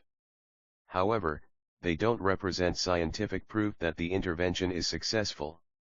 Case studies are useful, of course, but they may or may not represent the norm. Returning to the more traditional settings of influential behavior, directed at the goal of gaining compliance, we have always wanted documentation as to what specifically is effective and what is not. The need for external and reliable validation now appears to be near completion for the experience of having individuals see the future, good or bad, to gain compliance, and this is where I truly appreciate the work of Sherman, Crawford, and McConnell. In addition to the aforementioned influence researchers, Robert Cialdini has discussed the notion that the principle of scarcity, see the psychology of persuasion or selling yourself to others for detailed information about scarcity, is similar to the notion that people lose freedom, choices, in the future if they do not comply with a proposal today. This is in line with the anticipated regret model. Scarcity has certainly proven to be an effective principle for gaining compliance. So is the utilization of fear. 102 Introduction to Omega Strategies. Key: fear has proven to be effective in the vast majority of studies researching the appeal to fear when combined with highly effective persuasion messages. However, fear appeals generate a polarized response when combined with ineffectual persuasion messaging. Witt and Allen 2000, What else helps overcome resistance and the polarity, knee-jerk, no response? As noted earlier, literally asking the individual to consider the future is an excellent technique for gaining compliance. Instead of telling someone what to do, which typically generates the knee-jerk response, asking the person to tell you whether they would do something if someone asked them to do it is the key strategy that has been successfully studied by Sherman. Crawford has discussed some truly remarkable research, which serves as a template for influencing using these future-pacing themes. Researchers asked some individuals to give an afternoon of their time to charity. 2% of those asked complied. Researchers also asked other individuals to tell them what would happen if someone asked them to give an afternoon to charity. Of this group, 40% said yes. 2 weeks later, this group of individuals was called again, the people who were asked to predict the future, and 38% said yes, they would comply in helping the charity. Numerous studies show that individuals agreeing to do something are much more likely to do so when the time actually comes when compliance is requested than simply directing individuals to comply. Individuals also are influenced by their own beliefs and imaginings about the future. When asked to describe how Team A might defeat Team B, those individuals then tend to believe that Team A will actually win the game. The effect is observed when other individuals are asked to imagine how Team B might defeat Team A. Sherman also found that individuals who were asked to explain their hypothetical future success or failure at completing an anagram task were all likely to do better than control groups who were given no opportunity to explain their future success. People who imagine a positive future appear to succeed and do better than those who do not. This indicates that stopping the knee-jerk no is mastering the science of influence. 103 People who imagine a positive future appear to succeed and do better than those who do not. Very possibly the right thing to do in addition to being the most influential option. Finally, in another study done more than 20 years ago, Gregory, Cialdini, and Carpenter found that individuals who were asked to describe how much they would enjoy owning cable TV later were found to be much more likely to actually purchase cable. The evidence is strong. Having individuals imagine the future is a powerful tool for gaining compliance now or in the future. Exercise: what can you do to implement the concepts of bringing your clients out into the future in your business and relationships? Mastering the science of influence. To know that reciprocity is effective is one thing. To know how and when to induce reciprocity is quite another. To know that asking for a favor can be a powerful technique of influence is different from knowing when to ask and how. I want to show you how to communicate persuasively using a couple of separate techniques of influence, and I also want to show you what not to do. Son, if you do that you will kill yourself, said Mom, and the son went right back and doing it. Remember? Mom neglected a key factor of influence that almost everyone forgets: $10,000 key to influence. Give specific instructions or steps when directing or attempting to influence behavior. Simply telling someone to stop doing something or to get a job or behave or shut up is utterly and completely destined to fail, because these are not instructions. 104 Introduction to Omega Strategies. Decades of research reveal that specific instructions are necessary to influence and induce compliance. What does this mean to you? It means that you need to walk people step by step through a process that leads them to the door you ultimately want them to open. Anything short of doing this is unlikely to succeed in the short or long term. I want to direct your attention, did you catch that, to another technique that can be remarkably influential or explode in your face. Fear. Fear is something we are all wired to fight or flee from. Our irrational fears are those that we attempt to conquer and overcome. No one likes to experience fear. Fear literally can motivate people in ways few other things can. If you have sex without a condom, you could get AIDS. That statement could induce fear or not. It could induce a behavioral change, but it probably won't. The word AIDS now is a bit like accident. The public has been inoculated to the word through overuse. Imagine that you keep smoking those cigarettes and what you see is your kids and your grandkids coming to look at you in your casket, crying because they can't speak with you anymore because you committed a slow suicide with tobacco. Your face is shriveled and they will never think of you in the same way. Now, that is a scary scenario for most people with children. You've used fear in a powerful fashion. Let's follow it up with, and if you cut down to half a pack of cigarettes each day this month and to a cigarette each day next month and finally throw the pack away, wouldn't it be something to see you healthy and happy, having fun, playing with those grandkids? What happened here? We scared the hell out of our friend and then we gave a specific set of instructions to follow. That's persuasive. However, cigarette smokers may have heard it 50,000 times, in which case they are vaccinated against your proposal and they will not pay attention to your petition. Once a person has heard the same words or concepts over and over, the warnings lose their power. What to do? And is it ethical? That's an interesting question, and books have been written about such things. I don't know the answer to the question, but Mastering the Science of Influence 105. I'm glad we brought it up. A good rule of thumb is to always act in the very best interests of everyone you communicate with. The lesson here is simple. If you are going to use fear in a communication in order to foster change or alter behavior or encourage someone to buy your product, idea, or service, you must also include a step-by-step set of instructions in your message in order for it to be successful. This formula therefore is: negative emotions and behavioral plan. Behavioral change: what happens when two scary or anxiety-producing experiences compete with each other for the person's behavioral response. Academic researchers have been studying anticipated regret for the past few years, and here is a scenario that was proposed to 164 UCLA students. You parked your car in the lot and you are rushing to class for an important quiz you don't want to be late for. You realize on the way that you may have left your car unlocked. A number of students were then told to imagine how they would feel if they went back to the car, found it was locked all along, and now had missed the quiz. Others were told to imagine how they would feel if they didn't go back to the car and instead took the quiz, only to discover afterward that the car had been vandalized. How would they feel then? All students were asked whether they would go back to the car or go to take the quiz. Of those told to imagine the car vandalized, 69% said they would return to the car and check to see if the doors were locked. Of those who were told they would miss the quiz, 34.5% said they'd go back and check on the car. The control group showed 46% returning to check on the car. Once a person has heard the same words or concepts over and over, the warnings lose their power.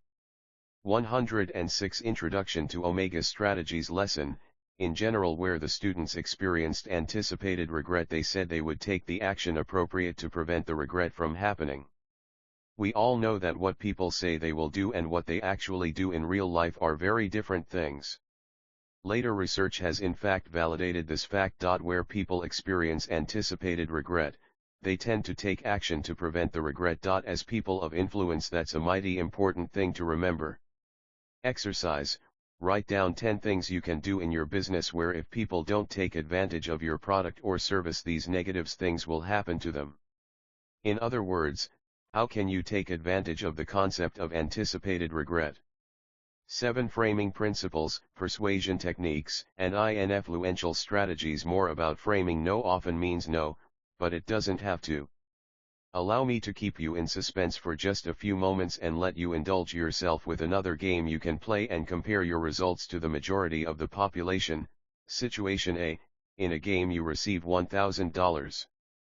In addition, you have a choice between a certain gain of $500 or a 50% chance of winning an additional $1,000 and a 50% chance of winning nothing. Which do you choose? Situation B. In a game you receive $2,000. In addition, you have a choice between a certain loss of $500 or a 50% risk of losing $1,000 and a 50% chance of losing nothing. Which do you choose? 107 108 Framing principles, persuasion techniques, and influential strategies. Before you read on, please do make your choice. These are the situations that Kahneman, Slovic, and Tversky, 1982, presented to hundreds of subjects. Situations A and B are 100% identical, but most people choose differently in each situation because of the framing. In both situations you are deciding whether you want $1,500 guaranteed or have a 50/50 chance of ending up with either $1,000 or $2,000. How do most people respond? In situation A, 84% of people choose the certain $1,500, the first option. Only 16% gamble on the 50/50 chance of ending up with either $1,000 or $2,000. In situation B, 31% of people choose the certain $1,500, the first option. A full 69% are willing to gamble on the 50/50 chance of ending up with either $1,000 or $2,000. The situations are 100% identical, yet the frame makes all the difference in the world as to how people decide. Question: examine the two frames, situations, carefully. What is the difference between the frames and why do you think people choose the way they do? How might you utilize your hypotheses in your own interactions? Here are a few lessons we learned from research that examines frames and choices. Lesson A: people do not necessarily decide what is best for them, they decide what presentation of facts is more attractive. Lesson B: because we all succumb to the presentation of facts, and fallacies, and not to reality itself, we all need to look at any important decisions from all points of view. Lesson C: people will lock in a sure gain in favor of any risk in the future, but they will let their losses run. Example: people hold a stock today at 10 that they bought at 70 because they have so much in the stock. This is one of the stupidest things people do. They should take the money and invest in the instrument that holds the highest probability of appreciation. More about framing 109. Let's move this to a more real-world scenario and see how the way people think causes them to make bad decisions, and how you can influence them to do what is in their best interest once they blow it. Scenario 1: you see a brand new car that you have been drooling over for months. It's priced $500 below invoice and offers a $2,000 rebate. But because money has been tight, you decide against buying the car. 3 months later, your financial situation has improved and you see the same car still priced at $500 below invoice, but the rebate program ended last month. Do you buy the car? If you are like most people, the answer is no. Why would that be? You can get a car at below invoice, that's supposedly what the dealer pays for the car, not the retail price on the car. The reason is that most individuals experience what is called avoidance of anticipated counterfactual regret. In simple English, that means that if we bought the car now, we would feel as if we had missed out on last month's bargain and don't want to regret it. To avoid that pain, people will continue to pass up great opportunities, even though they aren't quite as great as the one that got away. However, if you drive past the dealership every day on your way to the office, the repeated exposure to the car is often enough to overcome the inertia of inaction and allow you to change your mind and buy the car. You're going to be seeing what you could have had every single day, and therefore you are experiencing regrets of another kind anyway, so you become more likely to stop back and buy the car. Now, if you can understand this, you can influence others to your way of thinking in ways you have never dreamed of. You've met with a client or customer and given them a grand opportunity, which they declined. How can you stay in front of that customer over the weeks and months so they ultimately will do business with you? Out of sight equals out of mind. 110 Framing Principles, Persuasion Techniques, and Influential Strategies. How can you change an offer or restructure an offer so that the client/customer feels as if they are getting the same original price on something and therefore does not need to psychologically avoid buying from/saying yes to you? Scenario 2. Another example might be a TV that you know retails for more than $600. In the Sunday paper you see it on sale for $397, but it's for one day only. It's a super bargain if you ever saw one, but you decide against it for some reason. The following Sunday the set is still on sale, but this time for $497. You missed the first opportunity for some reason or other, and now you have an opportunity to still get the TV at a big discount, and of course you don't buy it because you will feel the loss of the $100 that you would have saved had you purchased it last week. The research of this phenomenon shows that inaction inertia occurs when the second action opportunity is in some sense worth substantially less than the initial opportunity, even though the current action opportunity has positive value in an absolute sense. Tykasinski 1998. Therefore, once a customer or potential customer/client says no to you, you must develop a strategy to overcome inaction inertia or you will lose this client forever. How can you structure your initial offer so that it is a tremendous value while allowing the customer to feel the perception of a similar tremendous value later if they say no to you now? In the case of the TV, perhaps you might include a service contract at no cost. This costs the company next to nothing and is quoted at $80 to the customer. In the case of the automobile, you could offer to do 18 months of free oil changes and tune-ups.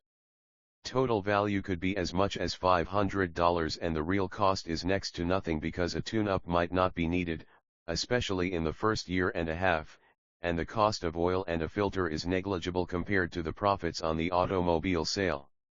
A person of influence must preclude the no reaction in the first foot in the door, a proven persuasion strategy that leads to yes. 111 Place. The best way to do this is by utilizing tools of anticipated regret that overcome resistance. Publishers Clearinghouse has done this for years. Many would say unethically, and I might not argue about that. Here's how it has used anticipated regret in its mailings in the past. Suppose we told you you were recently assigned the winning super prize number, but you didn't enter, so we gave the $10 million to somebody else. Deciding not to enter our sweepstakes is serious business. That's pretty powerful stuff, isn't it? Asking a person to engage in counterfactual thinking means you are having someone consider alternate realities that could be true had someone done some other set of actions. Counterfactual thinking generally is related to regret, and Publishers Clearinghouse has mastered the concept of regret in marketing, as you can see. Here is your homework assignment that will help you build your powers of influence. 1. List 4 specific ways that you can utilize anticipated regret with your products and services. 2. List 4 specific ways you can keep your product/service/ideas in front of your prospects who have temporarily said no to you. 3. Write down how you normally frame your offers and see if there are other ways that you can frame your offers to make them more appealing. Foot in the door, a proven persuasion strategy that leads to yes. Bonus: this is a free $10,000 key that I have shared with numerous companies. It's now yours free for reading. Use it wisely. 112 Framing Principles, Persuasion Techniques, and Influential Strategies. You can't persuade someone if you can't get in front of them to communicate your message. For hundreds and thousands of years, businesses, merchants, therapists, and salespeople have used the foot in the door, FITD, technique to gain access to the person who can say yes. Does it really work as well as salespeople think? You already know that every persuasion and influence strategy that works in selling works in therapy, works in marketing well. You get the idea. We tend to say yes or no based on the interaction of certain measurable variables. I favor any strategy in the field of influence that is tested and proven to be effective. I want to share two powerful techniques that increase your chances of getting the result you want: the foot in the door, FITD, technique, and the amendment technique. FITD technique. The foot in the door technique is a simple concept. The idea is to get your client/customer to say yes to a simple and small request immediately before you ask for a big yes. Remember the old days when an encyclopedia salesman would come to the door offering a free 3-book set of a thesaurus, dictionary, and grammar book if you simply listened to his presentation about his encyclopedias? I do. I still have the Britannica in the office. This is the perfect example of the foot in the door technique. You ask your client/customer to say yes to a small request so that you can have an opportunity to ask your customer to say yes to a large request. Effective. You can't persuade someone if you can't get in front of them to communicate your message. Foot in the door, a proven persuasion strategy that leads to yes. 113 more than you know. Foot in the door strategies are the strategies that have sold billions of dollars of time sharing, one of the worst investments you can make, though it can be fun. How? Most resorts will ask you to give them 90 minutes of your time in exchange for a free television, tickets to Disney World, or a free weekend at the resort. The 90 minutes they want is a structured high-pressure presentation designed for the person who has predetermined that there is no way that we will buy. The strategy has been effective for decades. Pharmaceuticals are getting their foot in the door in a positively brilliant fashion now. Instead of having doctors give away free samples, many pharmaceutical companies are having the doctor give the patient a free prescription coupon redeemable at the pharmacy, and all the doctor has to do is write the prescription. The pharmaceutical wins big because not only is the prescription written, but it is at the pharmacy where all that needs to be done is call in for a refill when the prescription is used up. Absolute brilliance that didn't always work when the MD was giving free samples to the patient. All of this sounds good, but what does the research reveal? Research shows that using FITD can increase compliance in many situations by as much as 200%. Here are a few facts that have been discovered. 1. The larger the first request that is agreed to, the more likely the person/company is to say yes to the second and more important request. $10,000 gift for you. I've gotten paid $5,000 for this on more than one occasion. This was borne out with one company I consulted with that used coupons to discover which coupons would draw more people and what the retention rate of each coupon was. The discovery was that the higher the price paid on the first coupon, the larger the retention rate. The lower price/greater discount on the coupon had a much higher usage rate but a much lower retention rate. Read this 10 times and calculate the implications for your situation. 114 Framing principles, persuasion techniques, and influential strategies. 2. Do not use money to induce compliance to the first request. When this is done, the foot in the door technique does not work. In other words, don't offer someone money as an inducement to do business with you or to buy your product/service. 3. The receiver of the foot in the door must actually do something, not say they will do something, for FITD to be effective. Berger 1999, always remember what people say and think they will do bears little relationship to their actual actions. It's not that people are ill-willed or have bad intentions, people simply are lousy predictors of their future actions. In fact, simply go with this: what people say they are going to do is relatively meaningless. Observe what people have done in the past and you can predict what they will do in the future with greater accuracy than by asking what they intend to do in the future. 4. If the request has some processual aspects, Dillard, Hunter, and Burgoon 1984, people are sometimes significantly more likely to comply than in situations that are clearly for profit only. The foot in the door technique is one of the most powerful persuasion techniques, and there are reams of research studies in the literature that prove this beyond a shadow of a doubt. It's time to start putting together a plan on some level as to how you and your business/company can utilize the FITD technique. Exercise: How can you apply the foot in the door technique to your specific persuasion scenarios? What people say and think they will do bears little relationship to their actual actions. 4 tested ways to be more persuasive with framing. 115. 4 tested ways to be more persuasive with framing. 1. Get something of yours, your product, your idea, your service, that has value into your customers' hands/minds as soon as possible. As soon as someone possesses something, they perceive it to be more valuable than they did immediately prior to owning it. Research by Kahneman and Tversky, 1984, brings these examples to our attention. Individuals who ultimately bet on Team A in a football game are often ambivalent as to which team to select until they actually place their bets on Team A. Once they have placed their bets, they tend to dramatically favor Team A and show little hesitation in sharing their certainty that Team A will win. Students receive mugs in a research setting and are given the opportunity to sell the mugs. Other students are given the opportunity to buy the mugs. Students will not take less than $7.12 on average for the mugs they have taken possession of. The other students will not pay more than $3.12 on average for the same mugs. Lesson: once you own something, you value it more highly than those who do not own it, even if it has been owned for only 10 minutes. 2. Create a frame, a word picture in your customer's mind, that your product/service/idea is something that they already possess so that it becomes the status quo in their thinking. Once our lawn service is yours, we help you eliminate all that crabgrass that the old services you used to use never were able to control. Students in one class were given a decorated mug as compensation for filling out a questionnaire. In another class, students received a large bar of Swiss chocolate. When given the opportunity to trade with members of the other class, only 10% of students traded their item while 90% stayed with what they had. More impressive, 45 students received a gift package of a Stanford calendar and a free dinner at MacArthur Park Restaurant.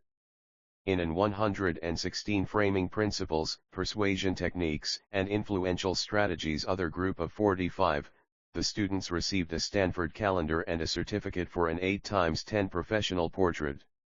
Later that day, all the subjects were told they could trade their current package for either 2 free dinners at MacArthur Park Restaurant or a professional portrait sitting including an 8x10, 2 5x7s, and a wallet photo. The results were that 81% of the dinner/calendar group swapped their package for the 2 dinners. Lesson: people want what they have and more of it. 3. Create a word picture that creates a moderate amount of tension if the client doesn't do business with your company. In other words, what will the clients lose if they do not do business with you? Research: in one experiment with gambling, individuals were given the opportunity to flip a coin and bet $10. Only with a payoff of $25 and a possible loss on the individual's part of $10 were most willing to gamble. That's a 2.5:1 ratio for a 1:1 bet. Research on real-life applications: loss aversion is more pronounced for personal safety than for money. People will do more to protect themselves than their money. Loss aversion is more pronounced for income than leisure. Losing a chance to travel isn't as powerful as losing income. Lesson: people move away from loss. Determine what people lose if they don't do business with you and artfully develop word pictures that clarify the hurt they might experience. For example, you are 7 times more likely to become disabled than die in any given year, and if you become permanently disabled, your family will lose everything because you will be unable to work and they will have the added expense of taking care of you. If you carry insurance against this enormous risk, you avoid losing everything and have the ability to maintain a high standard of living no matter what happens to you. 4. Don't confuse opportunity costs with out-of-pocket expenses. Your customer doesn't and is watching you to see how you promote your 4 tested ways to be more persuasive with framing 117 business. The following research was conducted in 2 cities by telephone sampling. Scenario 1. A shortage has developed for a certain popular make of automobile, and customers must now wait 2 months for delivery. The dealer has been selling the cars at list price. Now the dealer prices the cars at $200 over list. Is this acceptable or unfair?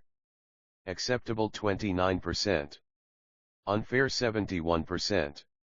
Scenario 2, a shortage has developed for a certain popular make of automobile, and customers must now wait 2 months for delivery. The dealer has been selling the cars at $200 below list price. Now the dealer sells this model at list price. Is this acceptable or unfair? Acceptable 58%. Unfair 42%. Scenario 3, a company is making a small profit. It is located in a city experiencing a recession with substantial unemployment but no inflation. The company decides to decrease wages and salaries this year by 7%. Acceptable or unfair? Acceptable 37%. Unfair 63%. Scenario 4, a company is making a small profit. It is located in a city experiencing a recession with substantial unemployment and inflation of 12%. The company decides to increase salaries by only 5% this year. Acceptable or unfair? Acceptable 78%. Unfair 22%. Each pair of scenarios presents two identical situations. Scenarios 1 and 2 both involve a price rise of $200. Scenarios 3 and 4 both involve wages 7% below the inflation rate. However, the consumer reacts very differently to each option. Consumers do not want to perceive money coming out of their pockets. Be certain to frame every promotion. 118 Framing principles, persuasion techniques, and influential strategies. Consumers do not want to perceive money coming out of their pockets in such a way that the consumer is clearly saving, and assume no mathematical ability on the part of the consumer. Mastering the science of influence, priming the pump. Do these 4 thought exercises with friends, groups, best, or on your own. 1. Read this scenario. John is intelligent, industrious, impulsive, critical, stubborn, and jealous. Mark is jealous, stubborn, critical, impulsive, industrious, and intelligent. Quickly, which person do you think you would like more, John or Mark? You have a lot of company if you set John. Most people do, and the reason is simple. Although the same traits were used to describe John and Mark, the principle of primacy primes the mind to filter everything else you learn about someone through the first characteristic, that of being intelligent in John's case and jealous in Mark's case. As each characteristic is mentioned in order, it becomes less and less important. 2. Guesstimate the total of each of these multiplication problems. Show the first equation to one person and the second equation to another. Each person gets only 5 seconds. 1 times 2 times 3 times 4 times 5 times 6 times 7 times 8 equals 8 times 7 times 6 times 5 times 4 times 3 times 2 times 1 equals. The average guess for the first problem is 512. For the second, 2,250. The correct answer is 40,320. Why the big difference in guessing and the huge distance in both cases? Mastering the science of influence, priming the pump. 119 from the right answer. People group the first few numbers together in each set and then guessed based on this information. 3. Group 1, or person 1. If you are doing this with only 2 friends, is shown these words and asked to remember them: adventurous, self-assured, independent, and persistent. Group 2 is shown this set of words and asked to remember them: careless, conceited, solitary, and stubborn. Now, each has 15 seconds to describe and evaluate the following person. Donald is a parachutist. The descriptions given by the individuals or groups will be heavily slanted toward the words they had to remember. Group 1 typically finds Donald a free spirit. Group 2 typically finds Donald careless and a daredevil. $10,000 key to influence: whether you realize it or not, everything you watch, listen to, read, and think about influences the next thing you consider. 4. Say the following word 5 times, then continue reading. Blood. What color does a traffic light have to be to proceed? Did you say red? Go back and look at the question. Interesting, et. These four scenarios all take advantage of our brain's programming for primacy. We tend to lose the ability to consider much information after the first important piece, and in fact we tend to filter or disregard information that doesn't match our current information, whether or not the new information is valuable.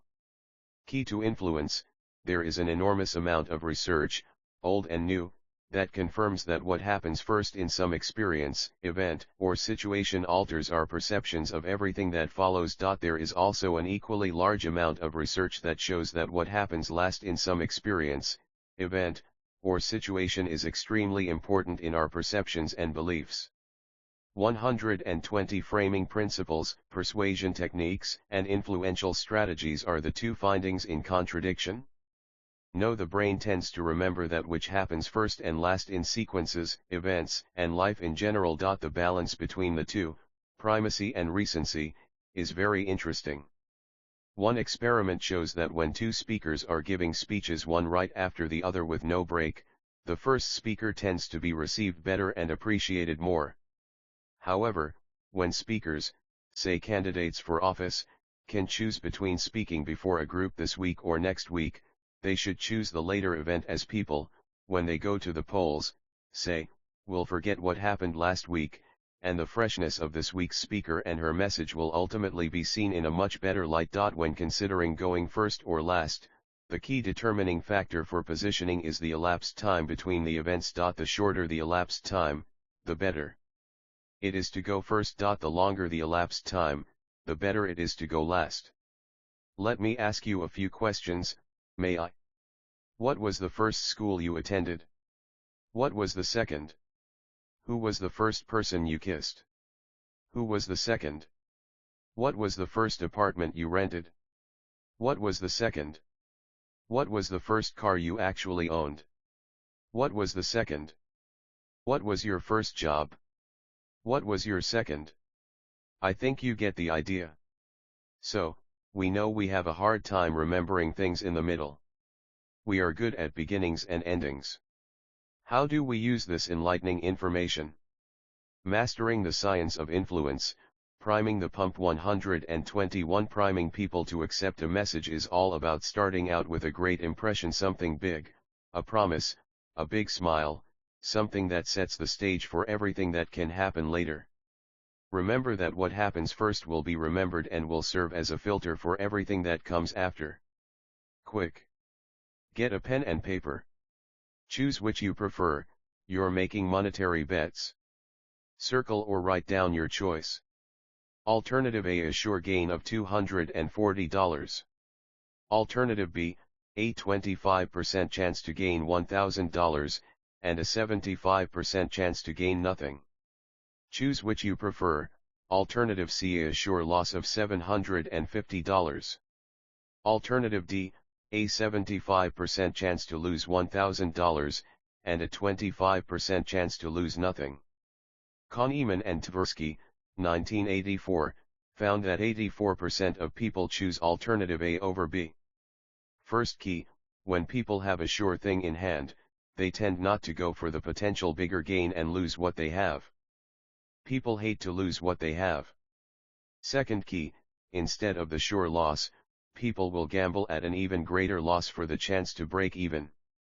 This is why casinos have big chandeliers, big name acts, and the best hotel rooms on the planet. When people feel pain or have experienced loss, they will spend more to get out of the loss or come out of the pain, even if the odds are against success. In fact, 73% of all people choose the AD combination, even though BC is a better choice. Only 3 in 100 will choose that combination. 122 Framing principles, persuasion techniques, and influential strategies. Most people respond or react to the fear of loss and the threat of pain in a much more profound way than they do to the potential for gain. And the one that is the logical choice. And so it is with our species. We are a rationalizing people. We make emotional choices and then rationalize, make them seem logical, whether correct or incorrect. Third key: how a question, proposal, idea, product, or statement is framed can largely determine what the majority of people will decide and actually do. Most people respond or react to the fear of loss and the threat of pain in a much more profound way than they do to the potential for gain. This does not mean, however, that all of your influential messages should be couched in the language of fear and threats. Far from it. In fact, in some situations fear and pain will turn someone away from your attempted persuasive communication. Once you begin to understand when it is appropriate to use prohibitions, losses, and fear in your message and when it is appropriate to use allowances, gains, and positive messages, you will find yourself influentially succeeding in ways you didn't think were possible.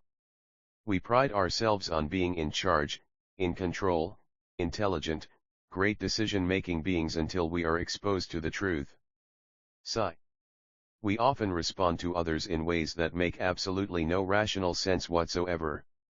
Becoming aware of most of these mechanisms of stimulus/response, environment/response, frame/response, perception/response will help you become a superb decision maker and open the door for you to become a remarkably influential person. What about educated people? Medical doctors? How do they decide what to do, and how will they influence your decision? A 1987 study in the New England Journal of Medicine involving 1,193 participants revealed this: hypnotic confusion 123. Which of two treatments would specialists prefer, surgery or radiation therapy for cancer? It depended on how the question was asked. If the medical specialists were asked the question in terms of surgery will yield a 68% chance of surviving after 1 year, then 3/4 of the time surgery was chosen.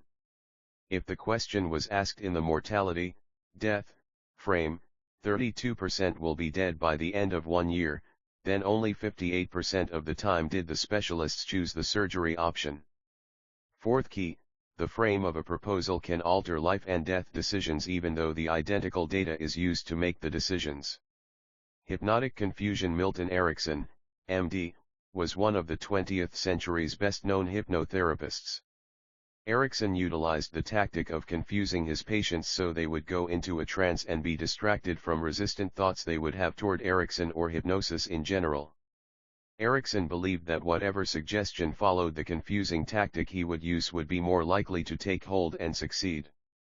Some hypnotic confusion techniques have proven to be counterproductive and actually increase resistance, but simple disruptions followed by an elegantly simple reframe actually have been proven to be successful in influence. Example 1. The cupcake study. People coming to the psychology club table on campus used the following answers in response to the question, how much are they? Control. These cupcakes are 50 cents, they're really delicious. Mild disruption. These half cakes are 50 cents, they're really delicious. Severe disruption. These petits gâteaux are 50 cents, they're really delicious. 124 Framing principles, persuasion techniques, and influential strategies. What worked for making sales? Mild disruption, 74%. Severe disruption, 67%. Control, 46%. Does this work with anything other than students selling cupcakes? Example 2. The donation study. Students asking for donations to their Richardson Center asked people to donate some money in the control and money sum, just those two words in their door-to-door presentation, in the disruption condition. A third condition was tested using money sum and the name of the organization incorrectly stated as Center Richardson. This was a severe disruption. Results: disruption, 65% of houses donated. Control, 30% of houses donated. Severe disruption, 25% of houses donated. Exercise: how can you use the technique of hypnotic confusion in selling your idea or product, or yourself?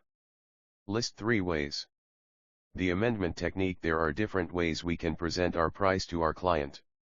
Look at the following 2 ways. 1. These cupcakes are 50 cents. 2. These cupcakes used to be $1, but now they're 50 cents. Most people make bad decisions. Help them make good ones. 125 What difference can that little bit of wording make? A big difference. The sentence you want to use, of course, is the second one. We are telling our customer that we have amended the price. The power is in it startling the client with the original price, and then revealing the new reasonable price. How can we use this data to our advantage? You tell your customer that your bicycles were $129.95 each, but now they're $99.95. People appreciate knowing how much something did cost, and what is a reasonable amount for that product today. Bonus, price points. In the United States, we think of money in terms of our standard currency. We have $1, $5, $10, $20, $50, and $100 bills. These are all what we call price points. A price point is a point at which going over that price will make our customer hesitate, or even refuse to buy. The most common ones are $0.99, $9.95, $19.95, and $99.95. What about $20,000? A car for $19,995 is much cheaper than one for $20,195, right? Exercise: how can you use the amendment technique in your business today? List 3 ways. How can you take advantage of price points in your industry? How most people make bad decisions. How you can help them make good ones. Our life experience is largely a combination of our state of mind, communication, relationships, actions, and decisions. If someone is to achieve, people appreciate knowing how much something did cost, and what is a reasonable amount for that product today. 126 Framing Principles, Persuasion Techniques, and Influential Strategies. Success in some area of life, certainly making well-considered decisions, is critical. Learning how you make decisions and how others make their decisions will not only allow you to become a more influential person, it will help you grow yourself with fewer regrets and more wins. Is it time for a career change? Which job should you take? Should you marry this one? Should you divorce this one? Should you buy this car? Should you buy that home? Before you make that big decision, you may want to read the set of articles, which will shed light on not only our decision-making blind spots and errors, but also how to actually make great decisions. Reams of research show that in general, people assume when they decide on something and it turns out well that they made a good decision when it easily could have been attributed to chance, luck. People tend to overemphasize the importance of pain by about 2.5:1 in decision making. People may not need to feel great, but they don't want to hurt at all. People rationalize their emotional decisions instead of making rational decisions. People make their decisions emotionally when the answer to a question or proposition isn't obvious. People make their decisions impulsively, then stand by their impulse as if the decision was made rationally. People make their decisions based on their experience and not the experience of the masses. People make decisions based on the socio-environmental frames they put the decisions into. A woman going to Planned Parenthood. Most people make bad decisions. Help them make good ones. 127 Hood for counseling will get different advice than the woman going to her conservative pastor. People tend to make decisions on their own instead of seeking the counsel of numerous others who can give additional perspectives. People are unaware of the enormous power of the actual words that are used to ask the question, and how the phrasing can make an enormous difference in the actual decision that is made.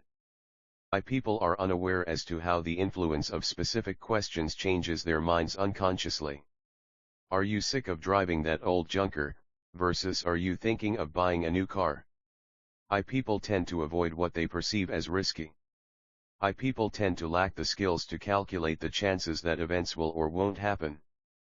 People tend to decide on the sure thing even when it doesn't make real sense to do so.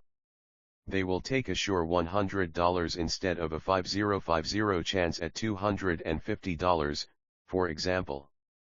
People tend to make decisions without a solid understanding of the real-life likelihood of events.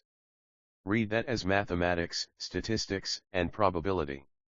Not only do most of us make lots of bad decisions, we also tend to dramatically overrate our decision-making skills. We tend to remember our good decisions and think we're actually good at decision making. But wait. It gets worse. We tend to overestimate everything about ourselves, from the income we earned last year to the grades we got in elementary school. Here are just a couple of examples of how people perceive their judgment in the real world to be in contrast to how it really is. 96% of all men rate their physical appearance as average or better. 94% of all women rate their physical appearance as average or better. 128 framing principles, persuasion techniques, and influential strategies. What's wrong with this picture? Obviously only 51% are average or better. The other 49% are below average. 91% of all business leaders believe they are good or very good decision makers. 80% of businesses fail in the first 4 years. 90% of new products fail to make a profit. What is wrong with this picture? Now, with these amazing facts behind us, it would seem that seeking expert advice from your broker, your agent, your attorney, your therapist, or your mom would be helpful, maybe, but don't get too excited until you look at this. Here's an example of how we tend to overrate expert advice. About 20% of all stock mutual fund managers select stocks that ultimately do better than the S&P 500 index, often called the market. In other words, only 20% of experts, people paid millions of dollars per year to beat the market, succeed at doing so. Think about that. Given reams of computer analysis, data, and information, a full 80% of the world's smartest professional investors cannot do better than the person who claims to know nothing about the market and simply invests in the 500 companies in the S&P 500. Why are these experts so poor at deciding what stocks to buy? Past performance is not always an indicator of future results, but most experts still make investment decisions as though it is. Most experts don't consider the factors that really will influence the future. They believe their own publicity clips. Almost every decision we make in business, relationships, or life is a function of probability. That means that you don't actually know the outcome of the decision in advance. When you get in your car and drive to work, you are deciding that people will drive carefully on their side of the most people make bad decisions. Help them make good ones. 129 Almost every decision we make in business, relationships, or life is a function of probability. Road. While you speed along at 55 miles per hour on your side of the road with 2 painted yellow lines dividing you. And indeed that is a decision that, when you look at it this way, is fairly risky, but in reality the probability of disaster striking, someone running head-on into you and killing you, is very slim. In this case, our day-to-day experience and our illusion of control, we're driving so everything will be okay, confirm for us that while we see a lot of accidents, we know that almost everyone is safe driving to and fro. So we drive. But the same set of factors can work the opposite way in making decisions. Millions of people buy lottery tickets every day. The lottery, like Powerball, is one of the worst bets on the planet. The odds are 55 million to 1 that you will lose, and, yes, eventually someone has to win, but let's put those chances into perspective. If you have been struck by lightning 40 times or have died in 20 plane crashes, then you might just be the person to win the lottery. Those are the same odds as winning the jackpot in the Powerball game. The fact is that you aren't going to win the lottery, and neither am I. It is a terrible decision to buy a ticket. Just take your dollar bill or $10 bill and burn it. Feel better? Ouch. What about the easier lotto games? What about games where you only have to match 3 numbers to win $500 for your measly $1 investment? From 000 to 999 there are 1,000 total numbers that can be drawn. Your odds of winning therefore are 1 in 1,000. That means that on average for every $1,000 you spend on the lotto you will get returned $500. You should get $1,000 for a winner, but the government/lottery sponsor is giving you $500. I don't know how much you earn, but a lot of people make only $500 per week, and it's worth considering that the government, which regulates the lottery, is really extracting a stupid tax from those foolish enough to decide to play. Now, Could you pick the winner 130 framing principles, persuasion techniques, and influential strategies tonight in a 1 in 1000 event and win the $500? Sure you could. Lots of people will. But it's still a foolish decision to buy the ticket just because it could happen. So how do you make a good decision? There are lots of factors involved. Dozens actually. Let's look at one simple factor and key to making good decisions. Key to influence: what is the chance of something happening versus the payoff? If the payoff is worth more than the risk, then the decision is a good decision even if you are wrong. If the payoff is worth less than the risk, the decision is a bad decision, even if you are right. Example: last year I won a nice sum of money on the Super Bowl. I have a modeling tool for picking football games. Some years the model does better than others. My model said that New England would beat St. Louis about 1/3 of the time in this specific game. The casino was offering about $450 for each $100 bet if New England did indeed win. It was very difficult to put money on New England, because they should lose 2/3 of the time in this game, but clearly because they should win 1/3 of the time, assuming the model is right, and the casino was willing to pay off more than double those odds. I had no choice but to bet it all on New England.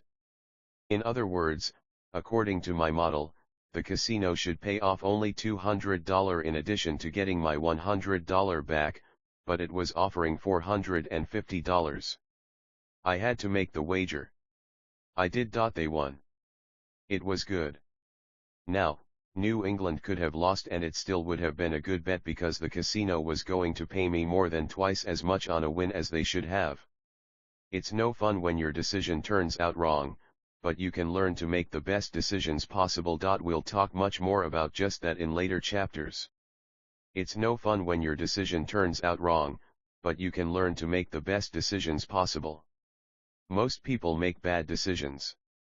Help them make good ones. 131. It's sometimes difficult to calculate the probability of life events. If I buy the Palm Pilot, will I really use it? Will I be happier if I divorce him? Will I be happier if I go out with Jane instead of Betty? If I quit the job, will I find a better one? If I take the job, will I be happy there? If I marry Bill/Bonnie, will he/she be a good spouse? If I have children, will they be born free of major defects? For these questions it is more difficult to determine what the right decisions are because they include numerous variables that need to be weighted and all possible options explored before such decisions are finalized. Once a decision is actually made, most humans are unable to change their minds because they will appear to be wrong in their own minds, to their peer group, or society in general. 8. Applying the laws of influence. You drive down the street. You have to stop at stop signs, yield to oncoming traffic, and even keep to the speed limit, at least when you see a highway patrolman. These are all simple laws. Laws created by society for the safety and betterment of the masses aren't necessarily perfect, nor are they absolutes. Laws of society don't always work. However, universal laws like the law of gravity always work. If you drop 10,000 baseballs off the top of the Sears Tower in Chicago, the balls will all drop to the street below, probably doing major damage. None of the balls will rise up toward the atmosphere as you drop them off the Sears Tower. These are universal laws that never change. If you try to break a universal law, normally you won't get a second chance to make things right. Legislated laws are different. If you follow them, you will probably live longer and pay fewer traffic tickets. 133–134. Applying the laws of influence. The laws of influence aren't quite like the laws of society or the laws of the universe. In fact, most people aren't even aware of the laws of influence. They simply tend to act in accordance with the laws at a completely unconscious level. There are major prices to pay when the laws of influence are broken. The problem is that most people aren't aware of the laws in the first place. If people unconsciously follow the rules, they will be happier and communicate well with others. If people don't follow the rules, they will run into lots of problems, experience broken relationships, earn less income, be more readily downsized in corporations that are cutting back, and well, you get the idea. There is nothing you do that is more important than communicating with others. There are very specific laws that govern not only the communication process but also the sales process. It's interesting because sometimes when you drive past the highway patrolman at 75 miles per hour you don't get a ticket. Sometimes you fail to yield to oncoming traffic and you don't get in a car accident. Every now and then you run the stop sign and you don't hit a pedestrian. The laws exist, though, and when they are followed they tend to work in favor of law-abiding citizens. When they are broken, the chances that something will go wrong are dramatically increased. The same is true in this respect for the laws of influence. How can there be laws of selling? How can something like sales or communication have laws? As our species has evolved for millions of years, we have discovered that we tend to need the cooperation of others to succeed. Gaining the cooperation and compliance of other people is absolutely critical to the persuasion process and the continuance of society as we know it. In this chapter you will learn how to apply the 10 laws of influence. Following each of these rules is important in gaining compliance from others. In most situations on most days of your sales career, if you follow each law you will find selling to be a fairly simple experience. What's better, if you utilize these 10 laws in all of your communication you will find that your sales career is fun, sometimes challenging, and always rewarding. 1 Law of Reciprocity 135 1. Law of Reciprocity: when someone gives you something of perceived value, you immediately respond with the desire to give something back. It's December 24th and the mail has just arrived. You open a Christmas card from someone you had taken off your Christmas list. This is a crisis. Honey, are there any more Christmas cards left? Yeah, in the drawer. Thank God. You go to the drawer and sure enough there is a card there, but there are no envelopes to fit the card into. You search and search, finally deciding to use an envelope that isn't quite large enough, but you have to use something. You sign the card, and yes, you personalize it. You write something special just for the sender.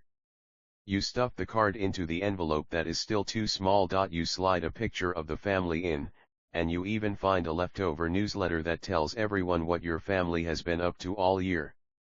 I'll be back in a while, I have to go to the post office and mail this card. Why do you have to go to the post office? You have to go because the letter must be mailed with a postmark before Christmas. December 24th will show that you cared. December 26th will show that these people were an afterthought in your mind, not worthy of sending a card to before Christmas. You race off to the post office and you have just discovered the power of reciprocity.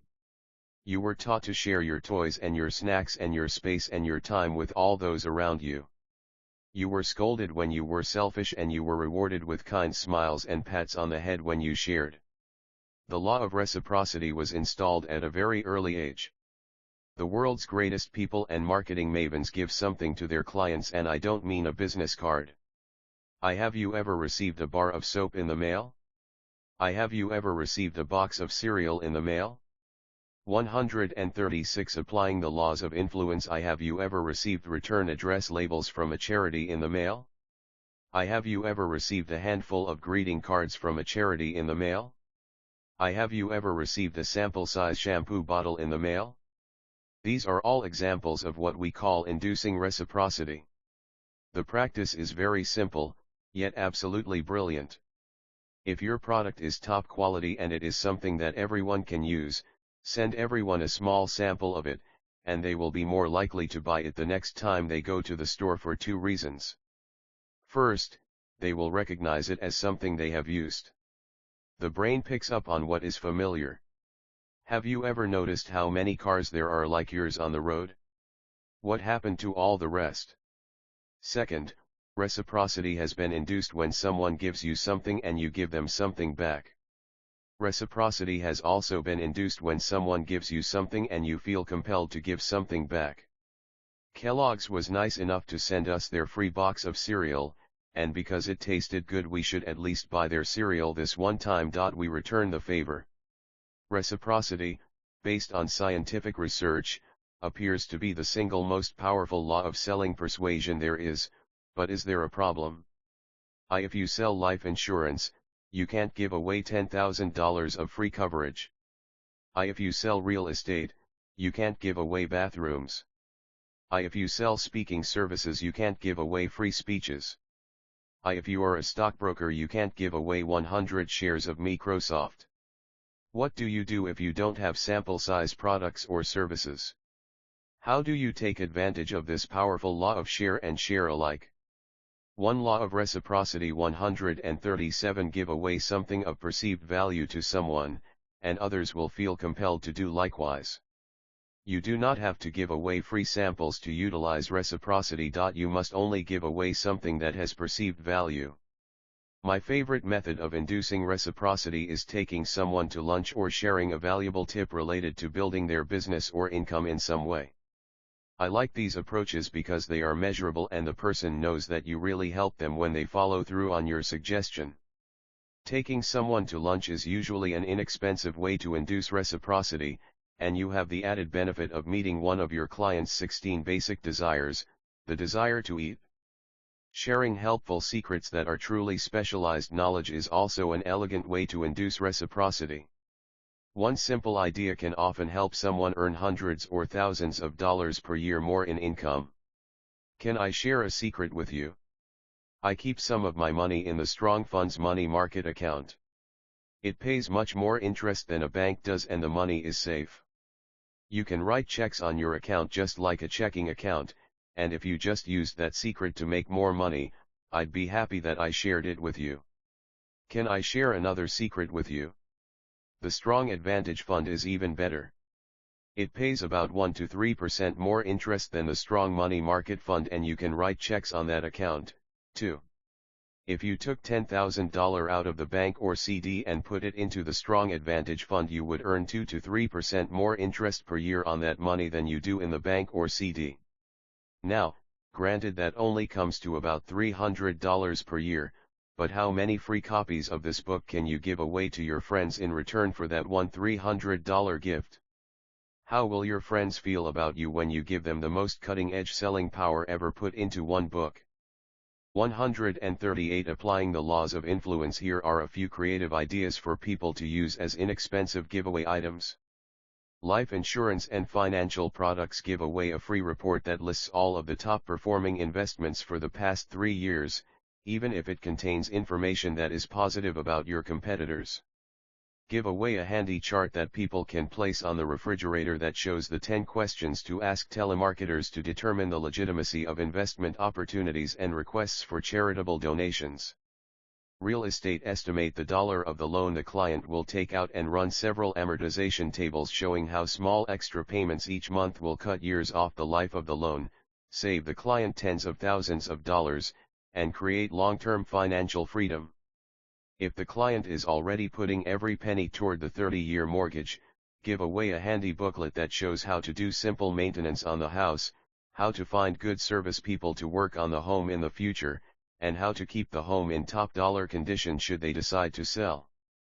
Automobile. If you sell a great car, give away a recent Consumer Reports article comparing your car with others in its class. If you sell a car that is a good car but not listed as one of the best, give away a list of the top 10 strategies to keep the car running cheaply and its resale value high. The message to you is that everyone can give something away for free with nothing expected in return. It is a scientific fact that reciprocity is effective. The key is that what you give away must have perceived value too. Law of time 139. On the part of the client. Traditional promotional items like personalized pens and date books may be useful or they may not be. You can test them to see if they assist in making sales. It doesn't matter what your giveaway actually costs you. What matters is the value the client places on the item, report, or product. Exercise. How can you utilize the law of reciprocity when selling your products or services? Be very specific. 2. Law of time. Changing someone's time perspective helps them to make different decisions. When people change their time perspective, they change how they feel about something and the decisions they make in regard to it. Time is the subtle equalizer in life. No matter how rich or poor you are, Time is the one commodity that is the same for everyone. Everyone has this moment of experience only. What happens in this moment is normally not a matter of conscious choice or thought. Quite often when you walk into a client's office or you contact them in some other way, they will immediately equate you, at the unconscious level, with all of the other people they have ever met. In all probability they have more negative experiences than positive experiences with people. Two things need to happen. You must distinguish yourself from all the other people they've known, and you need to move their time filter from the past to the present or future. People have emotional responses that are attached to various stimuli. You are a stimulus. You trigger positive or negative experiences in all of your clients' minds whether or not each client knows it. What's more interesting is that this response isn't necessarily linked to you. Most people see you as a salesperson and they have a negative emotional response to all salespeople. Therefore, in most cases, you are a bad salesperson when you walk in the door. You haven't opened your mouth or asked any questions and you are already a bad salesperson. Ready for more? 140 Applying the laws of influence. When you walk out the door, your client is going to think differently of you, but by the next time you talk with your client, his brain will be back in bad salesperson mode for two reasons. First, he will confront many other idiots posing as salespeople between now and then. Second, his past emotional memories are not going to be wiped away by a fun 1-hour meeting with you. Therefore, you must become an expert at altering time. You must become a master of moving people through time so that they are not affected by their past programming and emotions. You must be able to get them to look at your product and service from a completely different perspective. And you can.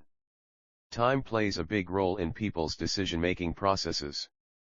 There are three fundamental ways that people experience time: past, present, and future. Past.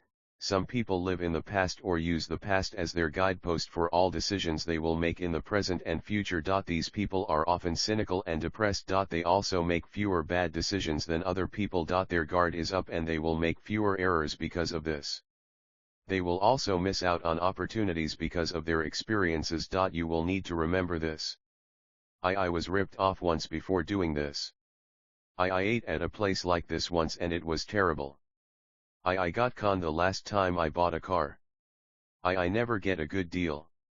The stock market always goes down when I invest. These are all common experiences for people who process all information through filters of the past. Present. Some people live in the present moment. These people tend to have much less stress and to give little thought to the past or future. They tend to be lousy planners and to seek instant gratification.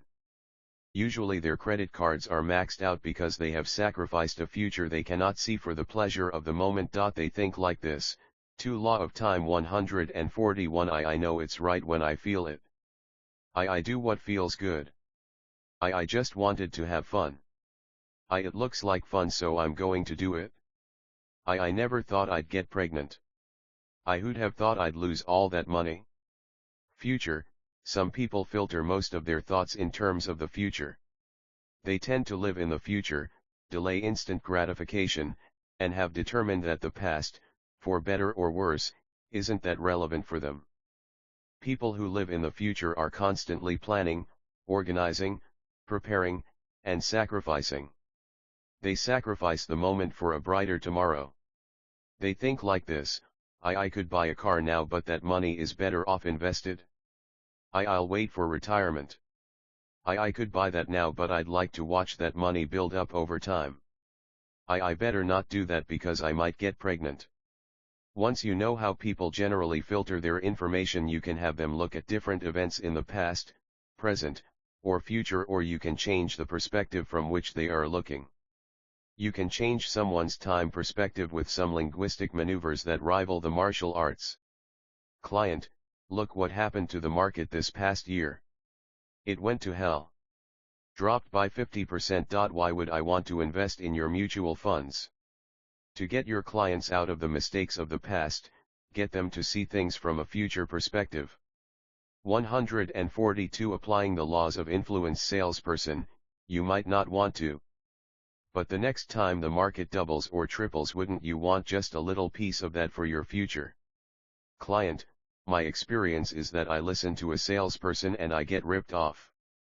Salesperson, when you go out 10 years into the future and look back, what do you do right to correct that? Client, last 3 times I bought a big Yellow Pages ad I lost my butt. Salesperson, I understand. If we can create an ad that will pull in the future, will you be up for that? Client, I tried hypnosis before and it doesn't work. Salesperson, so you had someone who didn't know what they were doing. If you were to work with someone who was adept at his art and knew how to help you, would you be willing to do that? Exercise, how can you utilize the law of time when selling your products or services? Be specific. 3. Law of contrast. When two things, people, or places that are relatively different from each other are placed near to each other in time, space, or thought, we see them as more different, and it is easier to distinguish which one we want more. There is a wonderful piece of television history from the archives of The Tonight Show with Johnny Carson. Carson hosted The Tonight Show for almost 30 years. One night, Johnny had the #1 Girl Scout cookie salesperson in the country on. He asked her the secret of her success. She said, I just went to everyone's house and said, can I have a $30,000 donation for the Girl Scouts? When they said no, I said, would you at least buy a box of Girl Scout cookies? The audience couldn't stop laughing and neither could Johnny. The little girl had mastered the contrast principle, at age 8. Have you ever walked through a grocery store and watched people take 3? Law of contrast. 143. 2 competing products and put one of them in each hand, then look at them side by side, literally weighing which one they should buy. The principle that guides people in this product choice is called the law of contrast. Psychological studies have shown that people can use the law of contrast in a very specific and pre-designed fashion. If you can show your expensive product or service first and then show what you would like to sell, what you think creates the best win-win with your client, second, the client is very likely to purchase the second item. When you were a child, you would go into a store with one of your parents, and as mom shopped, so did you. You may have picked up 2 or 3 items to propose to your mother for possible purchase. Time after time, mom programmed into you either one of 2 themes: 1, they're too expensive, you can't have either of them. 2, you can have the little, cheapest one. You soon learned that the best method of selling mom was to note how little the item cost. Mom, it's only $1, your voice would resonate in a pleading fashion. With the proper eye contact and pitiful face, the strategy regularly worked. The law of contrast doesn't say that you will always sell the less expensive of 2 products.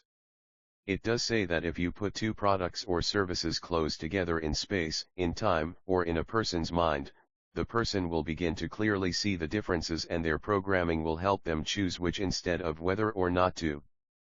Price was the most common programming installed into most of us as children, but there definitely were many parents who programmed the theme "it's junk." Show your client the product you believe is the best option and / or least expensive last. The client is compelled to own something and normally will take the least expensive item if it is shown last.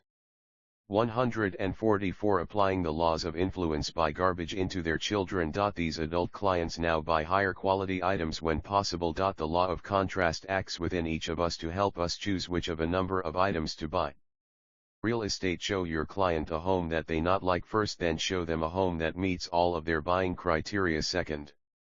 People tend to buy what they are shown or experience second.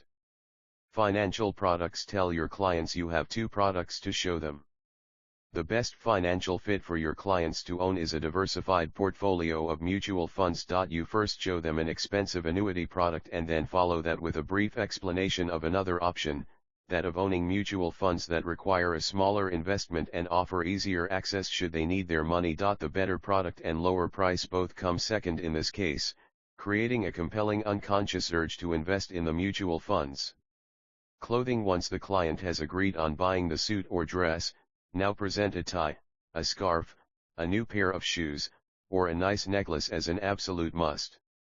If the client has purchased a $400 suit, isn't a $37 tie a necessary purchase? Electronics. Your customers have said yes to the computer, Now you can show them the extended service plan, a piece of useful or fun software, or an extra bat for. Law of Friends 145. Let your clients buy one of several necessary items first, then let them buy the add-ons or accessories second. In contrast to the large main investment, the accessories seem small and a good value. Terry for emergencies. These $100 items contrast nicely to the $2,000 they just spent on the computer and almost seem irrelevant. A useful rule to remember in any sales situation is that when someone mentions that your product or service is too expensive or costs too much, you respond with a gentle, "Compared to what?" Compared to what is a question that puts your client's thoughts into perspective and allows them to rethink their apparent no response.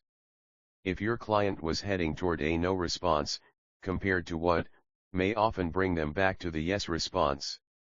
Exercise: how can you utilize the law of contrast when selling your products or services? Be specific. 4. Law of Friends. When someone asks you to do something and you perceive that the person has your best interests in mind, or you would like him/her to have your best interests in mind, you are strongly motivated to fulfill the request. How many times have you experienced someone knocking on your front door asking you to donate money for some cause?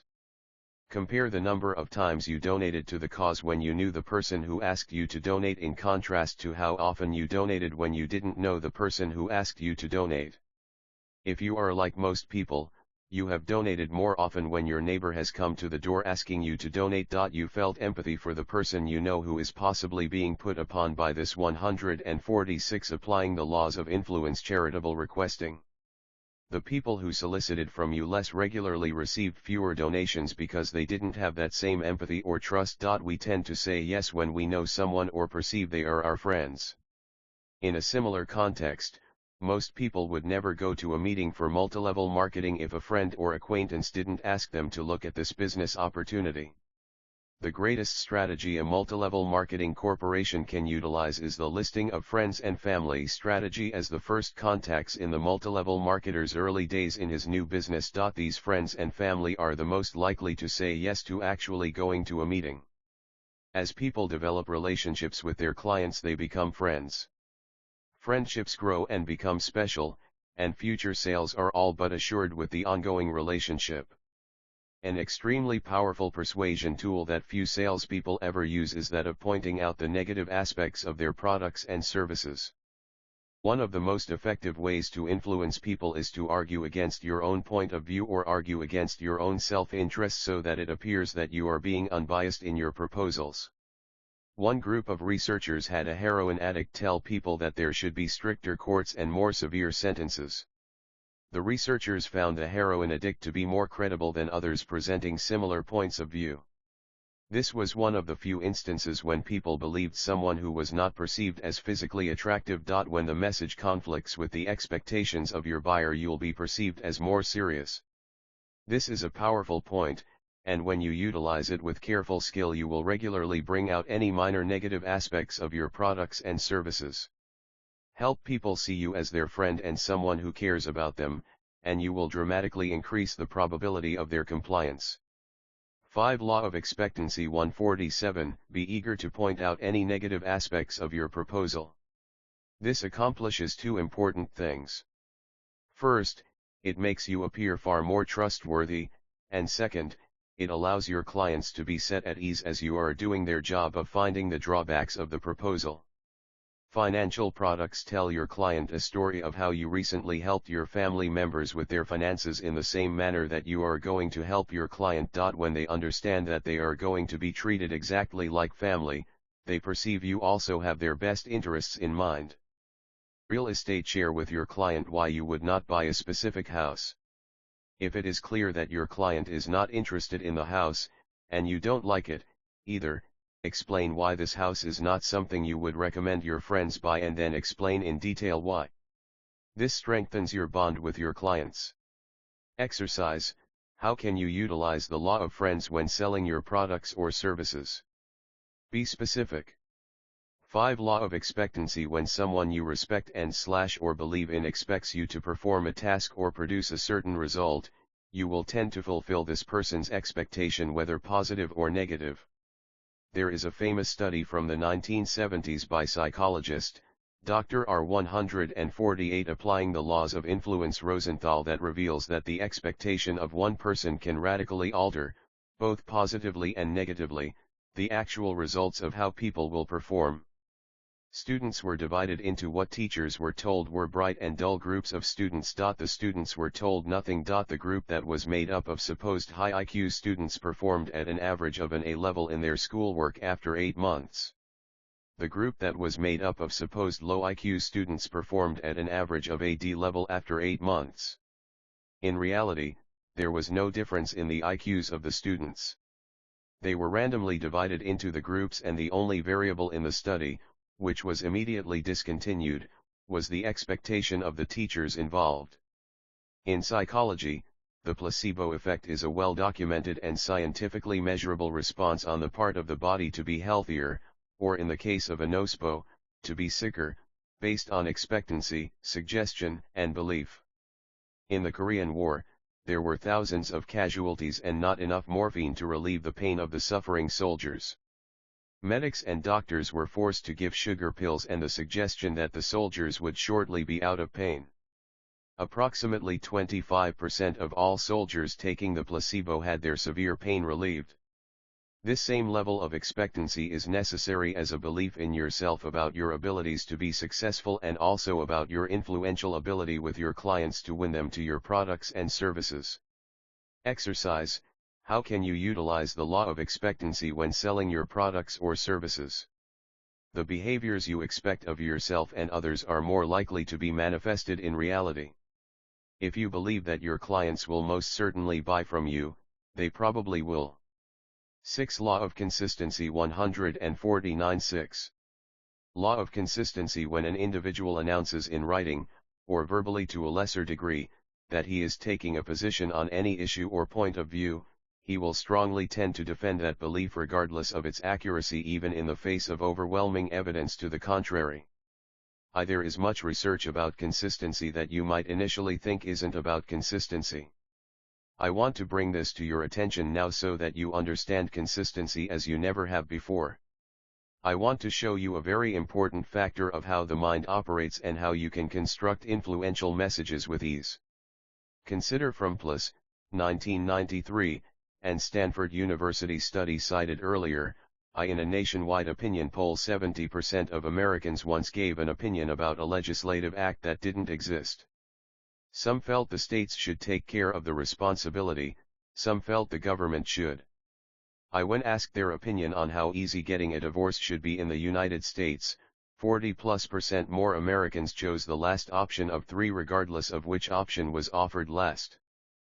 Sales of jams in a store increased 10 times when people could stop by and sample up to 6 jams versus those days the store offered 20 options. College students reported cheating to be wrong when given the opportunity to fill out anonymous forms. Even those students reporting strong attitudes against cheating on exams immediately cheated on their exams when given the opportunity. When pollsters ask people what is the most important issue facing the nation, people respond with hundreds of different answers that are completely different and in greatly differing percentages than when pollsters ask people to choose from a list of options the one they consider to be the most important issue facing the nation. 150. Applying the laws of influence. When people are asked about such hot topics as nuclear weapons, they respond with opposite opinions depending on how the question is phrased. From these and dozens of other valid and reliable studies you can conclude 6 crucial points. 1. People's opinions, thoughts, and desires are often molded by the questions they are asked. 2. People's thoughts, opinions, and desires are often created in the moment and have little or no relationship with what they will actually do or what they will believe later. 3. Many people have beliefs about things that are not real, based on fictitious questions, like acts of Congress, and not knowledge. 4. Most people are fairly automatic in their behavior. They see a commercial and because they believe what they see without critical thought, decide what drink to drink, restaurant to eat at, tax preparer to use, all based on suggestion. 5. Once most people choose something, write something down, or say something, whether it makes any sense or not, whether it is in their best interest or not, they tend to stick with that decision, regardless of how that decision was made. 6 People don't like cognitive dissonance. Most can't hold two opposing thoughts in their minds, so they simply pick the thought/decision/belief they currently hold and eliminate the rest without further consideration. All of this is part and parcel of the law of consistency. Your clients' past decisions and public proclamations dramatically influence their beliefs and attitudes. Once people have publicly said, "I'll never X," they normally never do. Many people make public statements that they have not thought out that often turn into beliefs and permanent attitudes. The reason is simple. We are taught that our word is our bond. When we say something, you can count on us. 7 Law of Association 151. Did you know that 70% of all people are the same religion they were raised in as children? This is the law of consistency in real-life action. People respect consistency and predictability. A recent research study had subjects make decisions among various choices. Group A was asked to remember their decision. Group B was asked to write their decisions on a magic slate and then pull the sheet up, erasing their decision. Group C was asked to write down their decisions on paper with ink and hand them in to the researchers. Which group stuck with their decisions? Right. Group C stuck with their decisions more than 3/4 of the time. Group B kept their decisions half the time, and Group A tended to change their minds. The lesson is to get your client to write things down as he participates in the sales process. He could write down anything from goals for the coming year to what he would really like in a car, a house, a stock portfolio, or a vacation timeshare package. The key is to get a pen in the client's hand and have him write. Never ask a question that will pin the client down to a permanent no response. Exercise: how can you utilize the law of consistency in selling your products or services? 7 Law of Association. We tend to like products, services, and ideas that are endorsed by other people we like and respect. Tell me, what is it that Michael Jordan knows about underwear that I don't? Didn't Michael sign a $40 million deal with Calvin Klein to do a few commercials about underwear? Now, it's my opinion that I know as much about underwear as Michael Jordan, and I would have shot those commercials for half what he got. But Kevin Hogan is a 152 applying the laws of influence name known in the field of selling. Michael Jordan is a name known throughout the world. Michael Jordan was paid 2 cents for every person on earth who knew his name. If I were paid 2 cents for every person who knew my name, I'd get paid about $7,000. That is why Michael Jordan got paid $40 million. Calvin Klein paid $40 million to link one of the world's most loved and best known people to its product. Underwear. That is what the law of association is all about. When your products and your services are linked to credible, likable, positive image people, your client will tend to like the products and services. For years, authors have known that the best way to sell a book is to get people to write favorable testimonials for the dust jacket and front matter of the book. This adds credibility to the book because we respect the people who wrote the quotes. The power of a testimonial or of someone famous using your products or services can be the key that unlocks the doors of the unconscious mind. If you do not have the ability to have the famous endorse your products or services, ask other people who are using your services to write you a short letter testifying to the fact that your product or service has helped them change their life or their business, or made some significant difference that they didn't have before. The testimonial speaks volumes about you, so you don't have to. Exercise: how can you utilize the law of association in selling your products or services? Allow people to see you and your products or services linked to the respected, the famous, and the experienced, and your probability of the yes response is heightened dramatically.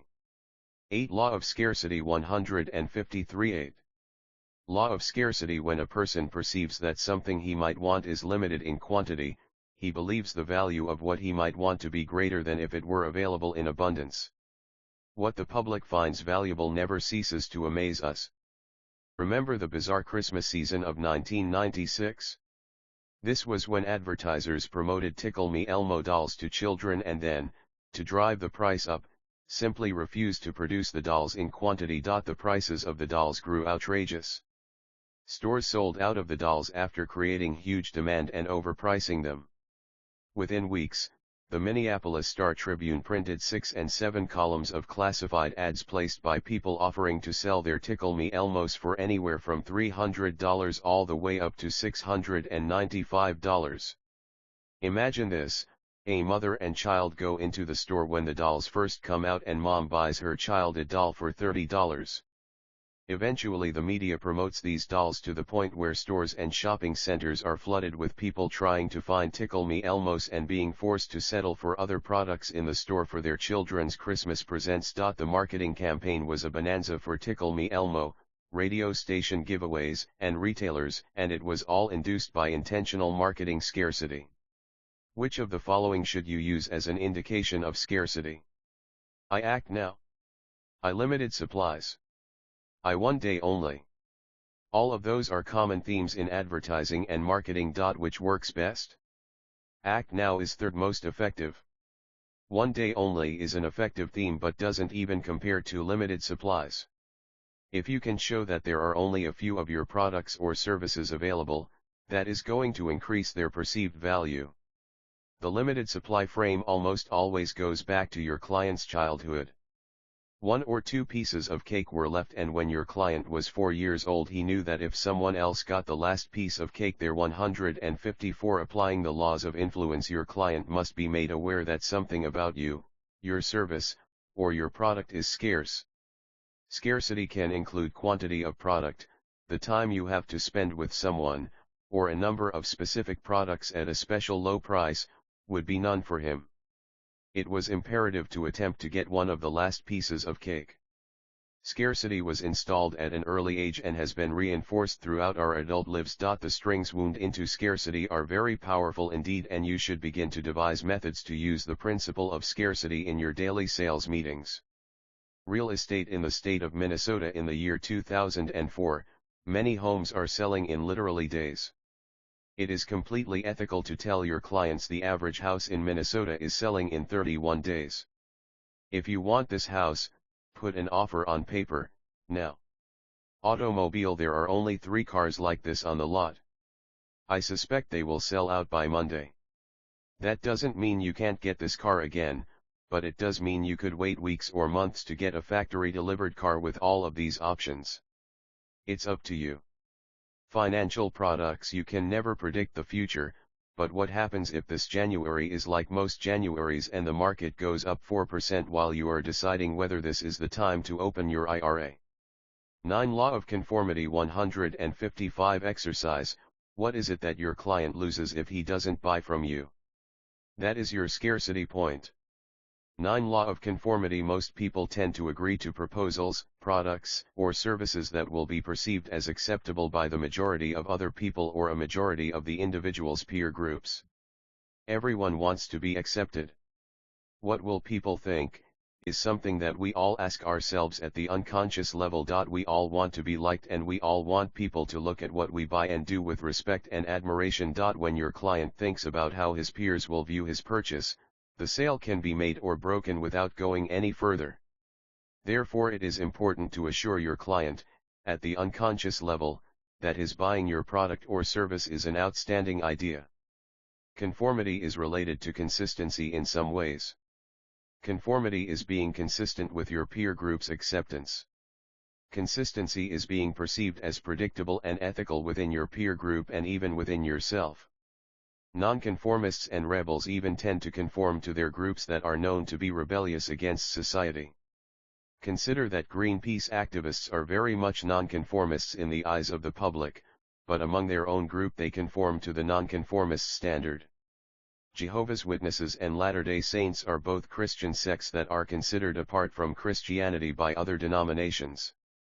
They are nonconformists and are proud and honored to be.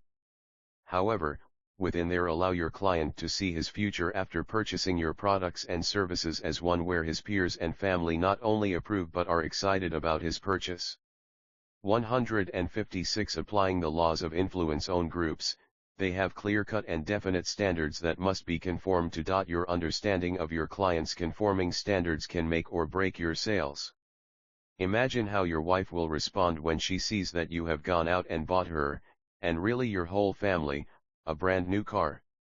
Imagine how your husband will feel when you show him that you took the initiative to invest in your retirement so his life will be easier, essentially not having to work until he is 77. Exercise. What can you say to your clients to appeal to their sense of conformity? 10 Law of Power. People have power over other people to the degree that they are perceived as having greater authority, strength, or expertise in contrast to others. Power comes with authority and charisma. Power is the ability to change. Power is both real and a perception. Your clients will perceive you as more powerful if you act with confidence but not conceit, comfort but not disregard, and certainty but not knowing it all. Power is something that exists within you and must be brought out. Once people perceive you as competent, caring, knowledgeable, confident, and certain, then their confidence level in you goes up. If you attempt to use power over other people, instead of with other people, then you will lose sales and lose friends. Power with people is perceived by most as strength and is often called charisma. Power over others is normally resented and people are less likely to conform if they think you are trying to control them. One recent study that discussed power and authority revealed that 95% of all nurses were willing to dispense drugs to patients, after being authorized by physicians, that they knew would indeed likely kill the patient. That's power. 10 Law of Power. 157 When you are selling a product, it is assumed you are the expert. If you know everything there is to know about your product, you become the go-to guy. Subtly make sure your client knows you are the best or among the best in your company. People like to deal with the guy at the top. Auto mechanics may not have a high recognition value for power, but when your car breaks down, they become the most powerful people in the world, don't they? They have the solution to your problem. If they made the solution appear easy, they would have no power.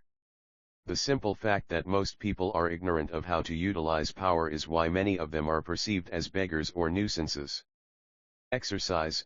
What are 3 subtle ways you can let your client know you are among the top people with regard to knowledge, client service, and/or sales in the company? How can you show your client that you are not just another salesperson? 9. The influential secret of oscillation. Oscillation is one of the best kept secrets in human influence. None of the gurus of persuasion or influence will talk about oscillation, and they may not know what it is. Very few people who understand belief and behavior oscillation want anyone else to grasp the concept.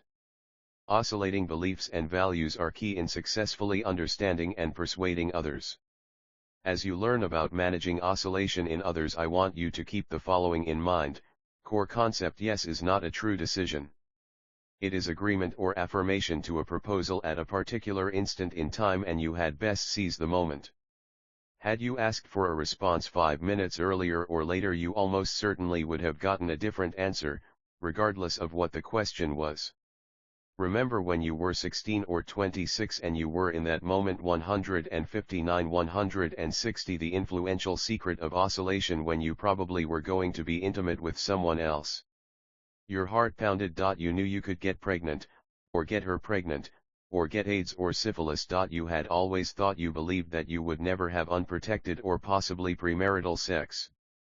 Perhaps I thought it was wrong. I knew it was against your religion.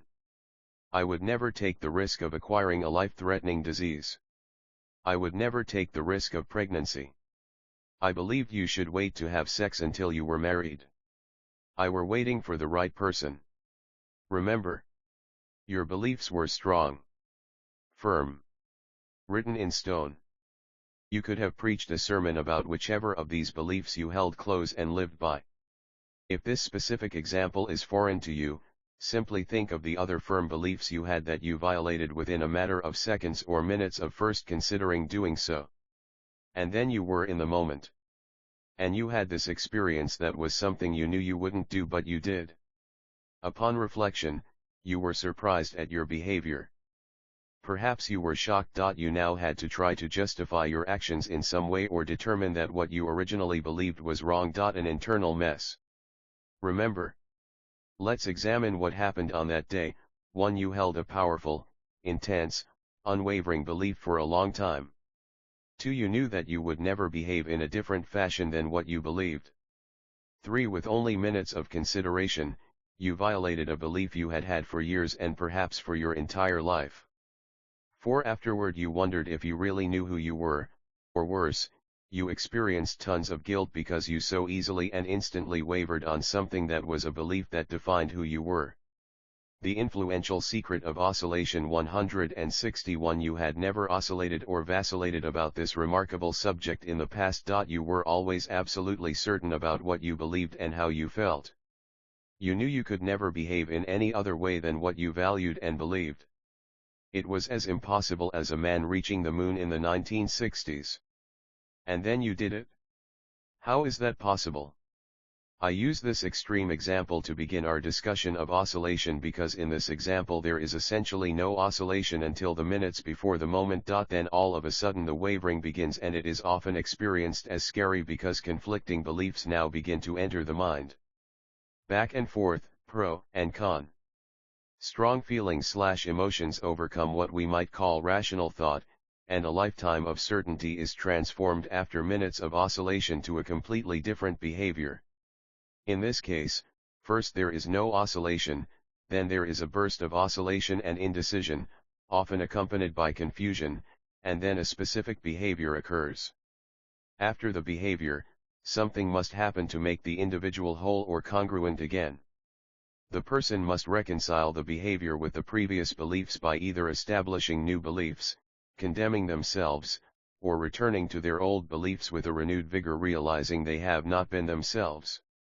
The oscillations after the behavior are often as dramatic as or more dramatic than those prior to the behavior. What follows is a completely different example that illustrates this critical point. If you don't understand football, you may want to forgive me in advance and dig in for the next 4 paragraphs. Strong feelings/emotions overcome what we might call rational thought, and a lifetime of certainty is transformed after minutes of oscillation to a completely different behavior. 162. The influential secret of oscillation. When I first looked at the January 2003 Super Bowl to handicap it, I determined the number should be Oakland 3 at a neutral site.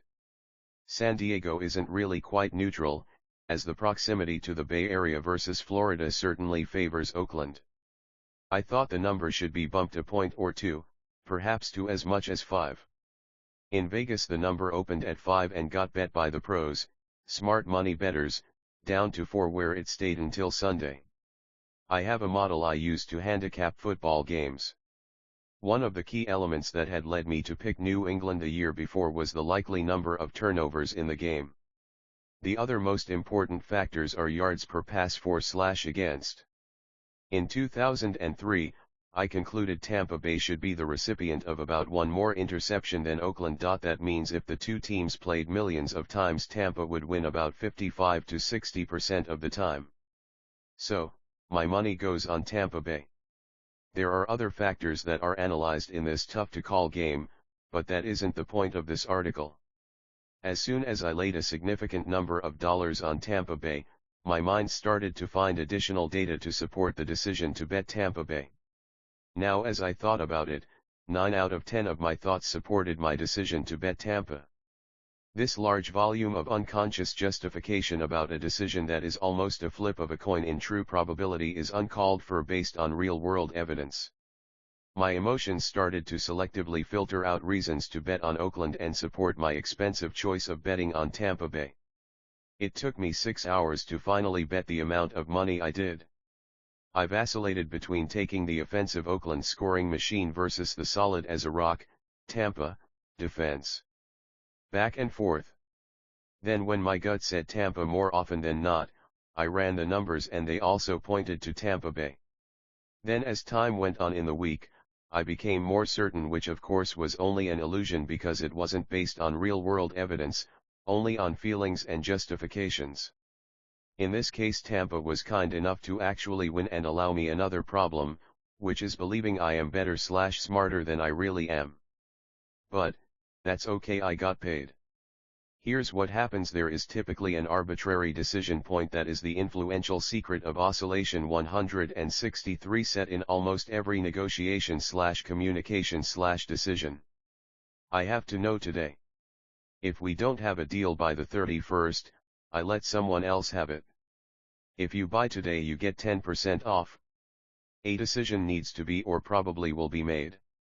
In some cases, if an obvious decision isn't instantly made, yes, I will pull over for the police officer because I don't want this ticket to be higher than it is now.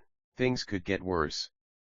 Almost all decisions that require conscious thought, most decisions require no thought or conscious attention at all, find people oscillating back and forth as to what to do, especially before the decision point.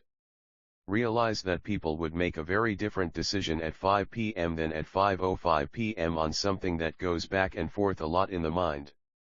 People literally change their mind as each moment passes in many decisions. Unless people have firm beliefs, as discussed earlier in the decision about having sex, people are constantly oscillating on decisions. Back and forth. Back and forth. Sometimes with varying degrees of intensity. No, absolutely not. That was today. Then tomorrow, well, maybe. Then the next day, I don't think so, but it's possible. You can see the pendulum swing back and forth, or the child on the swing go higher or lower. More important for our discussion is that oscillation is not a day-to-day experience. It is a moment-to-moment experience. Yes and no in varying degrees, flip-flop from moment to moment and minute to minute. The oscillation will continue indefinitely unless a new stimulus enters the equation, and then any change is subject to further change. Once persuaded to do anything, there is definitely short-term change in behavior. Instead of doing one thing, a person does another. Instead of believing one thing, a person believes another. Nevertheless, people can and do regularly change even strong beliefs. The more public a person is with their belief/behavior, the more likely they are to maintain that belief. The minister of the church is more likely to maintain his belief than the parishioner sitting in row 30 because of the weekly public exposition of his beliefs through sermons and prayers. Beliefs and behaviors that are not made public are more likely to change due to future attempts at persuasion. 164. The influential secret of oscillation: beliefs and behaviors that are not made public are more likely to change due to future attempts at persuasion. Someone who begins a diet plan and attends classes or meetings is likely to continue to succeed while attending the classes. As soon as the person stops attending the classes or going to the meetings, the chances are greatly increased that they will stop their weight control program and revert to old beliefs and behaviors. The more people there are who have opinions, and the more important those people's opinions about a person are, the more powerful the desire one has to keep the new belief or behavior consistent with the new belief.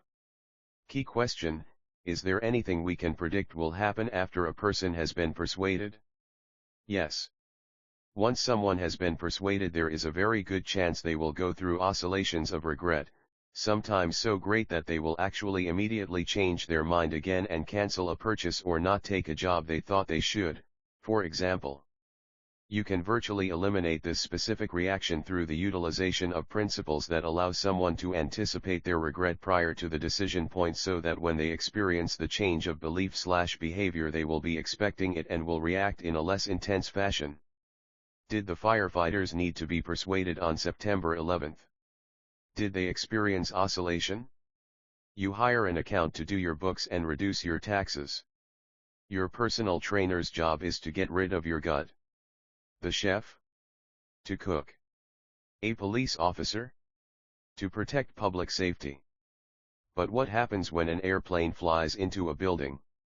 What happens? The influential secret of oscillation 165 pens inside of the mind of the firefighter who is racing upstairs while everyone else is going down. Specifically, there is no way to know. Even the firefighters who lived could only report what they think they remembered and thought at the time of the most incredible crisis imaginable, reminiscent of D-Day in some ways. Firefighters train for disasters, but they usually have a sense of control about their own safety. Going into the World Trade Center was quite another thing. We know that many office workers trapped in the buildings who were about to lose their lives called loved ones. The same was true for the passengers on the flight that was heroically downed in Pennsylvania that fateful day. We do know that oscillation probably takes place in these extraordinary circumstances. The desire to be with loved ones. The desire to live. Being able to live your life in the way you choose and ultimately die doing that which you love. I imagine there was oscillation, and it was fairly rapidly dismissed by the objective, the task at hand. Veterans of war no doubt experienced similar feelings, thoughts, and oscillations. But what about the more mundane? Buying a car? Saying yes or no to the request for a date? Saying yes or no to the marriage proposal? There is ample evidence that reveals that the closer one comes to a goal or an objective, the wedding day, for example, the more likely one is to experience regret. As humans, we experience fear and anxiety responses when we lose the freedom options. That's one reason ordering fish or fowl can be such a difficult problem. As soon as a decision is near, anxiety can incapacitate a person, even on little decisions about what to eat in a restaurant. In fact, reams of research indicate this repulsion to the goal is great as it is approached in many contexts. This often leads to self-sabotage and other destructive behaviors. This is why people say they would like to invest in their 401k plan next year, but if they were asked to make a deposit today they would not do so. 166 The influential secret of oscillation. Oscillation is not indecisiveness per se. It is a normal and often useful reaction to situations that have unknown variables. Oscillation is not indecisiveness per se. It is a normal and often useful reaction to situations that have unknown variables. Oscillation is wavering between two or more possibilities. The wavering can become more intense as the deadline looms. The anxiety and fear level increases as the deadline comes closer. The desire to move away from any choice that limits future freedom of choice in any way increases as a decision point nears. A woman who is in love with two men chooses man A. Men do not choose women, regardless of what religion or theory of evolution you subscribe to that tells you otherwise. She decides, I will spend my life with Andrew. But as she comes closer and closer to actually spending the rest of her life with Andrew, she begins to wonder if she has made a big mistake and starts to seriously reconsider Bill. Sure, she dumped Bill a month ago, but really, when she thinks about it, Bill is probably the better choice. This oscillation doesn't just happen with women. My mom regularly told me that it's a woman's prerogative to change her mind. I always thought that was a lousy excuse. It turns out to be true, though, except that everyone changes their minds. Most people change their minds as the goal approaches or the other options have been rejected. Sometimes these oscillations are manifested in behavior. Sometimes they are not. Either way, they are happening in the mind of the individual. According to Fink, Koplowitz, and Hubbard, 2002, oscillation, wavering, increases when the person or message doing the persuading is per the influential secret of oscillation 167 perceived as credible. When someone is believable and states an opinion that isn't consistent with what the individual currently believes, credibility becomes a critical issue. The power of the argument/message is also critical. A well-framed argument will cause people's minds to waver between options. Consider the State of the Union speech by President George W. Bush at the end of January 2003. Bush faced great opposition on his objective of attacking Iraq. In the State of the Union, Bush could not provide the smoking gun that many wanted, so he provided a logical line of thinking that was difficult to refute. I paraphrase, there were 30,000 missiles that could be used to carry weapons of mass destruction. 16 have been found. Where are the other 29,984? Indeed. Where were they? Bush clearly and concisely stated the facts of what weapons Iraq had at the end of 1998 and then claimed to reveal what Iraq had not declared. The strategy essentially worked, as 84% of the nation had a positive view of the speech. Doubts remained, that is part of what oscillation will always yield, and perhaps we will never know all the facts. But one thing is certain, the strength of a well-stated argument can cause oscillation. The stronger the argument, the greater and more frequent the oscillation. This means, the more powerful the argument, the more often the person will vacillate between beliefs/choices, and the more real both choices become. What about the 16% who weren't convinced and who didn't seem to waver at all? Perhaps they did. Perhaps not. Certainly if their opinion was written in stone they simply didn't oscillate at all. However, remember the option of having sex or not and how most did so. That was written in stone. Wavering between two or more options occurs when something is important. Someone hates their job but they want to keep their income, which is high when compared with jobs the person would qualify for should they leave their current job. Stay hate job, well paid. Go less money, more enjoyable work. 168 The influential secret of oscillation. This is an important issue and oscillation could occur dozens of times per hour, day, week, month, and year. Oscillation will generally not happen to any significant degree in issues that are not important to the person. Why would a millionaire care if a cup of coffee is $2 or $1? She probably wouldn't and thus wouldn't waver. Generally speaking, an issue has to be important to engender vacillation. You can tell when you are oscillating when you feel torn or you feel like you are being pulled in two directions. Generally risk is involved. Staying with the job entails the risk of never enjoying other aspects of life. Going entails the risk of never having the money you have now. People oscillate when something is important and entails tangible risks both in the change and in the status quo. 10 Mind reading, how to know what they are thinking. In this chapter I'm going to reveal a few of my most closely held secret methods of determining what people are thinking in the moment. I am going to give you some incredible tools. You will learn one of my favorite models for determining current thought, and I am going to give you one of my favorite models for utilizing that specific information in gaining compliance.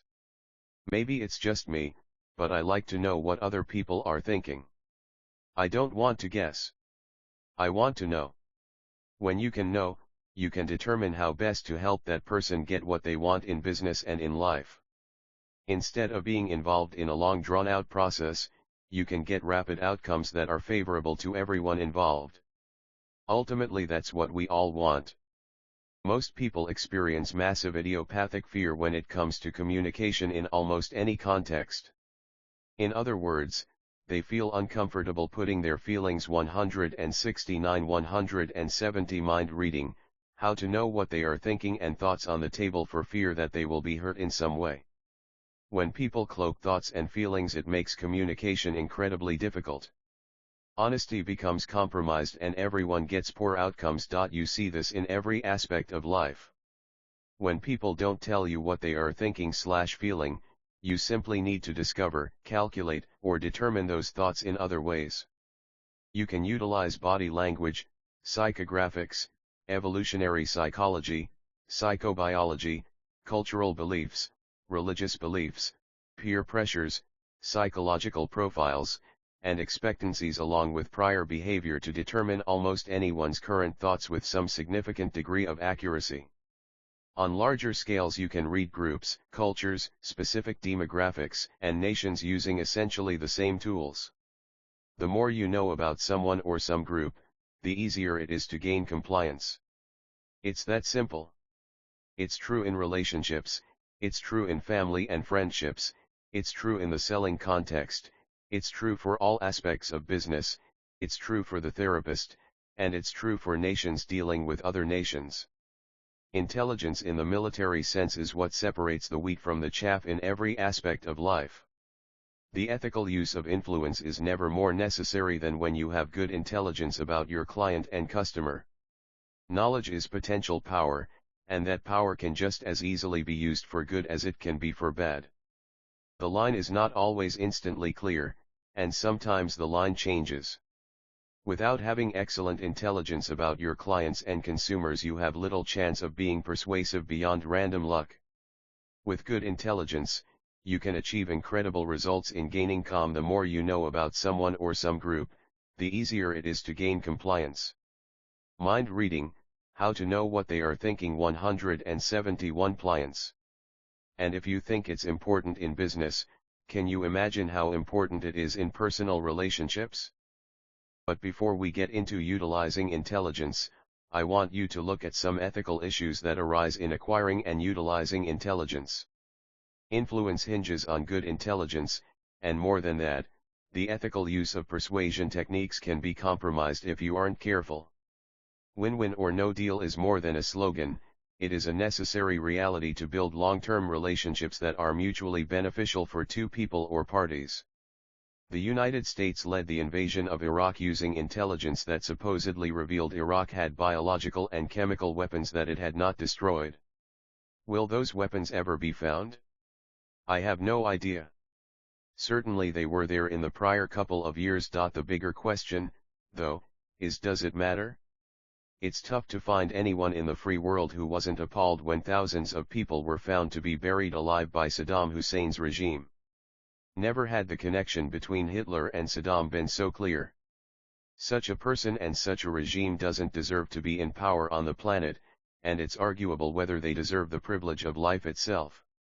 So, the intelligence may or may not have been excellent, but an even more extraordinary discovery of brutality essentially makes the issue moot. One of my favorite movies of all time is Meet John Doe. This 1941 black and white movie starred Gary Cooper. The movie was released as Nazism and fascism were rapidly spreading in Europe, and it was in part a response to those who would find fascism an alternative in the United States. The movie was superb and it did its job. A young newspaper reporter, Barbara Stanwyck, about to lose her job, concocts a story about a man who is so disgusted with the world that he is going to commit suicide on Christmas Eve. His fictitious note sent to the newspaper office is signed John Doe. The reporter keeps her job but eventually has to find the would-be martyr who exists only in her mind. She interviews possible role players and ultimately convinces a homeless man, Gary Cooper, to be John Doe to the public. Further interviews and press launch a John Doe movement across the country, based on principles of being a good neighbor, trust, helping. 172 Mind reading, how to know what they are thinking others, and making the little guy feel important. Ultimately John has to run for president. The unwilling but trapped John does indeed give the speech of a lifetime to a huge audience. Wondering how he can live with himself as a fraud, John seriously contemplates suicide and is saved only by a throng of John Doe fans. One woman's deception to save her job in wartime turns into a wonderful movement of enormous good. A homeless man's agreement to play the role of John Doe becomes a massive internal struggle between self and public fraud and greater good of the country and the world. 2 paragraphs do not do the movie justice. It doesn't do justice to the ethical issues involved, and it doesn't do the subject of persuasion and influence justice. Rent this 2-hour movie to challenge every ethical and moral view you hold. I promise you will be glad you did. I would venture to guess that if you take advantage of the information I am about to reveal to you, you will nearly double your response from your sales, adding clients, and making successful your influence efforts. Notice I didn't say increase by 10%, I said nearly double. Here is who John Doe is in the 21st century. You are selling your ideas, products, and services and yourself to John every day. So you may as well meet him, and his dear friend Jane Doe. In general people aren't as satisfied as they could be. Most people have only a moderate amount of self-esteem. 2/3 of women and 1/3 of men don't like the way they look. Nearly everyone worries and has a deep-seated fear of rejection. Almost everyone is afraid to grow old. Virtually everyone has a fear of death.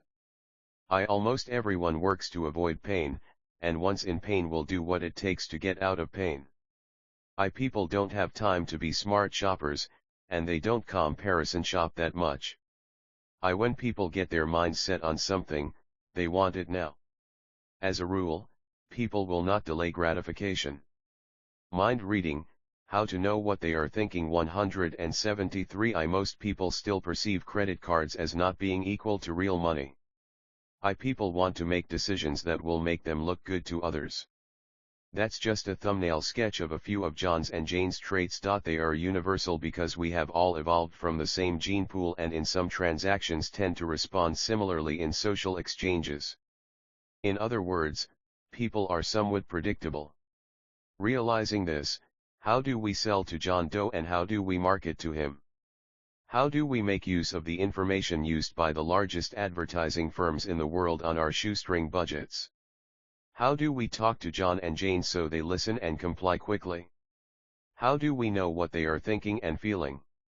Once we know what our prospects' needs, wants, and desires are, we can use this information to prepare a message that firmly impresses on the mind how we can help them. We can clearly show our prospects how they will feel better, get out of pain, and look like they make great decisions to the people in their peer group.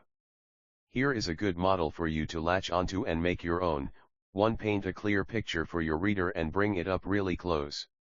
It needs to show this, what you presently have, who you presently are, or how you presently feel is not satisfactory. You can do, have, or be more, and you can feel better.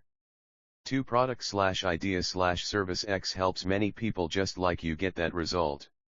Once we know what our prospects' needs, wants, and desires are, we can use this information to prepare a message that firmly impresses on the mind how we can help them.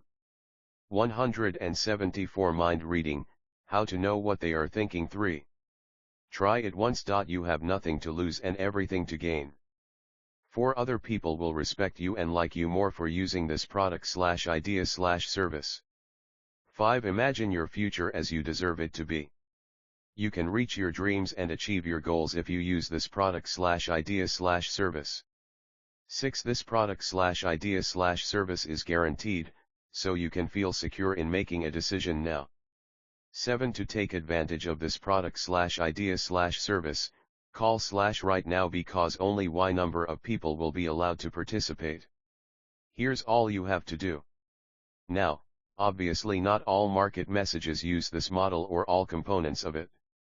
But, based on the market research I have done, this model appeals to John Doe. Research reveals that John and Jane do act now when responding to this model. Now it's up to you. How can you implement this model in your sales or business, and will you start today or wait until tomorrow? 11. I'll think about it. What does that mean? It means they don't feel right in at least one way. They can't quantify it because it is a feeling, or feelings, so you'd better be prepared. Let's look at feelings and what they mean in the persuasion process. The pendulum swings back and forth, oscillation. At each moment in time it's in a slightly different place than it was just a fraction of a second before. And so it goes until it stops where? Right back in the middle. I don't know. Maybe. The unconscious mind runs off survival instincts, sometimes with success, sometimes not. The unconscious mind is very different from the conscious mind. It runs on autopilot. It is basically a stimulus/response mechanism that adapts along the way, but slowly. The conscious mind is that computer, if you will, that thinks, calculates, and can make a decision. But those decisions come at a cost. The unconscious is often drawn in many different directions, not just one or two, and to cut off any option is 175. 176 I'll think about it. A threat to the freedom of the being. Write that down. This will be referred to by people as, I have a bad feeling, I'm not sure, I don't feel comfortable, and so on. Eliminating choices to a human, and many other animals, can be quite an experience. You and I hate to see that freedom say goodbye. And for good reason. While there are options, escape routes, there is comfort in the status quo. When there is comfort in the status quo, what's going on today, there is seemingly little reason to change. Many animals hunt other animals with this fundamental principle as their guiding principle: let them feel secure, safe, then kill. Sun Tzu may have even written about it. People want to feel good, and feel comfortable so they can live in the illusion that they are happy, when of course the delusion will be shattered in due course. There is no relationship between feeling comfortable today and long-term happiness. I would suggest the opposite. But is going for the yes response like going for the kill? That seems so wrong. And it would be if you were going to kill someone. Unfortunately, at the unconscious level most people perceive every change from the status quo as a threat to their very survival. Someone wants to quit smoking cigarettes, for example. At the conscious level that is a no-brainer, lung cancer will chew you up and spit you out. But at the unconscious level the smoking is behaviorally wired into the brain as an adaptation. Just like overeating. You wonder why so many people who live in poverty are grossly obese? They want to feel good and they want the most important choice they have to not be taken away. Think you can change that using convention thinking? Not likely. It has nothing to do with sense or logic. Someone's feelings will challenge all of your persuasive communication, i.e., just about all communication. Take away the option of smoking and the being goes nuts inside. Anx Unfortunately, at the unconscious level most people perceive every change from the status quo as a threat to their very survival. I'll think about it. 177 IIT hit stellar levels. Take away the option of choosing more food and the being once again goes nuts inside. They know they shouldn't feel this way but they do. In Hale Dwoskin's book, The Sedona Method, he shares Lester Levinson's tools for letting go of feelings of fear, anger, shame, resentment, and grief. Why? Because feelings are the muck of life. They kill the being. They are the unreliable indicators that destroy lives. And when you feel bad and your life is going to heck, you have a double dose of disaster. Most people really believe they should trust their feelings. If you do, you are destined for more than failure in all aspects of your life. You will never persuade or be persuaded of something you currently don't experience. In other words, you will remain status quo for the rest of your life. Feelings aren't a barometer of the quality of life. They aren't a barometer of good and bad, long-term, happiness, or sadness even. They are a barometer of the unconscious mind's past experiences and genetic programming. And when you are attempting to persuade someone, you can bet that the person's conscious mind will analyze your offer and come up with a fairly quick rational decision to do what you ask, followed immediately by a flood of anticipated regret. So they say yes, then they feel no. Now the person doesn't trust you. And they think it's you. You're manipulating them. Really? Ever see someone buy a $25,000 automobile right after they quit their job? They needed to fill the option void that would likely exist upon further review. Everyone in the car biz knows that once you buy it, it's yours. So the people buy today because they won't have the money tomorrow. This makes no sense because sense doesn't come into play. It's all instinct and behavioral shaping of the unconscious mind that cause people to feel. As soon as they feel strongly, then everything can quickly go to heck unless something is done and fast. People's gut instincts took the Twin Towers down. People's feelings caused the trains to be blown up in Madrid. The terrorists were sure their feelings were right. They trusted their gut, and knew they were doing the right thing. History repeats itself every few days or years. In 1999 people were saying this time it's different because they felt the greed. 178 I'll think about it and euphoria of getting rich fast in the stock market. It's not different. Do not trust those feelings ever. When Saddam gives you the big smile saying you can trust him, just let the mustache remind you of Adolf. Remember the guy who kills his own people for sport? Feelings. They felt totally in the right. Remember that the next time someone tells you they don't feel right or have a bad feeling. Here's the reality principle: life really is all about persuasion. People must go up one level from feelings to thought and take control of their lives. Part of that is all about being persuaded, changing, and persuading, causing change. Almost every time you open your mouth you want someone to do something for you. You want them to say yes to you and no to the competitor, and to do business just with you. You want the girl to go out with you, dump her boyfriend, and be eternally devoted to you. You want the guy to marry you, massage your feet, and bring home the bacon. You want them to hold the mayo, bring you a fork, and change your $100 bill. You want them to pick up their clothes, turn the music down, and study. It's all about persuasion. I could show you many books that have some pretty funny ideas about what gets people to do things. Sometimes they work, sometimes they rarely work, sometimes they just end up making you look, well, dumb. My outcome for you is to be able to persuade almost anyone to do almost anything in less than 8 minutes. Now, here's the rub. I can show you how to get that sale, almost any sale. Once. I can show you how to get that girl, almost any girl. Once. I can show you how to get the kids to listen. Once. I'll think about it. 179. I can show you how to get great service. Once. But after you have that first yes, your personality and who you are become crucial. Getting the first yes can be the toughest. Getting the second is either easier or more difficult, but it's a different ball game completely. Once someone has knowledge about you in a certain area or a certain way, you have to utilize a number of new strategies to get to yes again. And, of course, I'll give you tips along the way about how to do just that. Nevertheless, this book is about getting the tough first yes. It's all about converting her from him to you. About getting someone to switch from them to you. About getting compliance now. And you will be able to do it.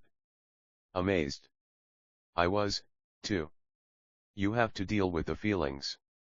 You have to get people's feelings positively linked to you. Real or illusion, if you have the answer to their problem, the solution to their challenge, you must create positive feelings in that person or you will end up with wider swings of oscillation.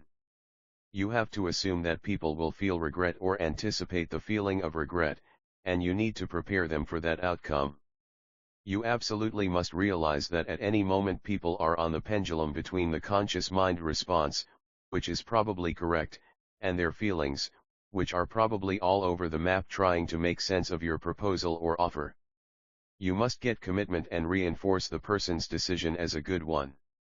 When you have commitment in most cultures, you have psychological pressures from the inside that almost obligate the person to move forward with what they have agreed to. Hopefully, you represent the best product, service, idea, and person in the area you excel in. As you become a master, getting the first yes can be the toughest.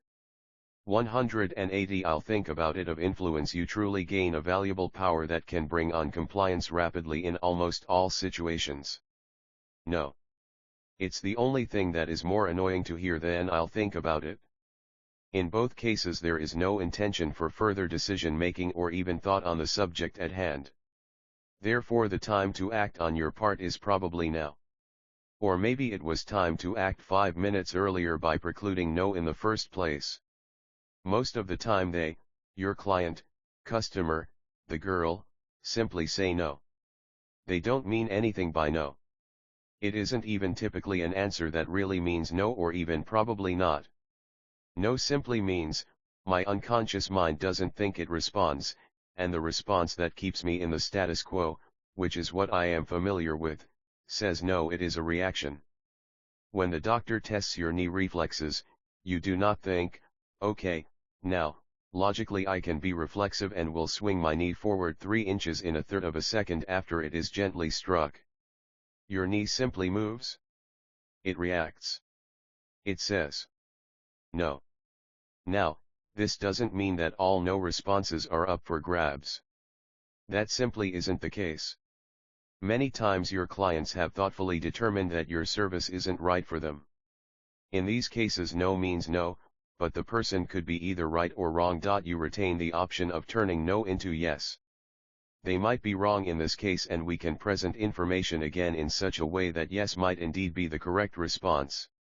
Finally, there are instances when no is simply the well thought out and correct decision, although it's not common that it's this cut and dried. It never makes sense to ask someone to do what isn't in their best interests, so in these cases you don't. The unconscious mind doesn't think or make decisions. By definition it can't, and it never will. It has no capacity to come up with alternatives. It reacts in the way it immediately sees the environment and avoids the greatest fear and pain. The unconscious mind is the dominant force in almost every human being's life, and remember, the unconscious mind doesn't even think. It's been programmed through genes and through the environment.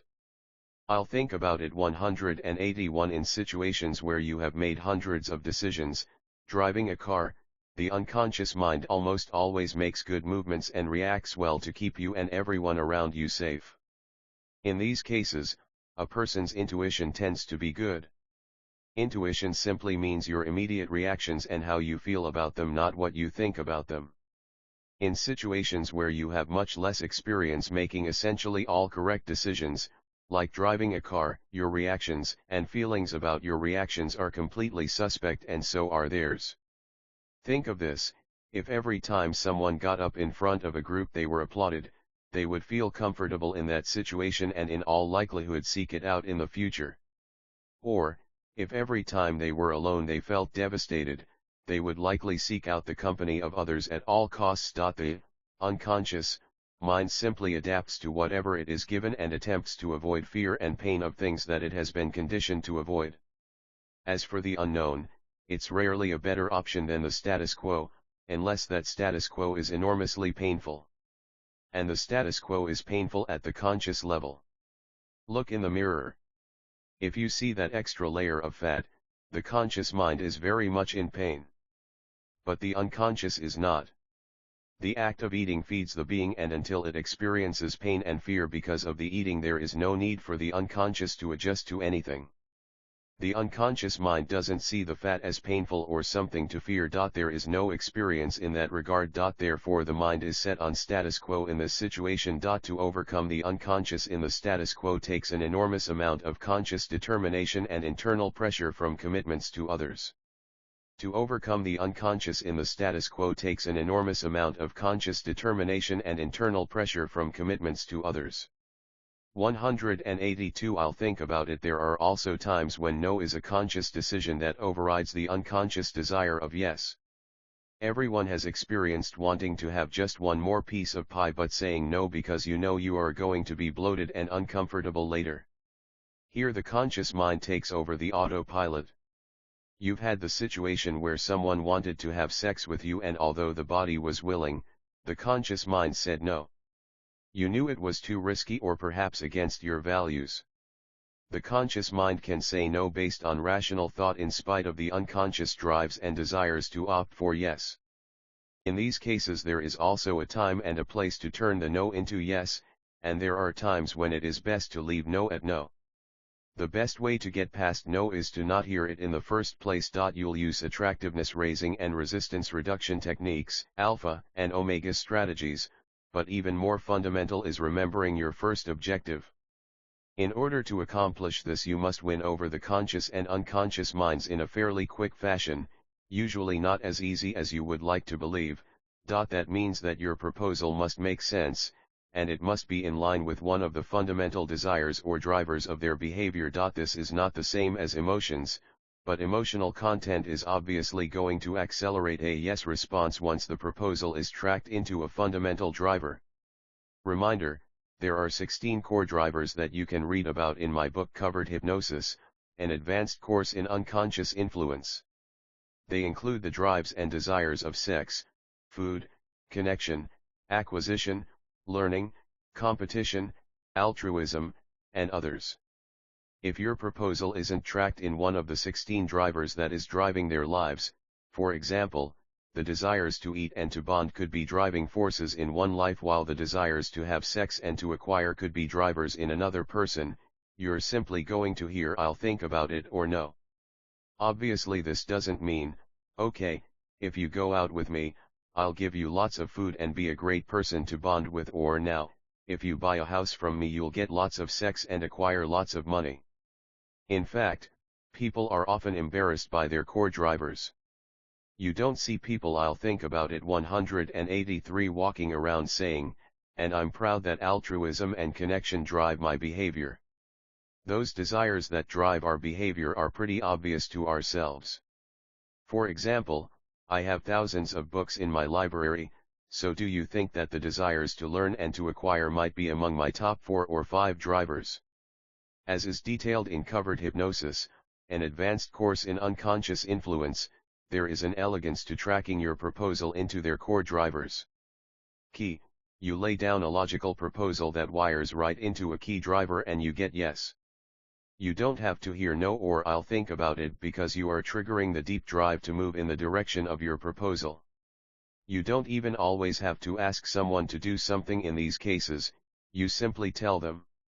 I have a good friend who simply says, this book is going to give you proven insights into human behavior that you've never pondered.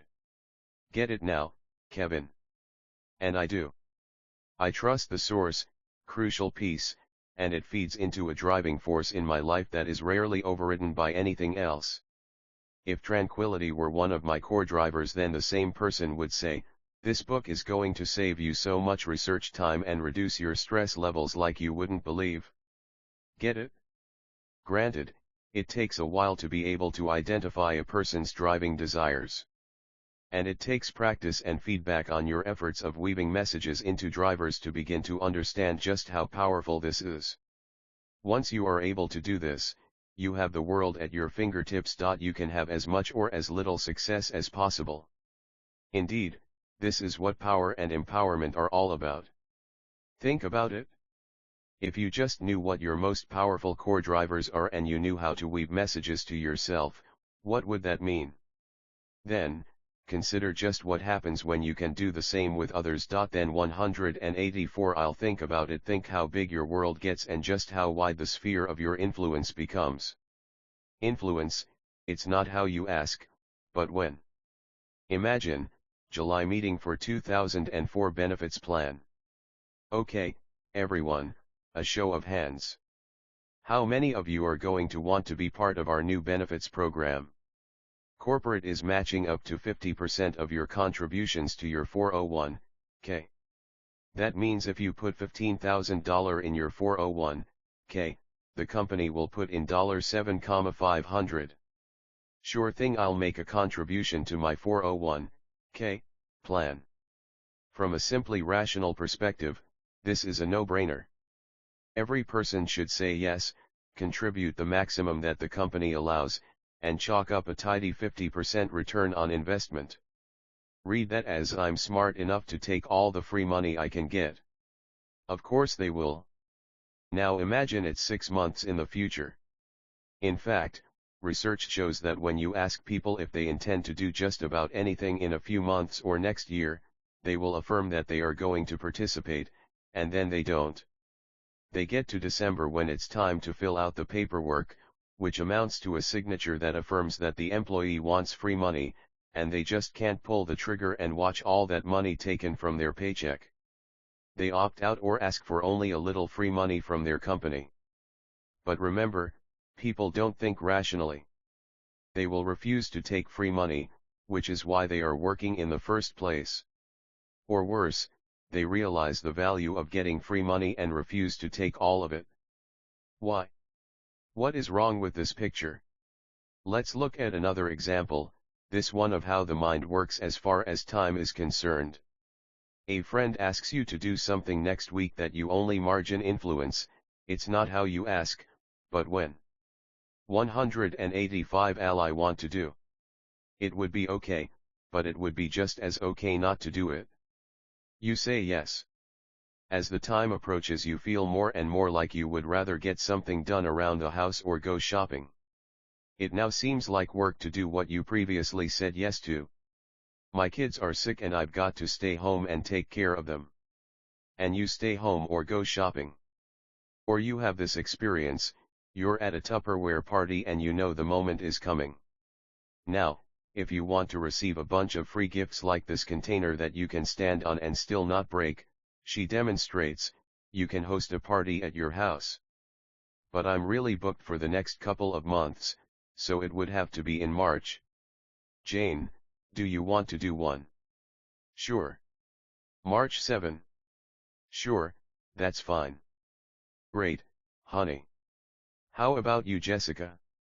I can do one on the 4th of April. Sure, I'll do that. And so on and so forth. Now, having a Tupperware party isn't a bad thing. It's probably a very good thing. With a good hostess, the guests will probably have fun and everyone will spend just a little money. But you do have to obligate your friends and family to come, which is a bit uncomfortable for just about anyone. But hey, it's 3 months out. As the party approaches, you feel torn as you prepare to send out the invitations. You wonder why you said yes in the first place. You still haven't sent the invitations. It's probably going to be fine, but part of you doesn't want to do the party. Life is busy and this really wasn't necessary. But you said you'd do it in front of a lot of your friends and you're going to have a Tupperware party. When you were asked, it didn't seem like that big of a deal. Certainly 186. I'll think about it, not an obligation that entails a bit of work. As the date approaches, though, it does seem as though this is an all-day project. I was watching TV the other night and an annoying commercial came on for Wix Furniture. 2005, the young suburban housewife says as she sits on her new couch. This week only, you have no payments till 2005, the young husband parrots. Wix has no payments and no interest till 2005. Wow, no interest, the husband feeds the line back, and so the commercial goes. Is the commercial effective? You bet.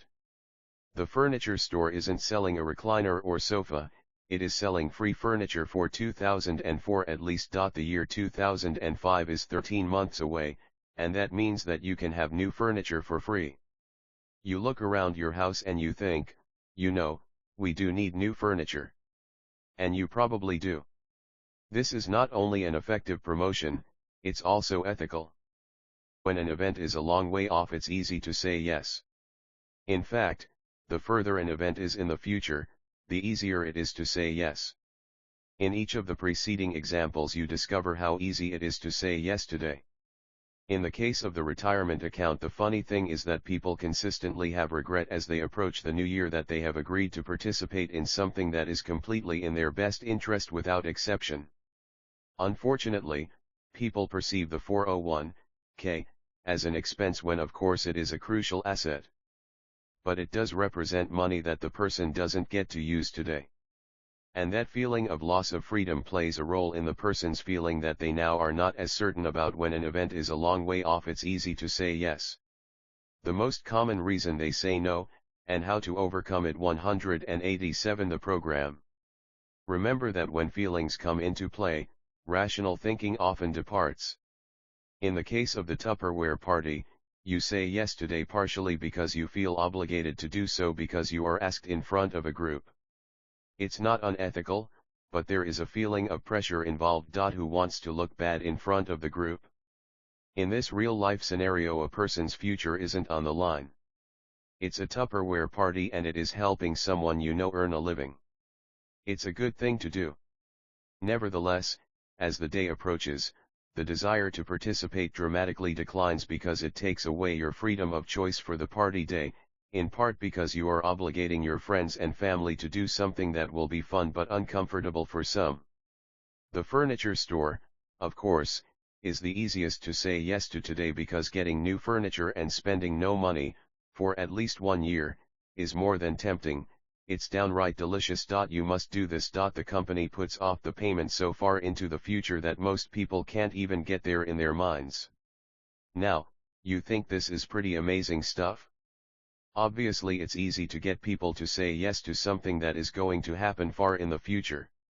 Just wait until you learn how to utilize this powerful information in your business and your practice and your life.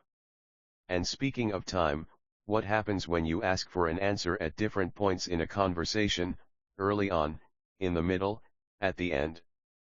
Does it matter when you ask for agreement? Does it matter when you ask for the date? And when you do ask for something, should the event happen quickly, do you take her out tomorrow night or in 2 weeks, or do you put it off? The most common reason they say no, and how to overcome it. The reason that word no comes out of their mouths is because it is an instant reaction. They did this or something like this before, and they 188. I'll think about it determined quickly it was a bad decision. About 90% of all no's come from this background. Pay close attention.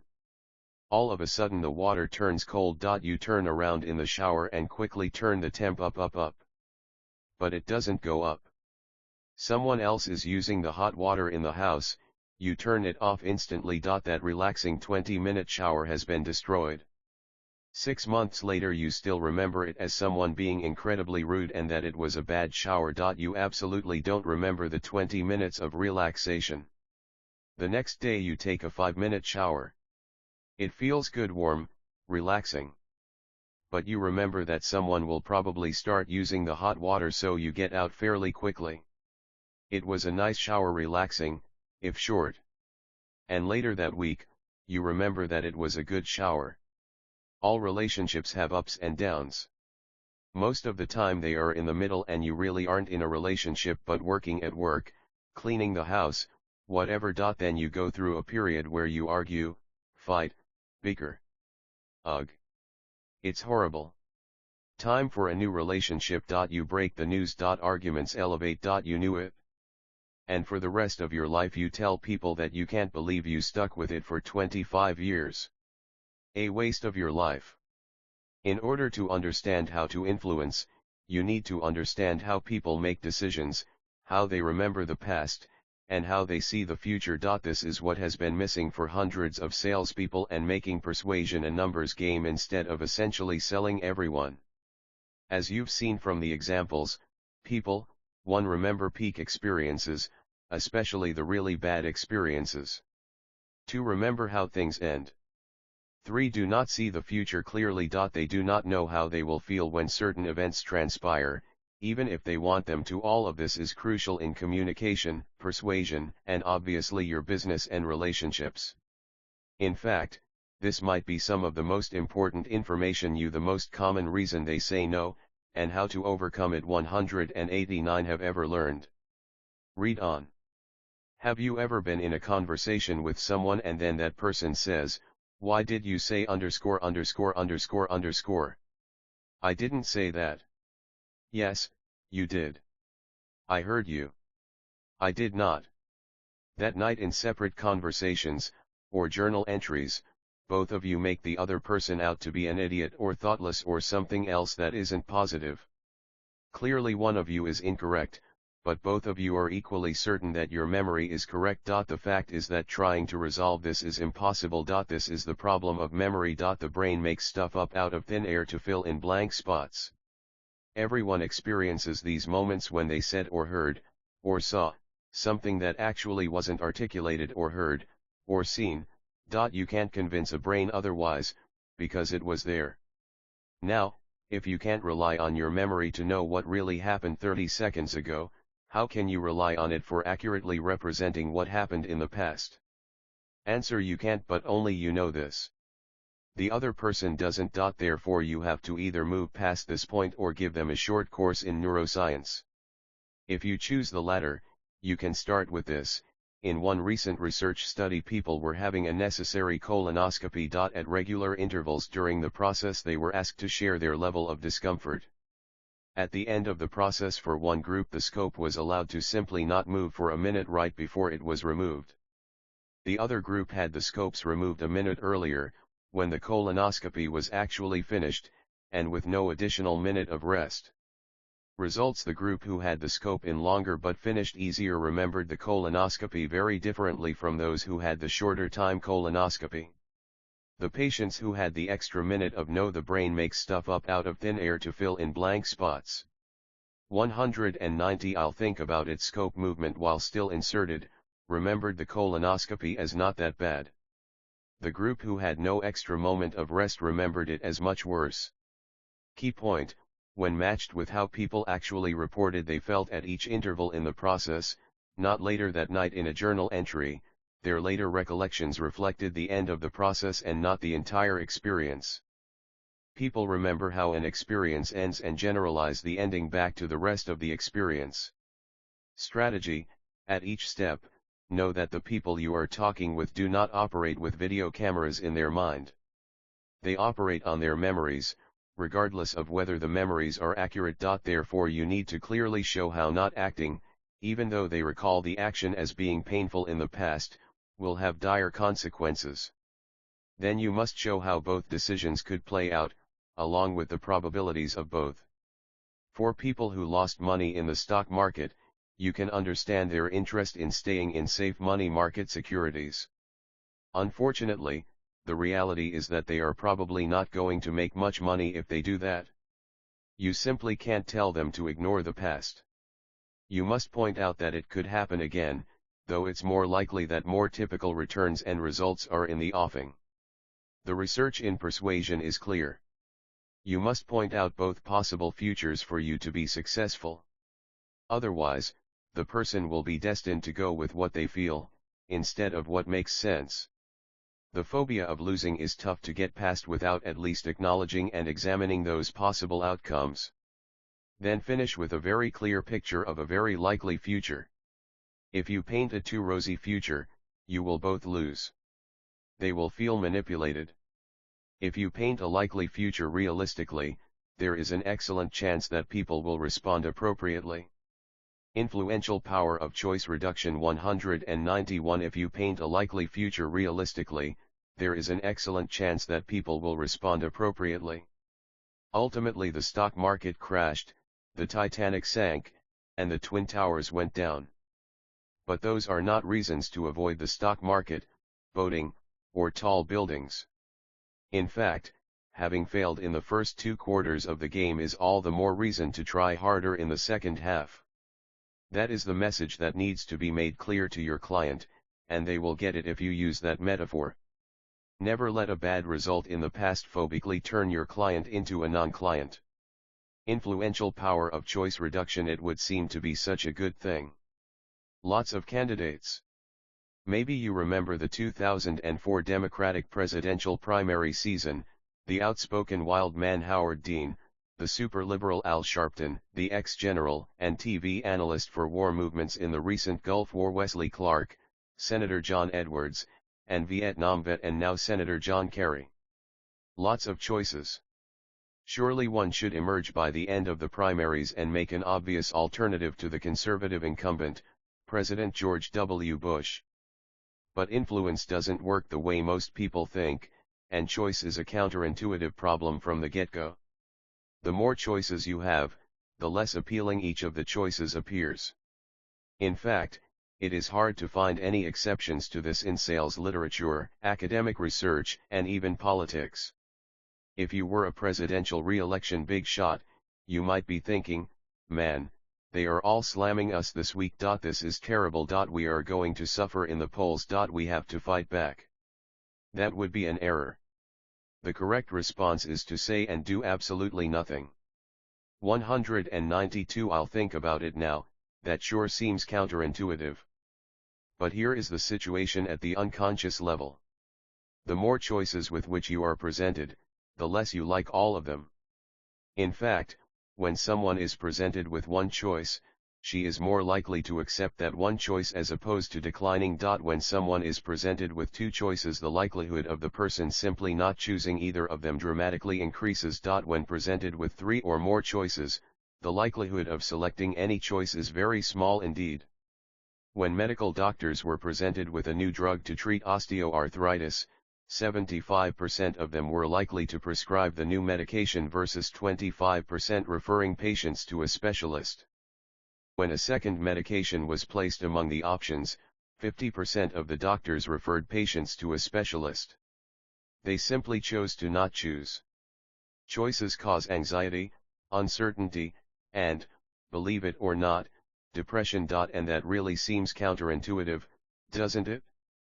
In Barry Schwartz's Paradox of Choice, he points out the very interesting research done combining choice and framing. Observe, parents divorce. Custody of the child will be awarded to one parent. You are the judge. Would you choose parent A or parent B? Parent A: average income, average health, average working hours, reasonable rapport with child, relatively stable social life. Parent B: above average income, minor health problems, lots of work-related travel, very close relationship with child, extremely active social life. Which parent did you choose? Interesting, huh? Not easy, but 2/3 of those surveyed chose to award custody to parent B. But when a new group of people were surveyed and the question was asked like this, which parent would you deny custody to? 55% influential power of choice reduction. 193 chose to deny custody to parent B. Why?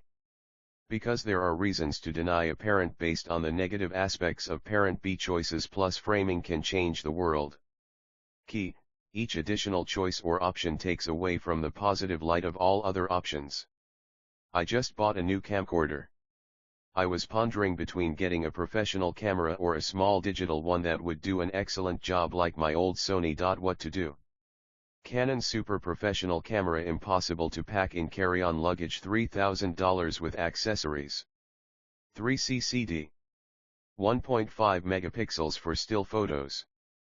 Easy to use with tripod. Perfect video quality.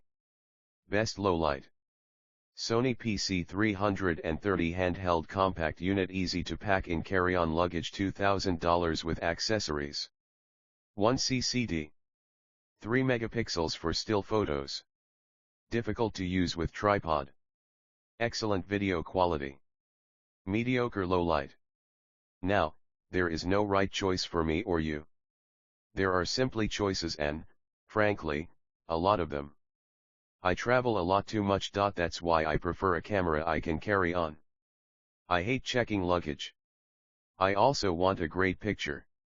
This camera will film programs that will eventually be up for sale at kevinhogan.com. In addition, we use a lot of photographs, and I have a 4 megapixel camera that is amazing, so I don't have to have this feature if I choose not to. I pondered and pondered. It took almost 5 hours just to narrow the field to these two camcorders. What did I finally choose? I chose the camera I could carry for a couple of reasons. First, I don't 194 I'll think about it have to bring my other digital for still photography. Portability is very important to me. In fact, with all things being close to equal, it turned out to be the single most important variable. Had camera video qualities been medium or just good, I would have chosen the Canon. Instead, with excellent video, not perfect, I opted for the smaller unit. Never will this new camera be in Malaysia when I am in Australia. Had someone simply shown me one or the other and I had not done an exhaustive web search and comparison project, I likely would have purchased either of these or anything similar in quality in less than 5 minutes. Need a camera? Need it now. Let's go. Choices, while theoretically good to have, leave you wishing you had another option, great low light, and constantly wondering, would it have made a difference to have the other camera? One aspect of influence we visited several times in the book is the impact of emotions on the results of persuasive communication attempts. Going back to your medical doctor, if your doctor is in a good mood and feeling positive, gifted with a box of candy in the research project, he makes diagnoses faster and more accurately. Positive emotions cause us to feel more comfortable in evaluating options and coming up with a correct decision. Only doctors? No. Schwartz reports that when students are offered 6 essay topics versus 30 essay topics, those students presented with only 6 topics actually write better essays than those who had a much broader choice. Reduced choice not only makes it easier to choose, it also makes our choices better and more effective. Positive emotions cause us to feel more comfortable in evaluating options and coming up with a correct decision. Problems of choices. 195 Problems of choices. What do Miss Hawaiian Tropic, keeping a diary or journal, and Average Joe teach us about instantly becoming more influential, earning far more money, and having better relationships? Be prepared to be stunned and take notes. During the past 2 years I have been re-evaluating my once firmly held belief that people should journal their lives and their thoughts, especially in terms of their relationships. Why? In recent research studies it has been revealed that people who write down their feelings and thoughts about their partners are much more likely to fail at predicting the success of the relationship. It turns out that what is easy to put into words is not what helps people predict the success of the relationship. In fact, the opposite is true. So what? It turns out that people who do not, or are asked not to in research studies, analyze their relationships in writing tend to remain in those relationships, and the tendency of those who do analyze their relationships in writing tend to not stay in relationships. Worse. Upon follow-up, those who wrote about their relationships later regretted leaving their relationships. As you're probably already starting to think how this applies in your life and business, especially when tracking employee information, the ramifications are enormous. Key application concept: if you are going to have your client or customer evaluate you, your product, or your service, have them do so based on specific preset criteria. Keep this in mind. I'm coming back to this crucial discovery and its further applications later. Have you seen or heard of this goofy TV show called Average Joe or Average Joe, Hawaii? I watched a few of the shows in the first installment. Concept: reality TV show in which a good-looking girl will get to whittle down 16 average Joes, men who are average guys, to one guy. I don't have any idea what the ultimate prize was. 196. I'll think about it. At first this girl is appalled. These guys are not what she signed up for. After the initial shock, she gets familiar with the guys to the point where they are very acceptable to her. More, she actually starts to like some of them and enjoy their company quite a bit. Just as you think there is justice in the world, the former cheerleader is brought a half-dozen sleek-bodied guys to compete with the average Joe guys for her attention. The comparison effect is now recalibrated, and ultimately there is no contest. Sleek-bodied guy easily beats out average Joe. Sorry, guys. The average Joe guys simply can't visually compete with the sleek-bodied guys. 3 key points. 1. When the setting was all average Joes, the girl was very much interested in a number of them. There was no frame of reference outside of the average guys for comparison. 2. When the sleek-bodied guys arrived, all the average guys were sharply contrasted and all suffered by the new comparison. 3. Even among the sleek-bodied guys, many of them suffered by comparison with each other.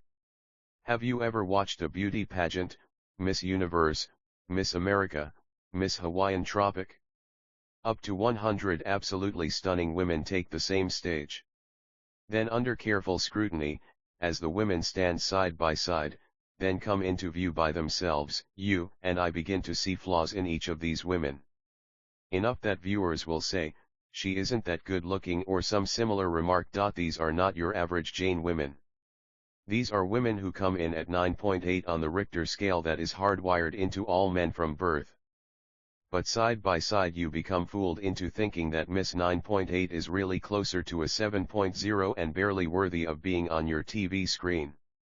This reaction is true of both men and women, and by the way, women are the primary audience for these shows. We all suffer from comparison when we are stacked up next to many other choices. A few. You can maintain your projection and perception of status, prestige, beauty. Against the backdrop of many applicants, available future partners, and so forth. You sink fast, and so do all the others. Problems of choices. 197. We all suffer from comparison when we are stacked up next to many other choices.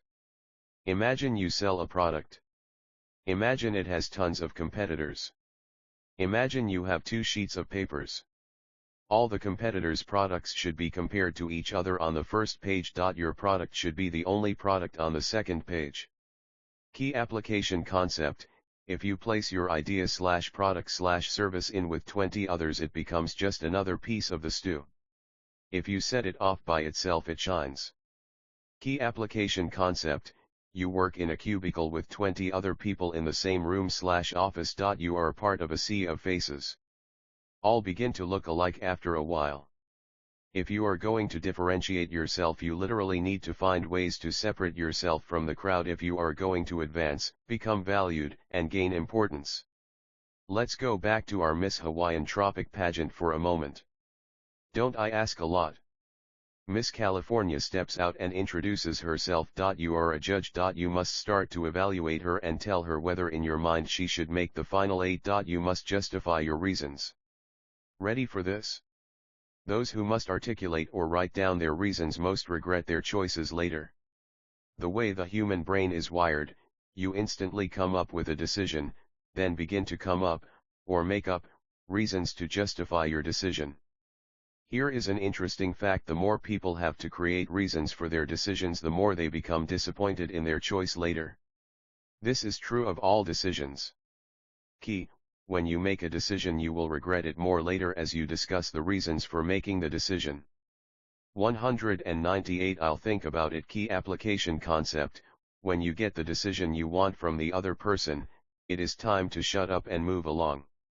If you ask for all the reasons why they decided the way they did, you might just get a reversal in a few days. Key application concept: once you have a decision, do not encourage people to think about how good their decision was, or even set guideposts in the future for them to evaluate it. Be happy they decided in your favor and gave you their business or trust. Let's take a deep breath and think for a second.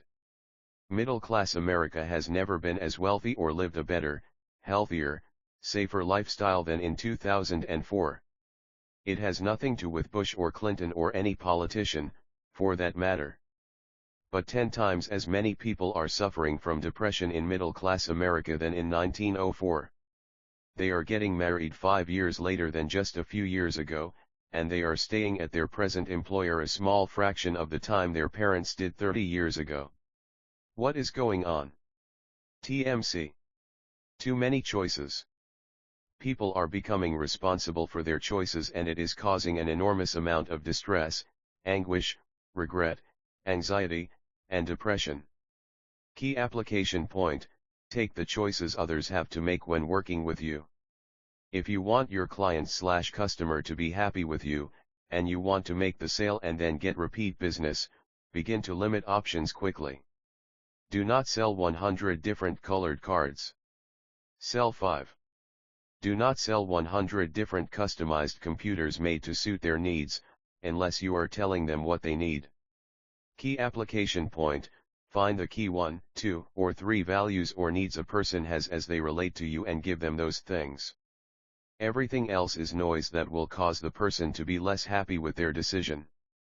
Problems of choices 199 I hear someone say, well, then give them a money-back guarantee, they can always exchange it, let them swap it for something else if they aren't happy. This will strike terror in the hearts of just about everyone, but here is a fact based on recent research.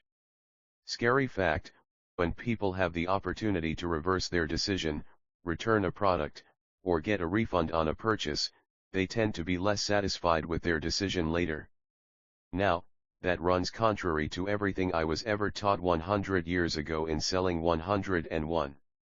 The odd fact is that when people are buying something or even getting into an arranged marriage, as happens in other countries and was the norm a few centuries ago in most cultures, the people are happier and the relationships last much longer. Am I suggesting you take back your money-back guarantee and make it more difficult to return products at Walmart?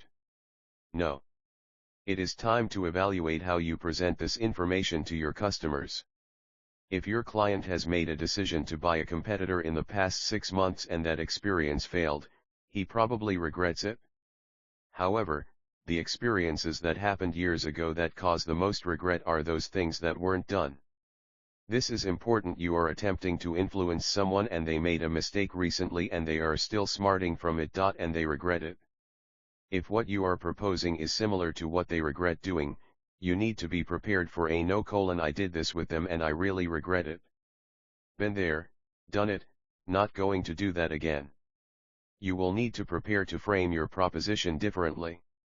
However, if your client has not done something in the more distant past that they wish they had done, this is powerful leverage for them to take action now. Key point: the problem is that if people pass up one opportunity in the past, they tend to pass up similar opportunities for the rest of their lives. 200 I'll think about it, but there is more about regret that you have to consider. When an Olympian gets a silver medal, the athlete is happy on the stand and probably excited. But, as time marches on, silver medalists realize they were just ticks away from the gold. This is something that breeds depression, disappointment, and frustration forever. If you try to console the person by saying, you were second, good going, you will not build rapport. These emotional hot buttons are something you will need to work around. On the other hand, the same Olympian winning the bronze medal is happy. Bronze medalists have done well. They didn't just miss the big medal, there was yet another person between them and the gold. They may have been close. They may have been ticks away, but these athletes are happy with their result as time goes by. They are proud and it sticks. There is no significant regret.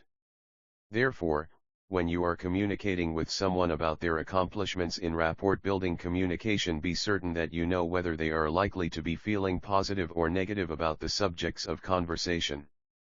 What's the right thing to do when you discover regrets? Here's a quick peek at how to handle this kind of regret so you can get beyond the regret and bring the client into more receptive feelings where they will be more likely to comply with your request. Let's imagine a new auto sales decision. The last new car I bought turned out to be okay, but it really wasn't my idea but my wife's to buy it. You know, at least it was new. It didn't cost you anything to maintain, and it didn't break down. Shoot, she could have made a better choice, but you didn't lose anything. Today will get you exactly what you need. I play blackjack when I visit Las Vegas. I fancy myself a pretty good player. I play quickly and make decisions based on statistical models. There isn't much left to intuition or hunches. If there are others at the table and someone makes a decision that turns out to be a mistake, at a blackjack table people think that anything that didn't make them money was a mistake. Not true. They typically problems of choices 201 want to see what the next card left concealed is so they could know if making a different decision would have been the right thing to do. When they see that having made a different decision would have resulted in the same outcome, losing their money, they accept their fate and are annoyed. When they see the concealed card and realize that had they made a different decision they would have won money, they feel not only annoyed but disgusted and frankly show symptoms of depression. In either case the outcome is the same but the degree of regret is dramatically different. I constantly remind my seat partners, if they made the right decision, that they did indeed make the right decision and that shows they know what they are doing.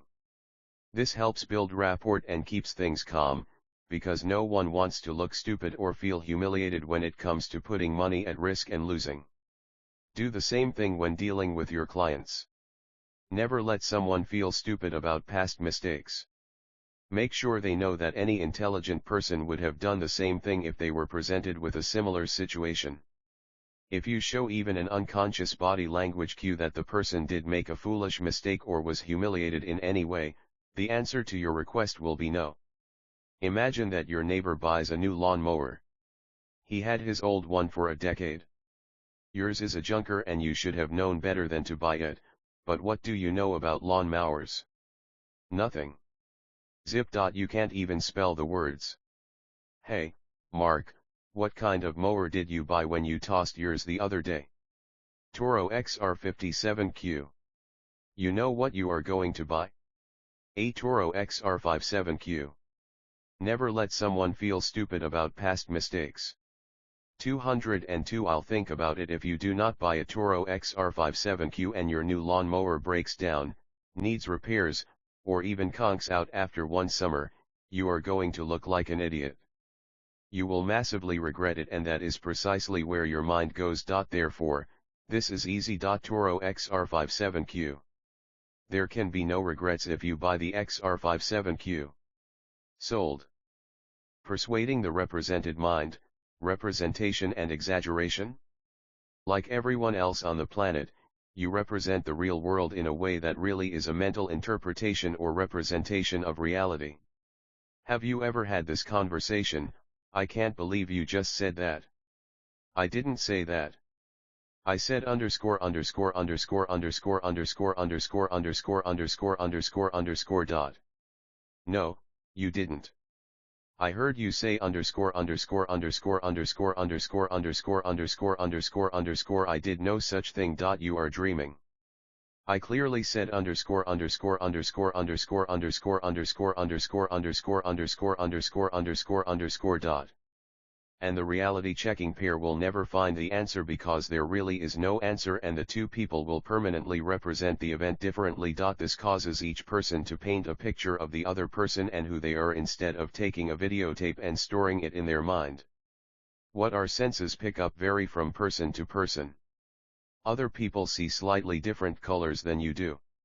They hear different sounds than you do. They smell different smells than you do, or not at all. If you go to a foreign country, people say words that you cannot say because you cannot hear all the sounds in the word. You literally have to be trained to hear them. All of this is just the tip of the representation iceberg. It does go much further. The implications for influence. Dramatic. For example, seeing a child starve is a powerful image. Seeing 500 starve logically should give you a much more powerful image, but it doesn't. The difference in empathy or grief is marginal. Not only do you literally see, hear, feel, taste, and smell a different persuading the represented mind, representation and exaggeration. 203 world than the person next to you, you also literally misrepresent the importance of almost everything in the world. And so do I. People misrepresent the scope, the importance, and the significance of almost every experience in life. All of this causes persuasion to be much more than a game of logic that has an obvious solution. Listen carefully, there can be no obvious solution because the other person literally sees a different world than you do. What happens when these differences come up in everyday conversation is one person will attempt to represent the picture or problem to someone using a technique called exaggeration. Sometimes exaggeration helps someone get the leverage needed to create change. Usually it does not. People often believe that if you exaggerate your case you can dramatically improve your sales presentation or your proposal. It often seems that exaggeration in written copy, 251 seats have already been sold, will really make a big difference in your success. But is this the case? And how do we know? There is an interesting phenomenon in human behavior that you can call scope neglect. In a nutshell, scope neglect could be described like this: I'm a millionaire. You tell me that if I give you $100 I will really be helping you out. I decide whether to give you the $100. However much value I feel you will get in your $100 is just about the same as how I will feel about giving you $1,000. Neither amount causes any money pain, but they are seen as very similar numbers. Or, a fundraiser is taking place in an actual research study. Some people are told that their donation will immediately help save the lives of 2,000. Sometimes exaggeration helps someone get the leverage needed to create change. Usually it does not. 204 I'll think about it birds. Another group is told their donation will help save 20,000 birds. A final group is told their donation will save 200,000 birds. It would seem that the last group should give far more money to the charity than the first group. But what happened? Group 1 averaged giving $80 per person. Group 2 averaged $78 per person. Group 3 averaged $88 per person. I was surprised. I really was. I thought that there would at least be a significant difference between saving 200,000 birds' lives versus 2,000. But there was no significant difference. Increasing the numbers just didn't matter. What about something other than birds? Residents in 4 western states were asked to make donations to save either a single wilderness area or 57 wilderness areas. Theoretically, the group asked to donate to save 57 areas should give a lot more money, 57 times as much, than those asked to save one area. This wasn't the case. In fact, the group asked to donate to save a total of 57 wilderness areas gave only 28% more money than those asked to help save one wilderness area. Lesson: people neglect the scope of a problem because they develop a representation of it. They don't take the time to put every piece of information up on the board and analyze them all detail by detail. They get a picture or representation in their mind, then believe that that is the representation that is reality. Of course it isn't. The scope of the situation is neglected, and usually dramatically so. Because of this thinking process there are many ramifications for those who influence others. Exaggerating benefits or possible results from your program is unnecessary and an enormous risk when contrasted with relating facts. It doesn't pay off, and if someone were to find out you were exaggerating, it could destroy your business. Never exaggerate. And there is more. In an experiment related to scope neglect, this example is called extension. People were asked to estimate how many murders took place in Detroit the previous year. Another group was asked how many murders took place in Michigan that year. The first group offered a median reflagging in the persuasion process 205 response of 200 people murdered in Detroit. The second group offered a median response of 100 people murdered in Michigan. I don't have to tell you that Detroit is just one city in Michigan. One city. But Detroit has a reputation of being dangerous and violent. Michigan has a reputation of being a cold state in the Midwest. People thought there were twice as many murders in Detroit as in Michigan, and Detroit is only a part of Michigan. But think about how people think. People don't think in any logical fashion. They think in terms of biases. What this means is that the painted picture is far more important than any logic when it comes to whether the person will decide on one thing when compared to another. People base their decisions on the pictures in their minds and not on the real-life experiences in the real world. Therefore, you need to be able to find out what those pictures are so you can communicate clearly with your counterpart. Talking about what is or is not will not make you more persuasive. Finding out what representations your client has will, and this is where you can make dramatic steps forward in the process of persuasion. Flagging in the persuasion process. Flagging is one of the most powerful cutting-edge techniques of persuasion. I've saved it for last in order to leave you on a wow note. Combining the latest in memory research, neuroscience, and real-life selling and therapeutic skills, you begin to discover some fascinating phenomena. Flagging is one specific technique that you can use to dramatically increase compliance in almost all aspects of influence. Up until now, you have learned that people remember their, good or bad, peak experiences and how experiences ended, then generalize those two things to an entire lifetime of experience. This is important when attempting to influence people to repurchase your service or product when they might have had a bad experience. Another useful way to prepare for people who have possibly misremembered past experiences with you or a 206 I'll think about it competitor is to prepare your presentation to integrate with that new belief as it is their new reality, if you will. You learn that people make current decisions, usually in the form of instant reactions, based on past experiences.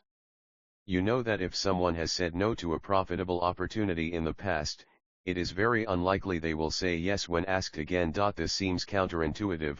It should be that people will always accept a proposal that obviously benefits them. But this is not how the brain functions. If the brain came to a no conclusion last time, then that will be the instant reaction to a similar proposal this time. Much like driving to your office, the brain doesn't like to make decisions more than once. Once it has decided, it will typically stick with that.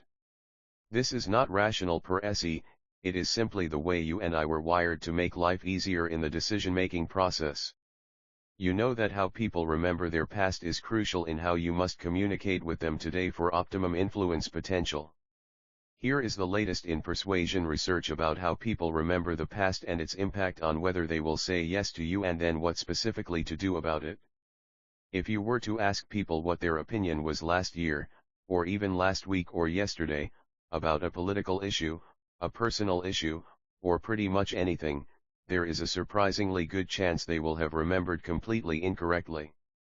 Studies have been done that show that people remember a movie as being particularly good when leaving the theater, only to change their mind the next day after reading a review in the newspaper that had a contrary point of view. What past research hasn't shown was specifically who was remembering more correctly and who was remembering more incorrectly. And this is a crucial piece of the persuasion puzzle that has been missing until the 21st century. Now it is yours. Think back to the year 2000. Al Gore and George Bush were in a tight election race. In one experiment, participants were asked to predict the percentage of the popular flagging in the persuasion process 207 vote each candidate would have. You probably remember that Gore was about 5 percentage points ahead going into the final days of the campaign. The polls were roughly matched by the participants of this experiment who said, on average, that Gore would win by 4.7% over Bush. After the election, we knew only one fact, and that was that Gore won the popular vote by about 0.3%. We didn't know who would actually be the president, because of Chads in Florida. When the participants were asked after the election but before the winner was determined in Florida, they remembered saying that Gore would win by, on average, 0.6%. What happened to those 4.1 percentage points? What happened was that people watched the news and discovered that Gore won by 0.3% and the actual fact superseded what prediction they made the prior month and by a great deal. Let's pause here and quickly analyze this first step. People look in retrospect at what actually did happen and not at what they thought would happen when evaluating how they thought at the time. That's mighty important in persuasion all by itself, but there is more that is going to blow you away. Key point: when influencing others, remember that if you ask them how or what they decided in the past, you will not likely receive accurate information. Does anyone remember the past correctly? The first answer is of course no. Memory changes with every view of that memory. Experts or people who are directly involved in a situation remember their predictions of outcomes very differently from those who have little investment or interest in the outcomes. In the Gore/Bush election, those people who admitted to not having political expertise remembered their predictions of the popular vote in a very interesting way, remembering after the fact that Gore would win by 7.5% of the vote versus the 4.7% they predicted prior to the election, which runs completely counter to the information they had after 208. I'll think about it, the election was over. Yes, they remembered that their original predictions were much less accurate than they actually were. However, those people who felt they had expertise predicted Gore would win by 5% but remembered predicting a real horse race with only a projected 0.7% difference.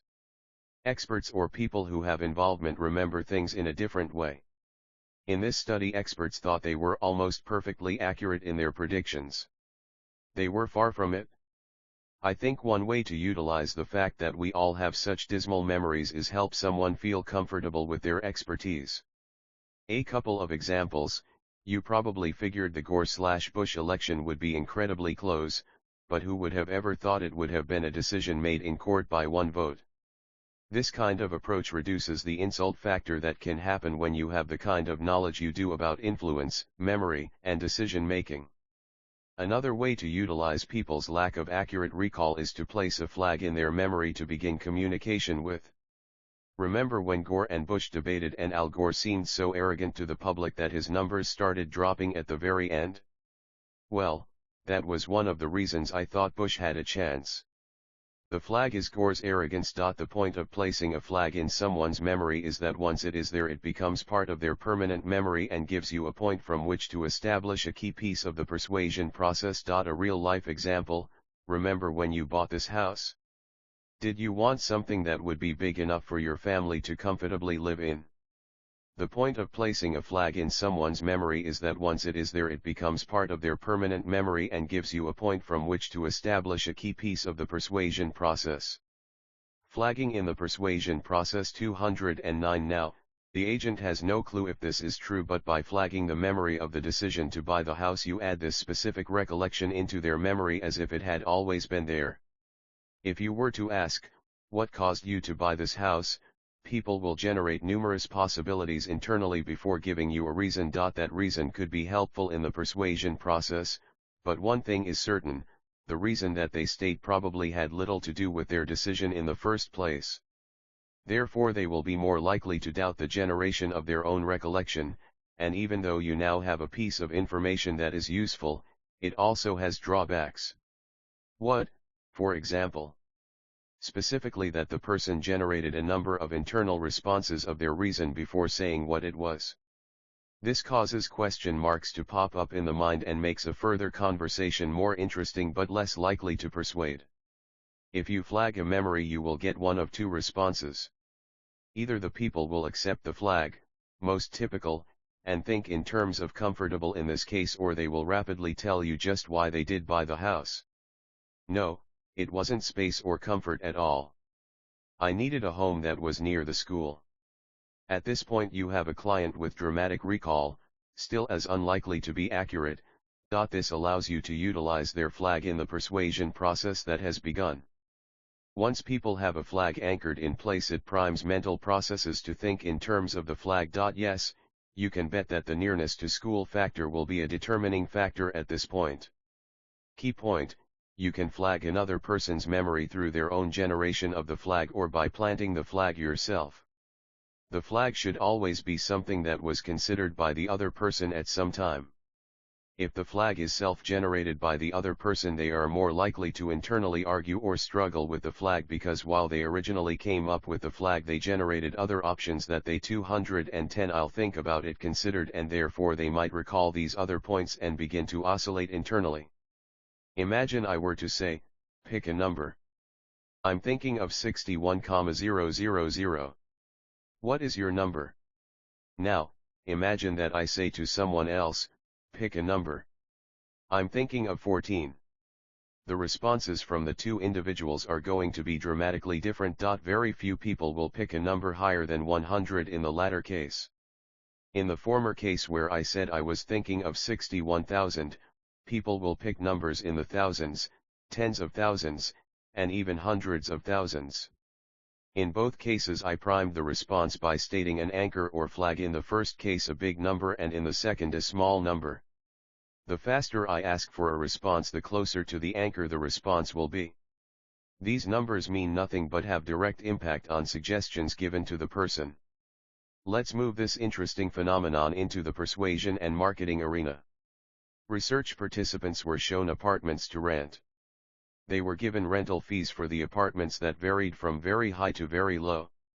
When the individuals were given high numbers, the individuals focused on the positive aspects of the apartment. When they were given low numbers, they were much more likely to focus on the negative aspects. In further research, participants who are asked to accept one proposal or another are more likely to focus on the positive aspects of the proposal. Participants asked to reject one of two options are likely to focus on negative aspects of the two.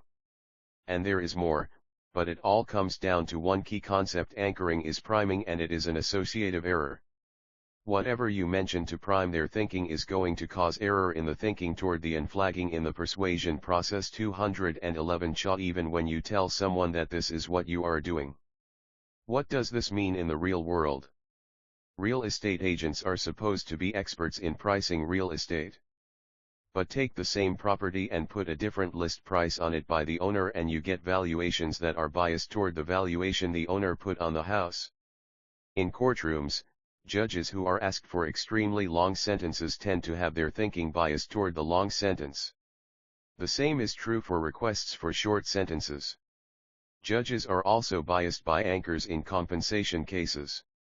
Whether $100 or large sums, judges are more likely to be biased by the number that is requested. Even more interesting, older adults who should know what percentage of their money is being saved and spent will be biased toward anchors and not what they know to be correct. People estimate that Gandhi lived to be roughly 67 years old if they first decided whether he died before the age of 140, but only 50 years old if they first decided whether he died before or after the age of 9. Strack and Musweiler 1997, Why? Because people evaluate hypotheses by trying to confirm them and not intentionally looking for ways to refute them. The mind pointed in a direction is unlikely to go back the other way without much further thought and consideration. Here is what is even more interesting. When people come up with their own anchors, they are still biased toward their anchor instead of logically answering the question. The mind pointed in a direction is unlikely to go back the other way without much further thought and consideration. 212 I'll think about it applications. Clearly, if you are selling a service for $1,000 and want to sell the most of them possible, then you probably should set a high anchor. What you will gain from this experience is easily worth $9,000. I could ask for half of that fee, but I'm not going to. Instead, I'm going to ask only $1,000 for this experience. At first glance you might think that the anchor is set too high. As indicated earlier, though, people will set their acceptable price much higher when there is a high anchor. This is true even when the anchor is absurdly high. Remember the Gandhi at 140 example. You know that the anchor is set high, yet it influences you anyway. This is the power of the anchor or flagging. It's all about how the brain processes information, and that is one of the key pieces we have been missing. Does this mean that you should flag a high anchor for every promotion you do? No. Setting high anchors will get you sales, but don't be surprised if you lose a disproportionately high percentage of these clients, because many will buy and then be offered the service later at a lower price by someone else. If your service is a one-time only type of service, you might want to try setting a high anchor, then contrast that price with a significantly lower price, compelling the person to buy. 12. How their brain buys. You. When I travel to Warsaw, I ask my sponsor to get me a room at the Sheraton Hotel there. They treat me like a king. I don't think about it anymore, I just instantly know that I want to stay there. Stimulus/response reinforced over time. I have the same experience at the W Hotel in Seattle and the Venetian in Las Vegas. There is zero time spent on decision making. It's all done unconsciously, and because these are based on repeatedly positive experiences, they are typically good decisions. Now, if you were to ask me if I seriously compare hotel travel plans to increase my enjoyment factor or get a better price or a better room somewhere else, I'd probably say yes, and I'd probably be wrong. 9 out of 10 consumers leaving the checkout line at a grocery store remember handling the brand they bought and the competing brand to compare it with the one they bought.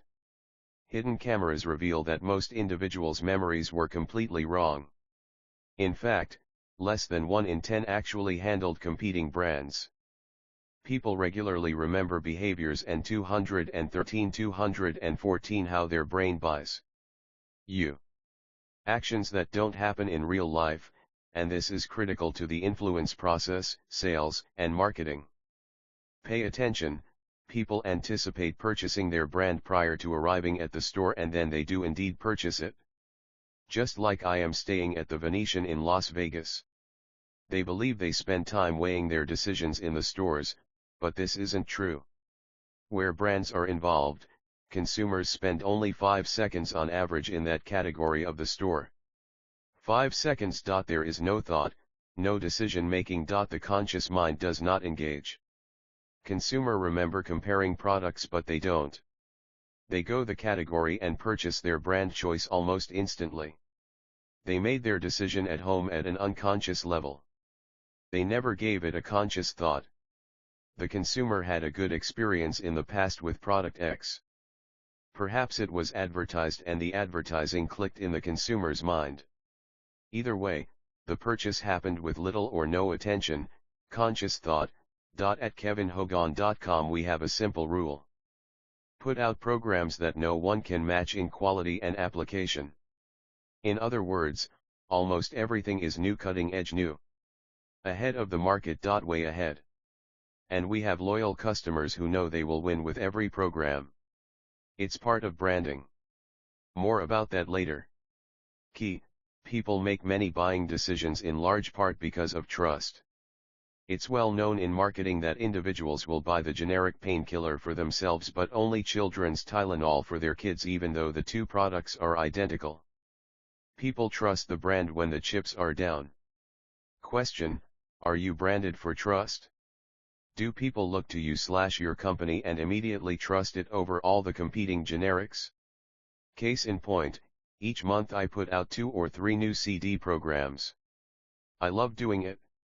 Each program contains truly cutting-edge material that individuals can immediately use, and there is never a question as to whether it will be good, be delivered quickly, and be just as magical, if not more so, as most people fail at being persuasive. Why focus groups don't work. 215 The promotion was for the program. Trust is branded into the name. If it isn't the best, I won't make the program. My goal for you: I want you to start branding trust into you/your company name so you become the instant obvious solution to some group's problems. Trust breeds loyalty. It's very hard to switch from someone or something you completely trust. In fact, it's almost impossible to change true loyalty, because the stress of change would be enormous. There is a lot more to making an indelible positive impression in every human being you meet. Trust is a great starting point. Loyalty is a perfect goal, but what about influence? Just because you are worthy of trust and loyalty does not mean that you have the ability to initially influence someone, nor does it mean you will be able to influence people to buy you. You must have something, some set of solutions that meet needs and wants of other people. And you must be able to influence people to take a chance on you. Why most people fail at being persuasive, why focus groups don't work. The focus group is nearly the biggest waste of money a company can make. Focus groups and job interviews in human resources. They don't work. They predict nothing. But Kevin, the focus group said they would buy my product or use my services. For some reason some companies, and small businesses, still use focus groups. Why? There is an alternative. If you need to know, contact me. All the research shows that focus groups don't work. In fact, almost all products that focus group research suggests to launch eventually fail. You must have something, some set of solutions that meet needs and wants of other people. 216 How their brain buys you. Why? Because very little of people's behavior is driven by their conscious minds. Most people cannot explain why they do what they do, or predict what they will buy, or do, in the future.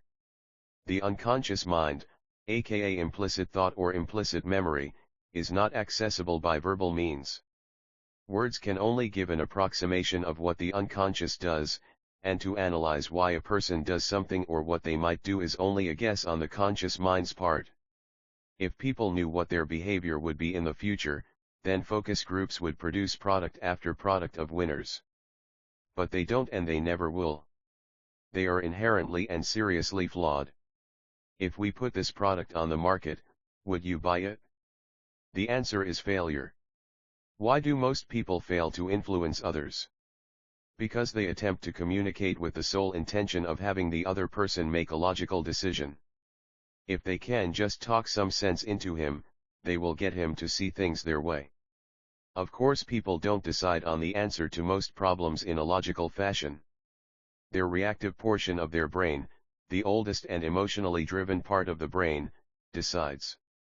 The conscious mind, mostly composed of the cortex, then justifies the behavior/emotional decision to make that decision make sense. Have you ever noticed that sometimes you do something and then someone asks you why you did it? You make something up and then feel guilty because you aren't sure if you are telling the truth. It's completely normal and to be expected because people typically don't think about what they are going to do. They simply do it and then communicate a reason that best fits the circumstances. Have you ever seen a news story where someone performed a certain behavior, then later realized how foolish it was? They couldn't believe what they had done. Had President Clinton been discreet, his affair never would have been made public and his family would not have been hurt. His mistake, beyond the moral choice of his affair, was to have his meetings with the intern in the White House. There are no secrets in the White House. No one knows that better than a president. Cameras, audio, surveillance, Secret Service everywhere. And this is the place a president selects. What causes this problem? 217 For an affair? But because of the inner dummy, as one author likes to call it, the nation was scandalized for an entire year. What causes this problem? People live lives where patterns of experience are repeated over and over. We go to the same job, drive the same highways, do the same things, every day. The unconscious mind learns all of this and executes the body's behavior all day long. Rarely does the conscious mind come into play in decision making. It is the client's unconscious mind that is saying yes and no. Your goal as a professional is to ingratiate the conscious mind of your client/customer and focus most of your attention on the unconscious mind. What on earth does this mean? It means that you need to persuade the unconscious mind. The conscious mind is only the justifier of unconscious reactions. The unconscious reacts and the conscious tries to explain why you did what you did. And because of this, you want to have a true understanding of the nature of the mind and discharge what you were taught in the past as antiquated and dated. Then realize that people are influenced or by mostly on their gut reaction, their instincts. These largely flawed responses and reactions to the environment are the triggers to saying yes and buying. Question: what does your client use you or your product for?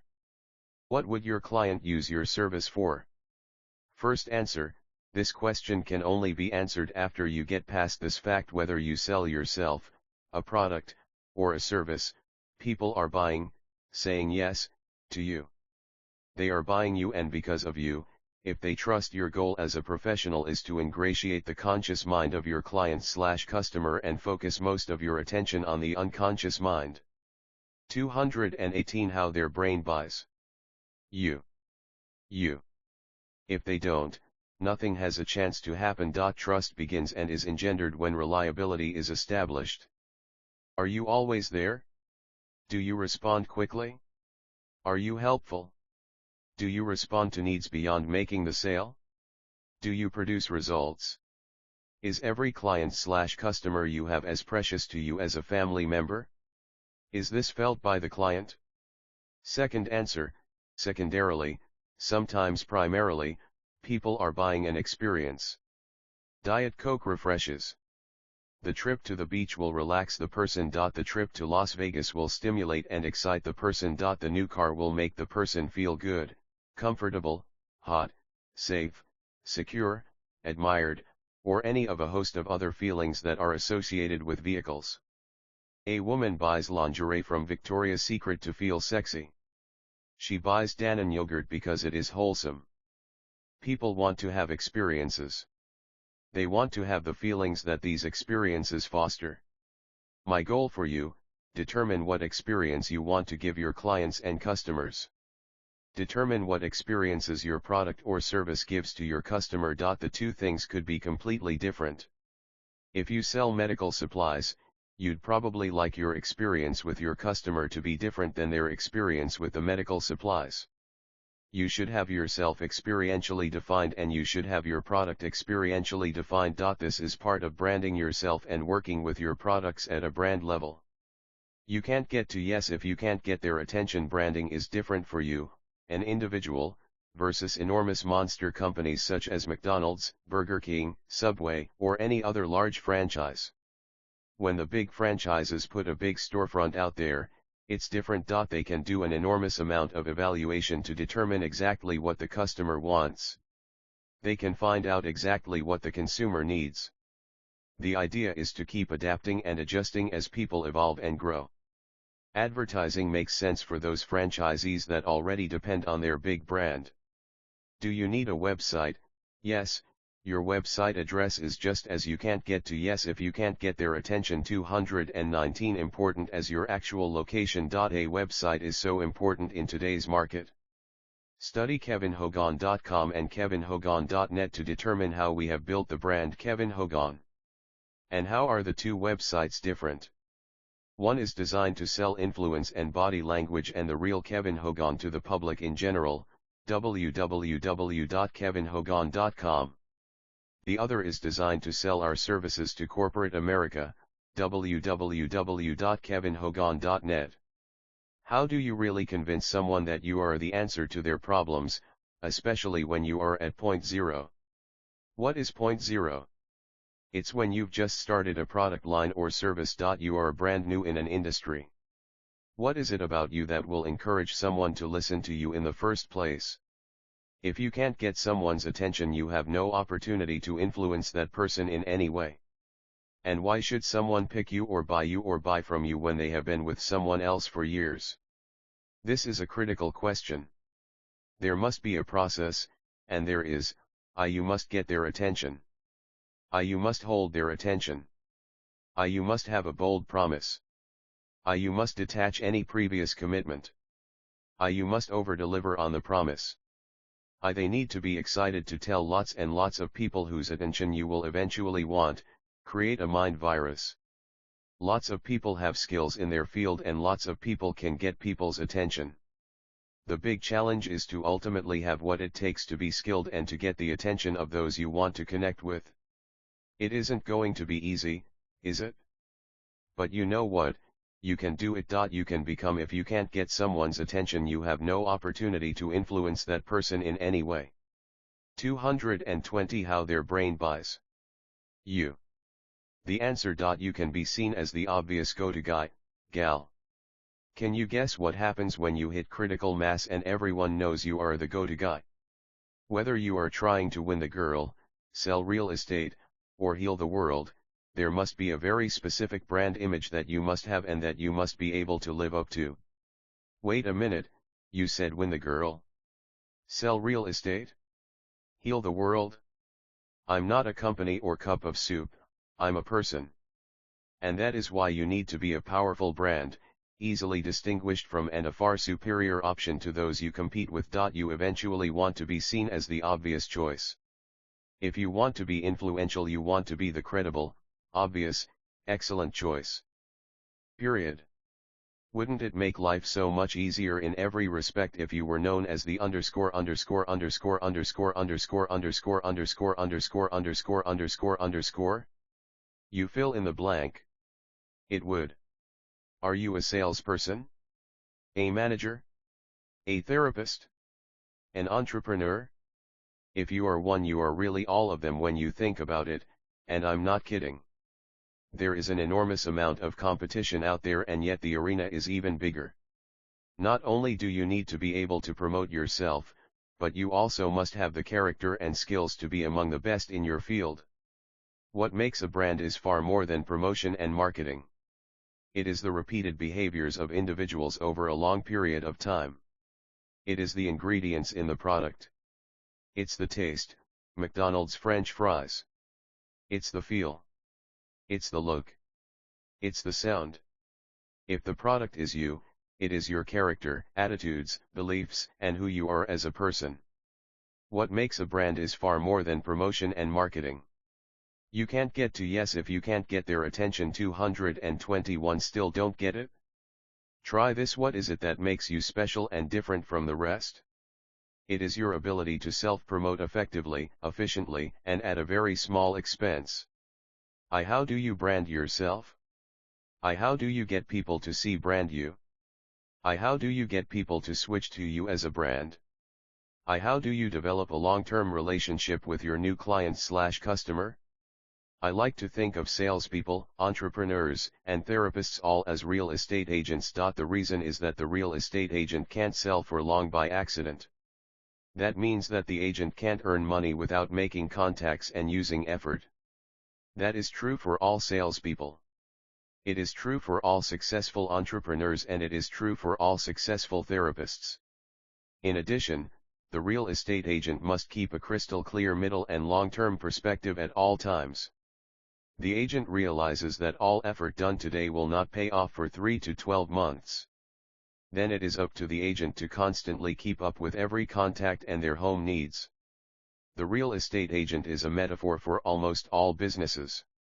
Breaking into real estate, just like starting a therapy practice or your own business or any sales position, puts you at position 0. You are starting with no contacts where everyone else seems to be, and some cases is selling the same thing you are. Point 0 can also mean that you have been in the profession for 20 years but haven't been active. Answer this. Why go with the new guy on the block when there is a realtor who has sold 150 houses this year and you are looking at his full page ad in the yellow pages?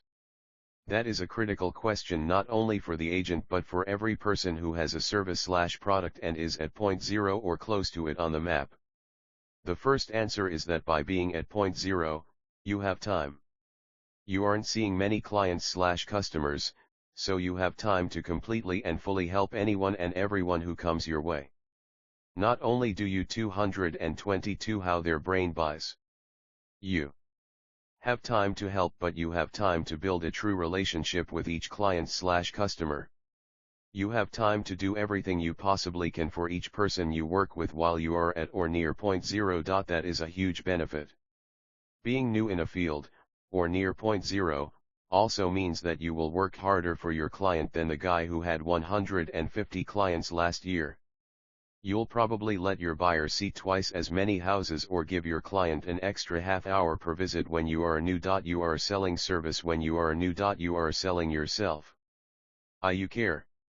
You wouldn't have chosen the profession/business if you didn't. You work hard for your clients. You find out answers that others won't/don't have time to. You have time to differentiate yourself from everyone else in your field, and whatever your field is, there are a lot of them out there. You have time to create a game plan for life and business. Capturing attention is simple, but it isn't easy. That means that process is very doable, but it takes effort. Thousands and thousands of commercial messages compete for your pocketbook. There seems to be more TV stations available now than there are stars in the sky. These stations all have thousands of commercials. Then there are radio stations, magazines, newspapers, and well, there is a lot of competition for attention. In a certain sort of backward way, the lack of money to compete with those with huge advertising budgets can be advantageous. Now, don't think I have lost my mind. Ever hear of Chicken Soup for the Soul? No one made that book a multimillion seller except the two authors. Everyday authors Jack Canfield and Mark Victor Hansen did radio, book signings, presentations, and classes. They appeared on television. They put the world on hold, and the result of branding themselves well is publishing history. They started with very little money but had a strong concept of what they wanted to do.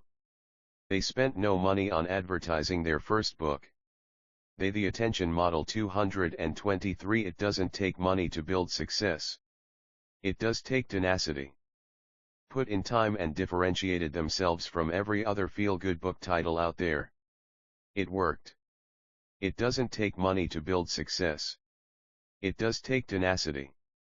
In fact, most people who have money fall into traps that eventually suck their money away like a Hoover. Those who actually earn their money by offering a great product/service/self tend to treat their reward with respect and tend to achieve long-term success. Money can actually be an impediment to successfully differentiating yourself. People often believe they can buy differentiation. They can't. It takes character and qualities. It takes true differences. It takes true superiority in some way or ways. Then money can be a big help. The best way to get attention is to model Canfield and Hansen. Whether you are a tax accountant, a therapist, or a salesperson, you need to be out there all the time. That might mean something slightly different from field to field and profession to profession, but you need to be in front of your potential client as much as possible. That is the beginning of accessing the attention you need. That is the first step. Then you have to keep their attention and make a big promise. The attention model: produce or represent a product that meets the needs of a niche market. There should be a reason that you are different from everyone else. Differentiate yourself, or you are the same as every other salesperson out there. If you sell real estate, specialize in exceptional homes or lakeshore property. Make your niche specialized so that you can be the go-to person for your market. Begin to brand yourself. Get your face out there. Teach and speak at 224 how their brain buys you. Make your niche specialized so that you can be the go-to person for your market.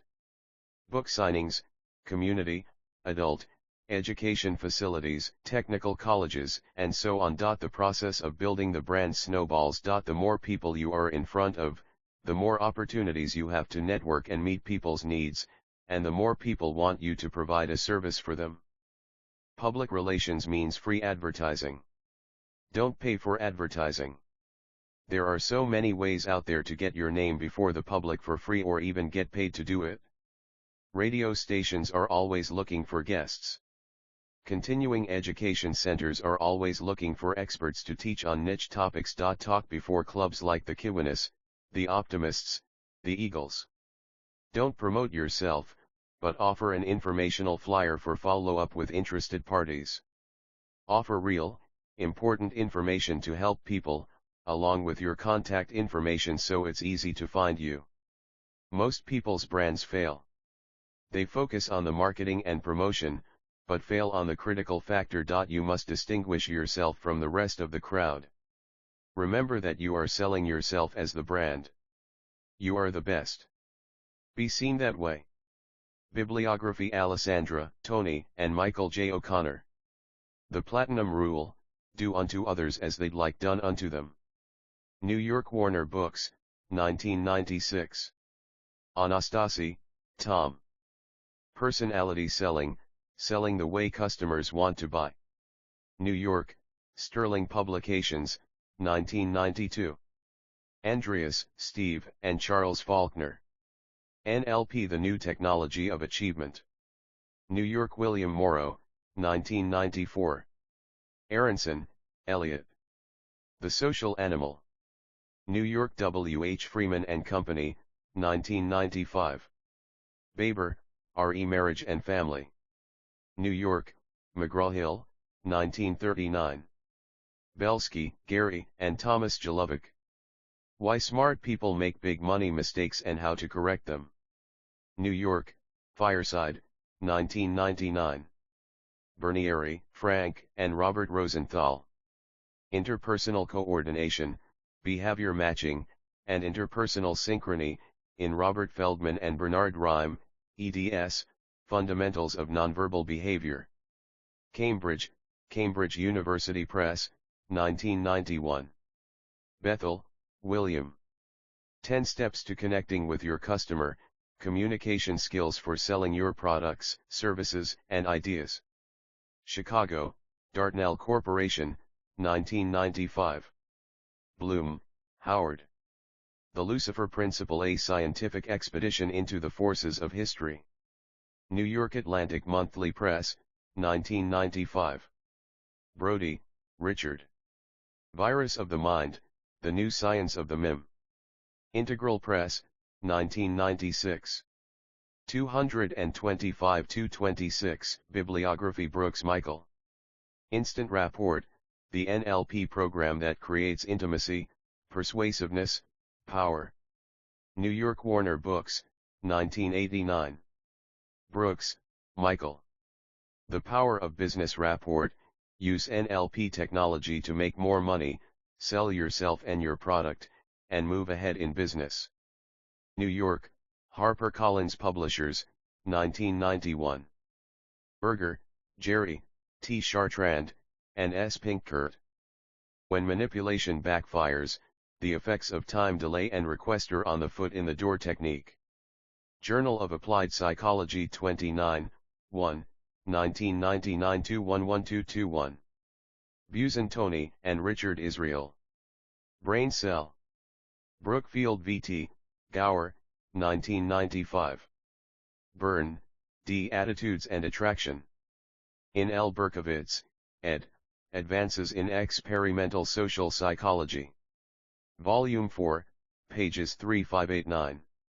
New York: Academic Press, 1969. Kenfield, Jack, and Mark Victor Hansen. Chicken Soup for the Soul, 10th ed. Health Communications, 2003. Carmen, Ziv, and Dan Ariely. Focusing on the Foregone, Why Value Can Appear So Different to Buyers and Sellers, Journal of Consumer Research, 27, December 2003, 60370. Cialdini, Robert B. Influence, Science and Practice, Rev. ed. New York: William Morrow, 1993. Cohen, Alan R., and David L. Bradford. Influence Without Authority. New York: John Wiley & Sons, 1991. Dollett, Kevin, with Emmett Wolf. Socratic Selling, How to Ask the Questions That Get the Sale. Chicago: Irwin Professional Publishing, 1996. Dawson, Roger. Secrets of Power Persuasion, Everything You'll Ever Need to Get Anything You'll Ever Want. Englewood Cliffs, New Jersey, Prentice Hall, 1992. Dayton, Doug. Selling Microsoft, Sales Secrets from Inside the World's Most Successful Company. Holbrook, Ma, Dayton, 1997. Decker, Bert. You've Got to Be Believed to Be Heard, reach the first brain to communicate in business and in life. New York, St. Martin's Press, 1992. Dillard, James, J. E. Hunter, and M. Burgoon. A meta-analysis of two sequential request strategies for gaining compliance, foot in the door and door in the face. Human Communication Research 10, 1984 461488. Bibliography 227 Dillard, James, and Michael Faw. The Persuasion Handbook, Developments in Theory and Practice. Thousand Oaks, CA, Sage Publications, 2004. Dwoskin, Hale. The Sedona Method. Sedona AZ, Sedona Press, 2003. The Economist. Persuasion. Interviewed quote from Brad Sagarin, Northern Illinois University.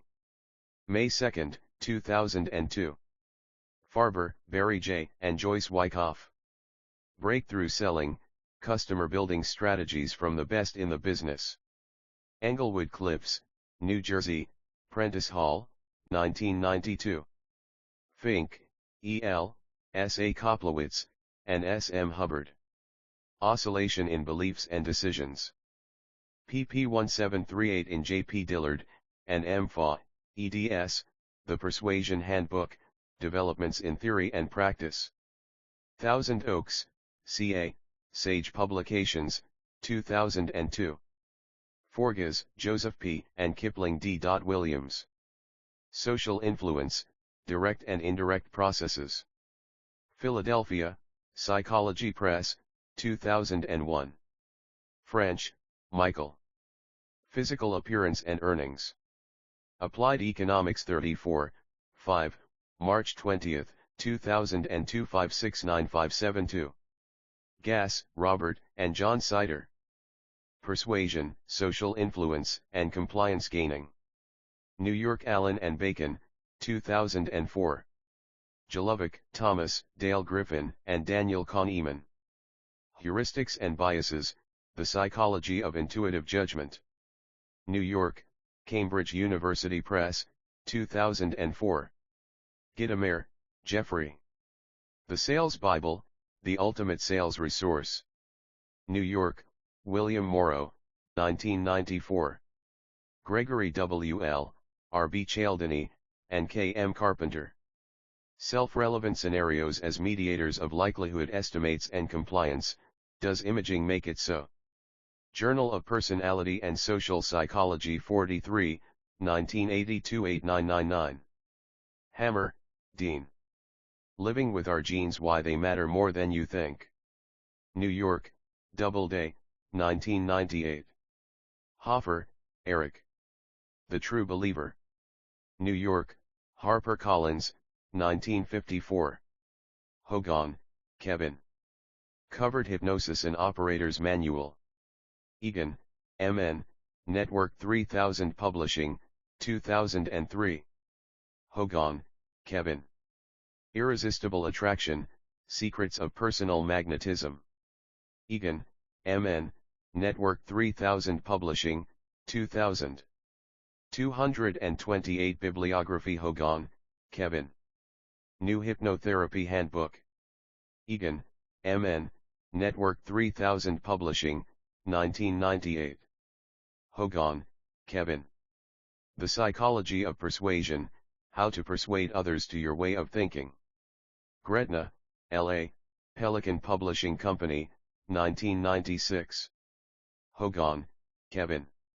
The Science of Influence, CD Program, Egan, M.N., Network 3000 Publishing, 2004.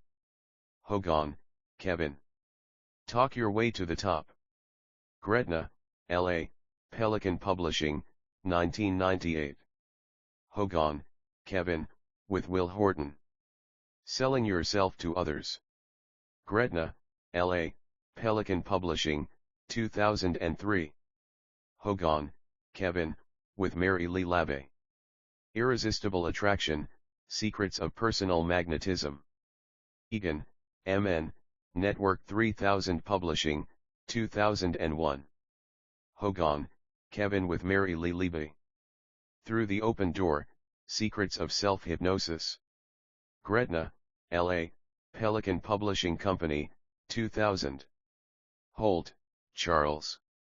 Markets, Games, and Strategic Behavior, Recipes for Interactive Learning.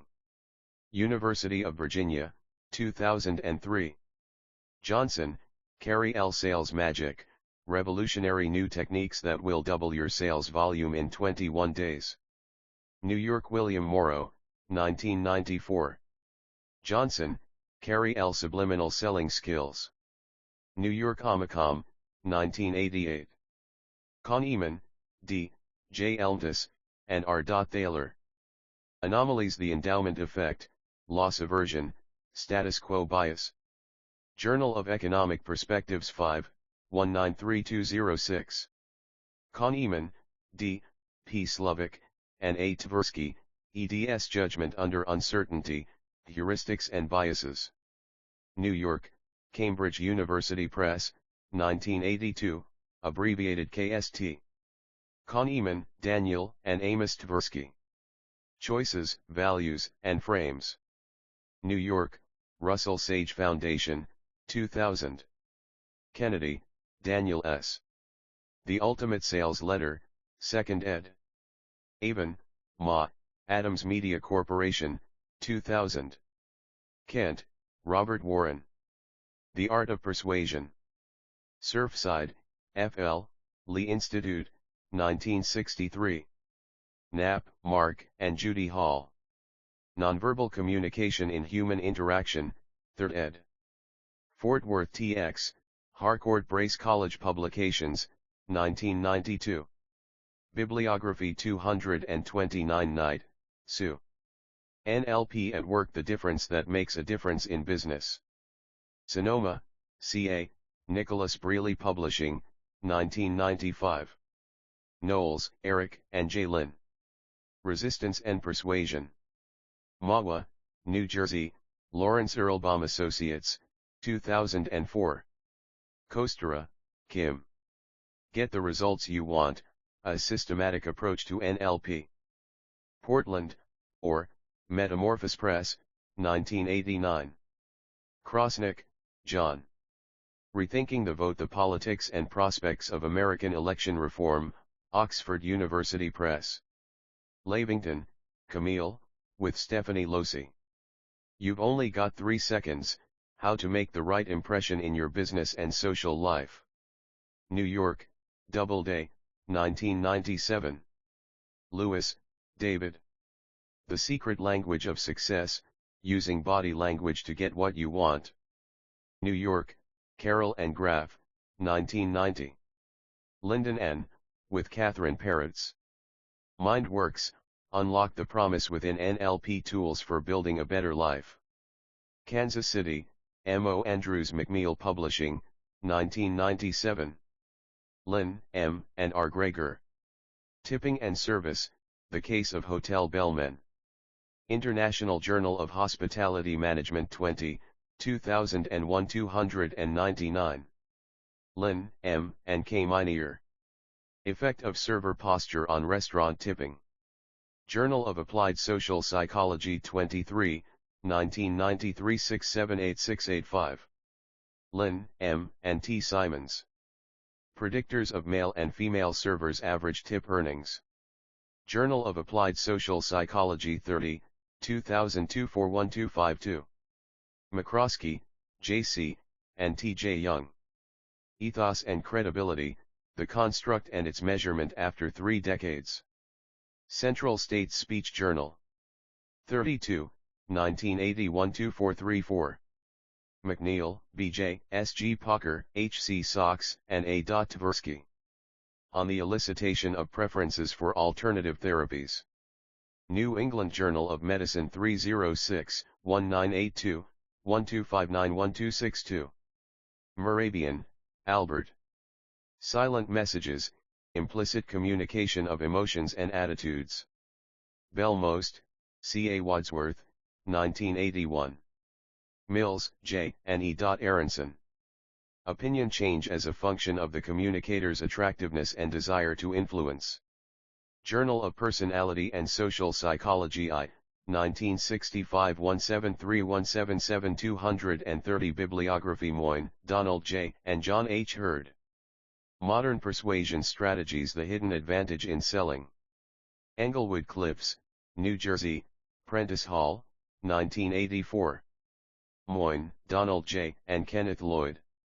Unlimited Selling Power: How to Master Hypnotic Selling Skills. Englewood Cliffs, New Jersey, Prentice Hall, 1990. Myers, David G. Intuition, Its Powers and Perils. New Haven, Yale University Press, 2003. O'Keefe, Daniel J. Persuasion, Theory and Research. Thousand Oaks, CA, Sage Publications, 1990, Rev. ed. 2003. Ornish, Dean. Love and Survival. New York, Perennial Books, 1999. Overstreet, H.A. Influencing Human Behavior. New York, Norton, 1925. Patton, Forrest H. Force of Persuasion, Dynamic Techniques for Influencing People. Englewood Cliffs, New Jersey, Prentice Hall, 1986. Peoples, David. Selling to the Top. New York, John Wiley & Sons, 1993.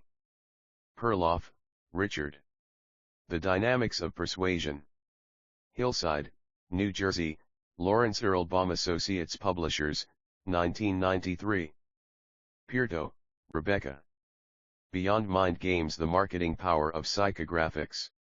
Ithaca, New York, American Demographic Books, 1991. Plus, Scott. The Psychology of Judgment and Decision Making. New York, McGraw-Hill, 1993.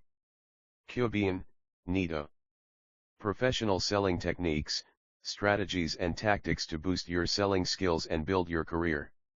Rockville Center, New York, Farnsworth Publishing Company, 1983. Redelmeyer, D., J. Katz, and D. Kahneman. Memories of Colonoscopy, A Randomized Trial. Payne. 104, 12, 2003 187194. Richardson, Jerry. The Magic of Rapport. Capitola, CA, Meta Publications, 1988. Robbins, Anthony. Unlimited Power. New York, Fawcett, 1987. Robertson, James E. Selling the Mind's Eye: What They Didn't Teach You in Sales Training. Portland, or, Metamorphosis Press, 1990. Romano, S.T., and J. E. Bordieri. Physical Attractiveness Stereotypes and Students' Perceptions of College Professors. Psychological Report 64, 3, pt 2, 1989 10991102. Rosenthal, R. and L. Jacobson. Pygmalion Effects: Existence, Magnitude, and Social Importance. Educational Researcher 16, 1987 3740. Bibliography 231. Rosenthal, R. and L. Jacobson. Pygmalion in the Classroom: Teacher Expectation and Pupils' Intellectual Development. New York, Holt, Reinhardt, and Winston, 1968. Ryan, R.M., and J.H. Lynch. 1989, Emotional Autonomy versus Detachment, Revisiting the Vicissitudes of Adolescence and Young Adulthood. Child Development, 60, 340356. Sadufsky, Marvin C., and John Caswell.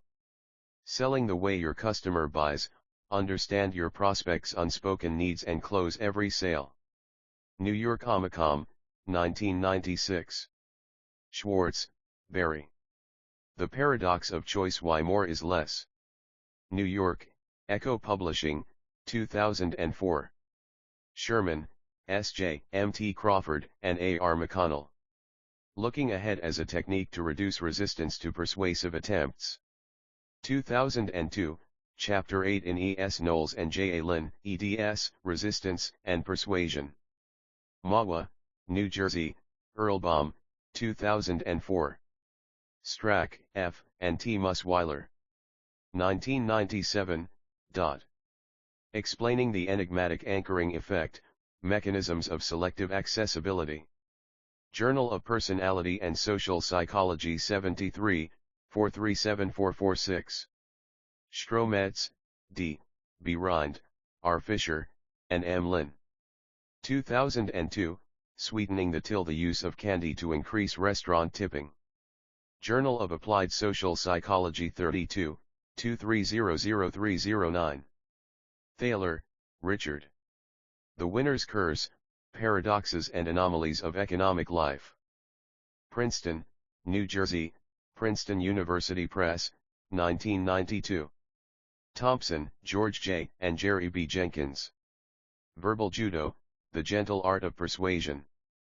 New York, William Morrow, 1993. Tracy, Brian. Advanced Selling Strategies, The Proven System of Sales Ideas, Methods, and Techniques Used by Top Salespeople Everywhere. New York, Fireside, 1995. Tversky, Amos, and Daniel Kahneman. Loss Aversion in Riskless Choice, a Reference-Dependent Model Quarterly Journal of Economics 106, 4, 1991, 10391061. Tykasinski, O.E. and T.S. Pittman. The Consequences of Doing Nothing, Inaction Inertia as Avoidance of Anticipated Regret. Journal of Personality and Social Psychology 75, 1998 607616232. Bibliography Vital, Joe. The 7 Lost Secrets of Success. Houston Vistatron, 1994. Wegner, Daniel. The Illusion of Conscious Will. Cambridge, Bradford Books, MIT Press, 2002. Weiner, David, and Gilbert Hefter. Battling the Inner Dummy: The Craziness of Apparently Normal People. New York, Prometheus Books, 1999. Willingham, Ron.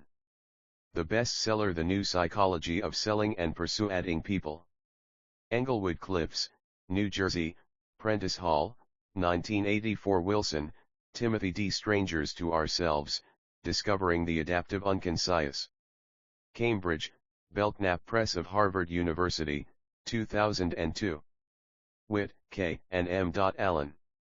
A Meta-Analysis of Fear Appeals, Implications for Effective Public Health Campaigns. Health, Education, and Behavior 27, 2002. 91615. Zimbardo, Philip G. The Psychology of Attitude Change and Social Influence. New York, McGraw-Hill, 1991.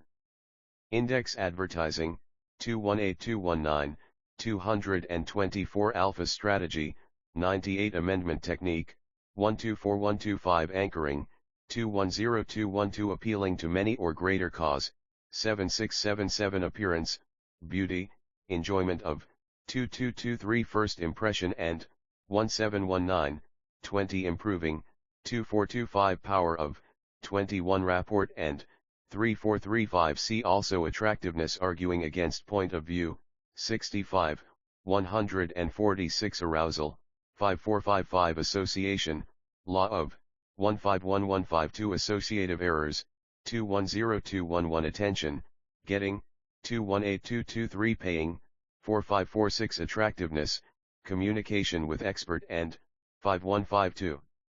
Confidence and, 24. Culture and, 23. Gender Differences and, 21, 24. Perceived Level of, 2021. See also Appearance Authority, 54. Average Joe, TV Show, 195196. Beauty, Enjoyment of, 2223. Behavior, Changing to Change Attitude, 7274. Drivers of, 182183. Environment and, 1013. Beliefs, Changing, 163. Emulating, 29. Bellman, 96. Bootcamp 1011. 233. 234. Index Brand, Establishing, 220221, 223224. Purchasing, 213215. Breathing, 35, 39. Brody, Richard, 89, 90. Building, rapport, 30, 3438 success,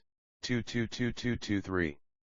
Bush, George W., 2627, 167, 207208 Central Cues, 4748 Change, of behavior before attitude, 7274 Habit, forming new, 23 Long-term, 123 Ways to, 1013 Unconscious Mind and, 36 Charisma, 156 Checklisting, 56 Choice, Decision Making and Number of Choices, 7072, 87 Framing and, 108111 Problems of, 195202 Reduction of, 191194, 198 Claims, Unusual, 55 Cognitive Dissonance, 7072 Comfort and Rapport, 3234 Commitment, Gaining, 179180 Communication, Authentic, 35 Fluid, 64 Mixed.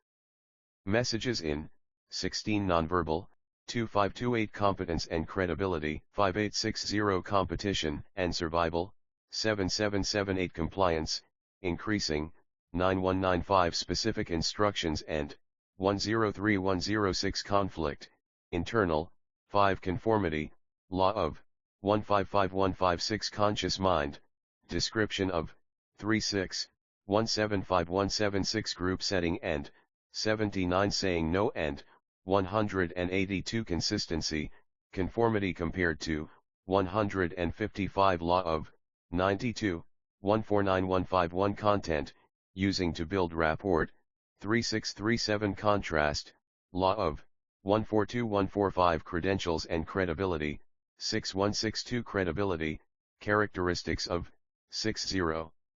61 Credentials and, 6162 Increasing, 6265 Message and, 54 Perception of, 57 as Pivot Point 5861 Decision Making, Emotion and, 194 Factors in, 125127 Fear of Loss compared to Possibility of Gain, 6970, 74 Game 4, 6869 Judgment, Perception of, 127128 Index 235 Number of Choices and, 7072, 87 Overrating Expert Advice, 128 Probability and, 128131 Process of, 89 Regret and, 197 Unconscious Mind and, 216 See also Oscillation Delta Model of Influence, Attention, Paying, 4546 Breathing. 39 Common Enemy, Finding, 43 Content, Using, 3637 Establishing and Maintaining Rapport, 36 Giving More Than Promised, 44, 45 Knocking Socks Off, 44 Leading, 4041 Overview of, 31 Pacing, 38 Posture and Physiology, Matching, 40 Precision, 45 Processes, Using, 3738 Reciprocity, Inducing, 4142 Respect, 44 Sharing Part of Self with Client, 4243 Stories, Telling, 43 Understatement, Power of, 4445 Voice, Using, 3839, 4041 Differentiation, 223 Directing Thinking, 55 Dramatic Difference, 50. Dress, 29, 3435 Drivers of Behavior, 182183 Emotion, Decision Making and, 194 Predicting, 9295 See also Feelings Endowment Effect, 7476 Enemy in Common, Finding, 43 Environment and Behavior, 1013 Erickson, Milton, 123 Ethics, 104105, 170, 171 Evidence, Citing, 65 Exaggeration, 203204 Expectancy, Law of, 147148 Experiencing Product, 217218 Eye Level, Women and, 30 Fear, of Loss compared to Possibility of Gain, 6970 as Motivator, 104105 Fear, False Evidence Appearing Real, 6 Feelings. About Past Mistakes, 201 Creating Positive, 179 Trusting, 176178 See also Emotion Financial Products, applying laws to 138, 144, 147, 154, 236 Index first impressions, example of 1921 Overview of 1519 Preparing to make positive, 2930 Flagging, 205212 Focus groups, 215217 Football games, handicapping, 162 Foot in the door, FITD, technique, 111114 Framing, choices and 108111 Game 4, 107108 Increasing persuasiveness with 115118 Questions, 6869 Freedom, threats to 175177 Friends. Law of 145147 Future, agreeing to event in 184187 Imagining, 100103 Pointing to possible, 190 Predicting, 910, 9495 Thinking of, 141 Gender differences, attractiveness and, 21, 24 Eye level and, 30 Gifts, 42 Gitomer, Jeffrey, 90 Giving more than promised, 44, 45 Gore, Al, 2627, 207208 Groupthink, 7879 Habit, Forming New, 23 Humor, Using, 65 Hypnotic Confusion, 123124 Inaction Inertia, 110 Influence and Persuasion Quotient, IPQ, Test, 8387 Instructions, Giving, 103106 Intuition, 181 Journaling, 9, 195 Judgment, Perception of, 127128 Knocking Socks Off, 44 Knowing when enough is enough, 4849, 52 Knowledge, Prior, Speaking to, 51 of Self, 6, 78 Large Numbers, Principle of, 7879 Laws of Influence, Association, 151152 Conformity, 155156 Consistency, 149151 Contrast, 142145 Expectancy, 147148 Friends, 145147 Overview of, 133134 Power, 156157 Reciprocity, 135139 Scarcity, 153155 Time, 139142 Leading, 35, 4041 Index 237 Lee, Mary, 8990 Likability, 65 Limited.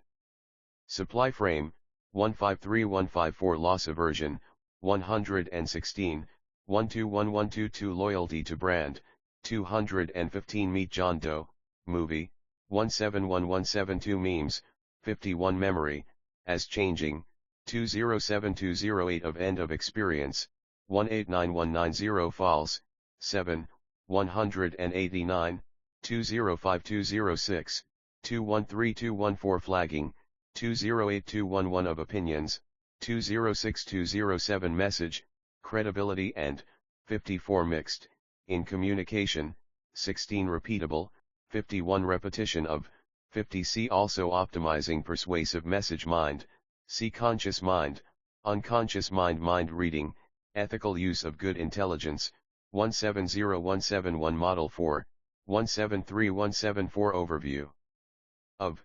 169170 in 21st Century, 172173 Money Back Guarantee, 199 Need for Someone to Love, Principle of, 7980 Nervousness, Handling, 30 Niche Market, 223 Nonverbal Communication, Influential Space, 2628 as Unconscious, 2526 No Response, Overcoming, 187191 Omega Strategy, Definition of, 88 Mastering, 9598 Overcoming Resistance with, 9195 Opportunity, Passing Up, 199 Optimizing Persuasive Message, Arousal, 5455 Authority, 54 Checklisting, 56 Claims, Unusual, 55 Directed Thinking, 55 Dramatic Difference, 50 Knowing when enough is enough, 4849, 52 Peripheral and Central Cues, 4748 Physical Attractiveness and, 5152 Primacy and Listing Order, 4647 Prior Knowledge, 51 repeatable message, 51 repetition, 50 self-referencing, 5254 oscillation, arbitrary decision point and 162163, 166167 examples of 159162, 167168 238 index oscillation, continued, in extraordinary circumstances, 164165 overview of 159 public statements and 163164 regret and 165 pace, speaking and listening, 30, 35, 3839, 64 pacing, 35, 3840 past, experience of 140 peripheral cues, 4748, 49, 53 personality, dual nature of 610 persuasion 10th law of 99 persuasive message, see optimizing persuasive message physiology, see posture placebo effect, 148 point of view arguing against, 65, 146.0, starting at 221222 polarity response, 88, 9293 posture, leading with 41 matching, 35, 40 power of choice reduction, 191194 law of 156157 precision, 45 predicting future, 910 9495 present, experience of 141142 price points, 125 primacy and listing order, 4647, 118123 priming pump, 118123,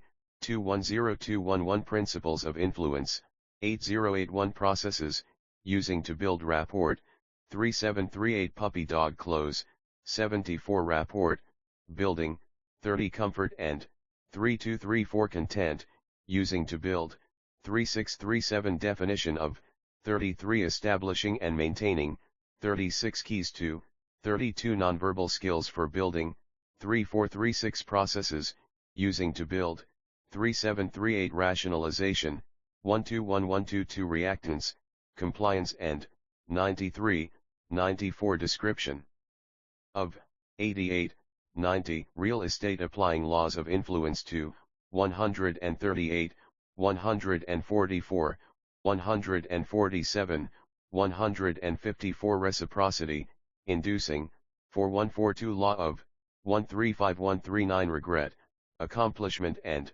200 anticipated, 90, 92, 105106 blackjack and 200201 decision making and 197 oscillation and 165 repeatable message, 51 repetition of message, 50 representation of reality, 202205 index 239 resistance, omega strategies for 9195 reducing, 8890 types of 9091 using up resources for 9899 respect, 44 rituals and attitude change, 75 rules. Cultural, 11 scarcity, principle of 101, 153155 scope neglect, 203205 self, knowledge of 6, 78 self-referencing, 5254 sharing part of self with client, 4243 space, influential, 2628 speed dating, 1921 status and attraction, 17 status quo and unconscious mind, 181 steward, Martha, 63 stories, telling, 43 strategy compared to tactic, 47 strong funds, 137 success, building, 222223 tactic compared to strategy, 47 testimonials, 152 thinking, counterfactual, 111 directing, 55 of future, 141. Groupthink, 7879 time, law of, 139142 time perspective, 99103 time track therapy intervention, 101 trust and branding, 214215 unconscious mind, change and, 36 decision making and, 216 focusing on, 217218 in group setting, 79 overview of, 175176 status quo and, 180181 understatement, power of, 4445 value, overestimation of, 115 values, asking about, 33 emulating, 29 voice, using, 3839, 4041 waiters and waitresses, 9697, 98 website, of author, 83, 84 importance of, 218219 writing. Decision down, 150151, 197 need a speaker? Kevin is a guaranteed victory for your meeting and will leave your group motivated with new knowledge and skills. He has spoken throughout the world from Sydney, Australia to Warsaw, Poland. Call Kevin personally at 612-616-0732 and discuss your next meeting with Kevin. Visit Kevin on the web, www.kevinhogan.com. 241.